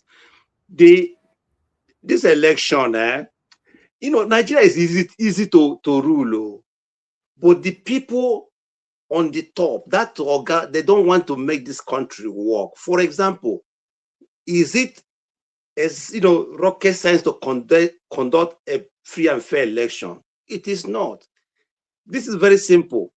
Make it constitutional that any candidate defect to another party automatically lose his seat, and a snap election must be conducted. That's the only way to control all this defection, because this defection is the problem you have in Nigerian polity. Make it constitutional. If you defect, you lose, and call for a new election. That is simple. Otherwise, this thing will continue and we're going nowhere. Thank you, and good night from here. Okay, thank you so much, Mr. Okpara. And AY, I don't follow in foolishness. Okay, if God revealed to him that there was going to be an accident, he will also reveal to him to stop it, because God reveals to redeem. He doesn't reveal to destroy. If you are if you're a man of God and somebody comes to you with sickness, you don't say, okay, go home and die. There's nothing God can do. It's nothing. I don't see it. Everybody who came to Christ got healed. Okay, so those people who also say that God gave them a prophecy and say they should say one part and leave the other part, I've never heard it before. But you see, I'm not in their shoes. I don't follow them. You see, as you see me, so how I live my life is as you see me. So if you come meet me inside, God say I should give you my shirt. I will give you, because I'm not there. Except me, I not hear from God. But if I hear from God, I'll give you. But if that one, when you bring the one, when you say God say that you should now go, those that were growing up, some boys used to like when they go and meet a girl, say, God say I should marry you. One of the girls who used to be in the university in our class, and one boy, came up and told her that God said that she's going to be his wife. And this lady is from a very rich family. The lady said, okay, go tomorrow, come and meet me. The next day, he came and met the guy came. The guy told her, okay, me too, I've gone. God say, you're not my husband, please work out. So that's how it should be. We should not just take whatever they say and swallow it. We go also and look for our own answers. All right, AY, please go ahead. Yeah, good talk so far. Nigeria politicians are just tired, What I'm gonna say is, the reality of it is, these guys, they are all the same. Right now, as we speak, both ADC and PDP and APC, I don't see any different. I have little faith, just like Mr. James said, about these political parties, because how do you explain to me that the former Senate president, who was the part of the mess in Nigeria since in the 90s, is the chairman of ADC? So I don't expect anything good to come out from any of these political parties, because perhaps they don't have ideology. None of them have ideology. Yeah, we can kind of move towards individual, but it's sad the state we are, because even the APC I'm looking at, APC will implode. I don't know when. It might be before this election or immediately after. It's going to implode. It's just going to be like PDP. They're going to have serious issues very soon, because they don't come together based on ideology. It's all about opportunity. Oh, let me belong to the ruling party. So, well, all kind of funny stuff. That's the disappointment. So it kind of like, they don't even care about the people. That's the other disappointment. When you see that with Nigerian politicians, they don't 90-something%, they are not interested in, okay, I want the people to have quality water. I want the people to have quality road. They are not interested. So it's a bit frustrating, but we're still gonna keep calling on God, those that believe in God, because it's very frustrating, really frustrating. Then on the part of Peter Obi, like I said earlier, I'm really interested in what happened in ADC, but I know if Atiku is contesting, it's going to be a hard one to crack, except Atiku can understand this time is different. He should just step aside. That's when I think it's going to be easy for Peter Obi. If Peter Obi going for vice president, he's going to lose, I can tell you for free, he's going to lose half of obedient movement. That one I know for sure. So we are going to watch it. It's going to be very interesting. It's going to be very interesting in this 2026. Thank you. Thank you so much, Abit, AY. Thank you so much. Yes, comrade, I see you. Don't worry, I'm not going to stop. I'll give you opportunity to talk. Thank you, please. My time is not stable. I just want to quickly chip in something before it kicks me out again. Go ahead. Sorry, thank you for that. Greetings to everybody. Happy New Year once again to everybody. You see, beautiful analysis. I've been listening on the background. I've been in and out intermittently. The truth be said, the truth be told. I'm not here to talk about the credibility of Obi. I'm not here to talk about the challenges of Obi. The popularity of Obi, no doubt, is one of the most popular politicians in Nigeria today. But then, about what he has done in Anambra and about what he wants to do, I'm not here to dwell on that. But he needs a platform. He needs the mandate, the people's mandate, that will translate into authority to be able to bring those things, those good things, those adjectives to bear on the lives of the people. So that is the area I want to dwell on. My problem with some obedience, sorry to say, people are not comfortable with it. To assume that Obi cannot make mistake, I think is a most dangerous political fallacy. Obi knows what he's doing, even when he's making some, dangerous political moves. I'm not comfortable with that. Obi is an intelligent person, a successful businessman, no doubt. But there are moves you make. There is a saying that the future belongs to those who see possibility before they become obvious. There are some moves you make. It was at last year. Somebody kicked me out of our show for saying that the platform should be made known. The platform should be as popular, even more popular than the candidate himself, because he has to be everywhere. It's not something you hold to your chest. They kept telling me he was not the platform to his chest. Platform to contest, political party on what you want to contest is something. It's not something you hold to your chest. It's something you have to pay money to even publicize. This is why you see people paying for airtime on Horizon channels. So you don't hold it. For how long do you hold it to your chest? Having said that, these are the facts. Look at the fact. Okay, look at the permutations and the political, calculations. Like AY said, if Atiku does not want to contest, right, which would be easier for the head of a camel to pass through the hell of a needle than Atiku to say he's not contesting. This is the last opportunity he has. You don't need a TP Joshua to tell you this. This is somebody that has been like to Atiku. This is a lifelong ambition, as it was to Agbado. So this is somebody that has been investing, dollarizing the political terrain since 1992. Yeah. Now, considering his age, for Christ's sake, do you need a prophet to tell you that he's not going to back out? Why should they pay to be into this kind of political gangsterism, a political oblivion? This is a political quagmire. This is a kind of political, journey of no return. Why we should not be able to say something like this?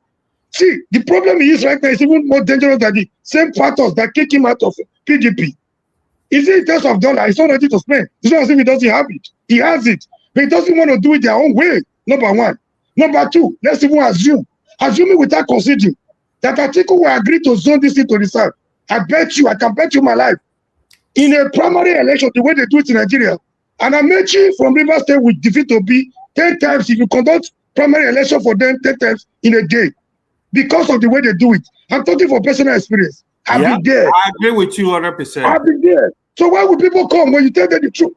They make you look like an enemy of Obi. We all love Obi. I would say, if the Nigerian message is not resonating with Nigerians, my next action is Obi. But people are not comfortable to tell them the simple truth. They want to make you look like they are more Catholic than the Pope. It's not helping Obi. Obi does not need much politicians around him. He needs more. He's already popular with the people. What he needs right now, don't get political strategies around him. People to assume that Obi cannot make mistakes, they are not helping Obi. Obi himself said he needs people that can tell him when he's going wrong. No sycophant around you that tell him you're always right. On this note, I rest my case. Thank you, and God bless you. Thank you so much, comrade, and I hear you loud and clear. Thank you for even coming back to try and also make your input. My brother Ike, you have 1 minute. Why 1 minute? It's 30 seconds. I even gave the AY. You can ask them now. It's just your final word they're giving us, not I know. The question should be, like my brother Mori, nobody is fighting or Mori, about Obi. When people always say, oh, it's because of the obedience that are causing problem for Obi. Obi needs political strategies to work for him. That means he doesn't have political strategies that are working for him. It's the same thing we are saying here. People who think they know Obi more than Obi himself, right? Every politician has an aspiration. Every politician has his way of playing his own politics, right? Mr. Peter Obi have always said that at the beginning of this journey, a lot of people are going to leave him behind, and that's what exactly that is happening. If you are not ready to walk this journey with him, you're gonna walk away. And we have seen people that have walked away, but walking away does not change the fact that the way you walk away, the way a lot of people are walking in. So the question I want to leave to my people in ADC, you want somebody that is going to win primary election for you, or you need somebody who is going to win the general election for you? What do you want?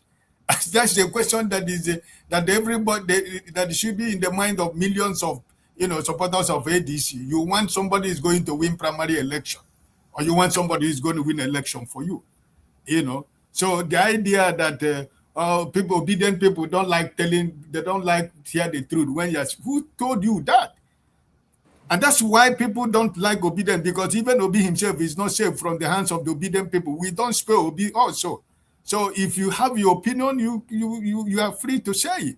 Like you just said here now, Mr. Peter Obi said, anybody that is following him, if it's yes, I'm going to kick you out from my cabinet, because I don't need people who will tell me yes sir. I need people who will challenge me. I need people who will tell me the truth.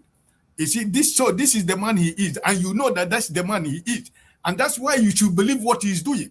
He's not walking into the dangerous net of Atiku, no, because he has always said that Atiku is my master. As an Igbo man, we go and serve people for 5 years, 6 years, they settle you, and when they settle you, both of you will be doing the same business. That is what it is. Obi is a businessman. He's an Igbo man.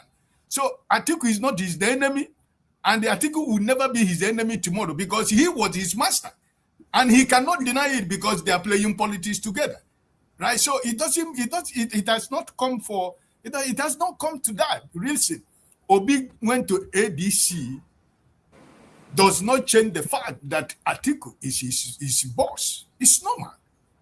So for me and for you and for all of us here, like my brother Tony said and I said earlier, none of us know Obi more than Obi. There are so many things you don't know what is going on for the past 6 months that is going on behind the scene. Obi didn't just wake up last week and declare to ADC. And I can only go to this level because I am a serious obedient supporter. I know what I'm talking. This movement has this thing that culminated the last week is a night walk that has taken up to 8 months. So we don't know what is going behind the scene. It's only what we see. Obi said on the last time he was on the internet, he said, "You're talking about 2027. Do you know if I'm going to be alive till 2027? We're talking, who is going to predict tomorrow? Do you know what's going to happen to you tomorrow? Who knows what tomorrow will look like?" So there are so many things when we are discussing, you should remember that you don't own tomorrow. You don't know what happens tomorrow. And 24 hours, as you people who have been playing politics say, 24 hours is a long time in politics. Even 1 hour is a long time in politics. So we shouldn't be running into conclusion. Obi is going to Obi has even made a greater mistake for leaving where is the same PDP today?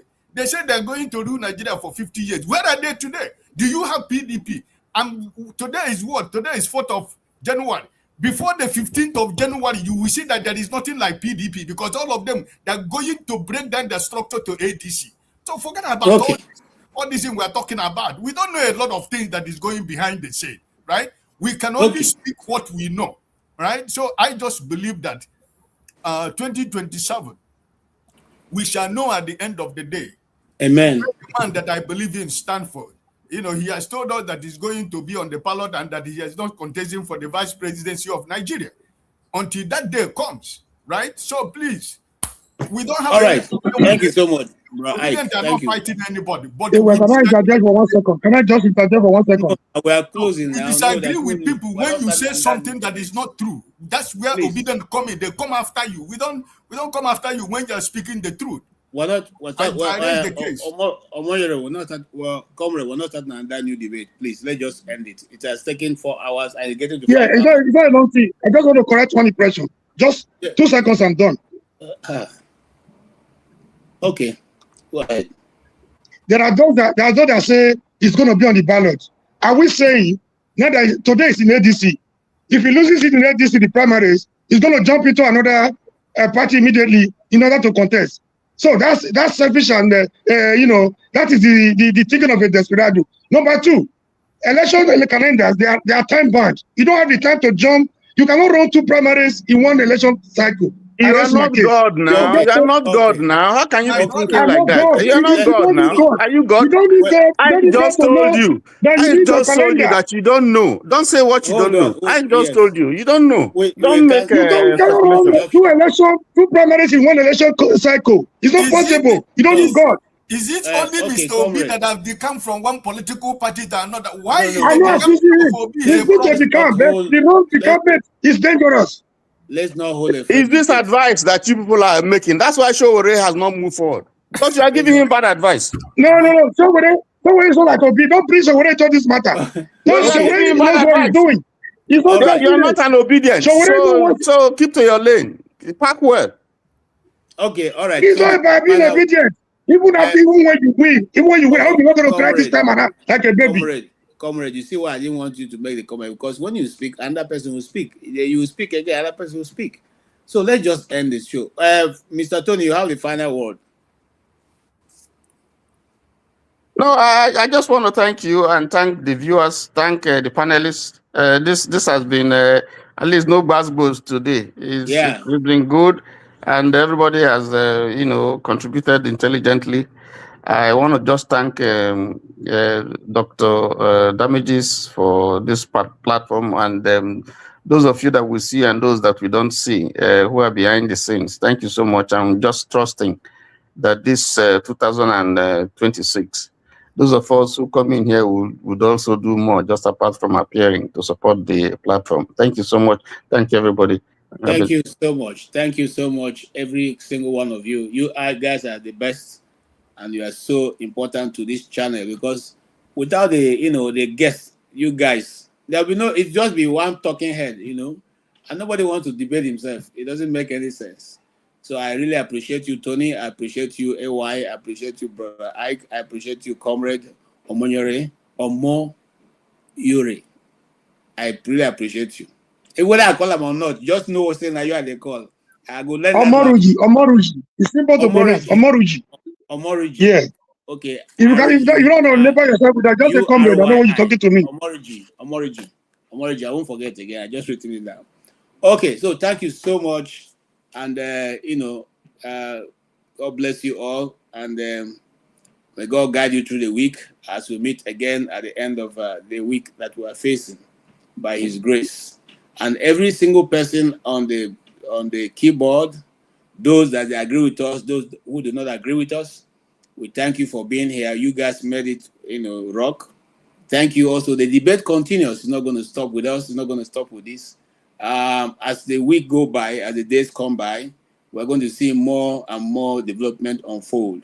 Whether it is on the side of Obi, who we believe can make Nigeria, can bring the desired change in Nigeria, or whether it is outside of Nigeria, where Trump is actually has a hand on the gear, whether it is about Gumi, who is also trying to give himself more important than he should have by saying that Americans are after him. Whichever side of the divide that you are in, whether you are among those who think that what Trump has done in Nigeria is not right, or you're like people like us who are saying, please, when next is he coming? Because I see more of them. The truth is, all of us respect the lives that we live. I'm sure that my Muslim friends don't want to go and meet that 70 virgin so soon. If not, they will have. There are so many ways you can do that. You see trailers every day passing along. You can, okay. So for us, life is very, very important and should not be taken away by anybody. And that's why we do. In fact, for an Igbo person, you don't spill blood. That is one of the things, that culture that we all learn, whether you are a Christian or a traditionalist in Igbo land. The first thing your fathers and your relatives tell you that you do not spill blood. And when that happens, you pay a heavy price for it. Okay, so if that be the case, if that's what it is, and I'm sure it's almost everywhere in Nigeria, why then do we celebrate, or do we just condone today 50 people in Niger State? And they've re-kidnapped the children that were just released some time ago. A friend of mine sent me, where's my phone? Sent me the one in Plateau. People also. So you wonder. God will have to help us and send, deliverance like President Trump to come and help us, since our government has refused to do what is necessary. People are even threatening the new Minister of Defense. So I don't understand Nigeria. They're even threatening the man, So the question is, we need to find how to lay make our beds so we don't lie on thorns and nails. Okay, if we fail to put our house in order, just what happened to Venezuela, Venezuela may happen to us also. So that's why we come to this channel and we say, it is not about what somebody will do outside. It's what you do inside that we invite the enemy from outside. So do the needful, do the right thing now. Correct what you need to correct. Deal what you need to deal with. So that nobody comes in and take advantage of what you have not been able to do. And then now by, bring a pipeline and feast on our national resources, for which you will have no control and I will have no control. Why don't we put our house in order? Why don't we put our house in order? President Tinubu, you are there now. You are the elected president of Nigeria. Whether by whichever means, you are there now. Authority is in your hands. Use it to make good of your people so that we all can rejoice being governed by you. On that faithful note, I want to say thank you, all of you. God bless you. And we will meet with you next week again. AJ, you know that the governor of Plateau State has already decamp, so you know. Yes, I don't want to talk about it because it's not what to talk about. Somebody that are killing your people, you are decamping to APC. All right. So good night, all of you, and take care. Don't forget, that state is now an oil producing state. So they now have derivation, if you are not aware. So if you want to speak for anybody, please do not defend a Kalata like a Yabelo. Please do not. Okay, let me respond.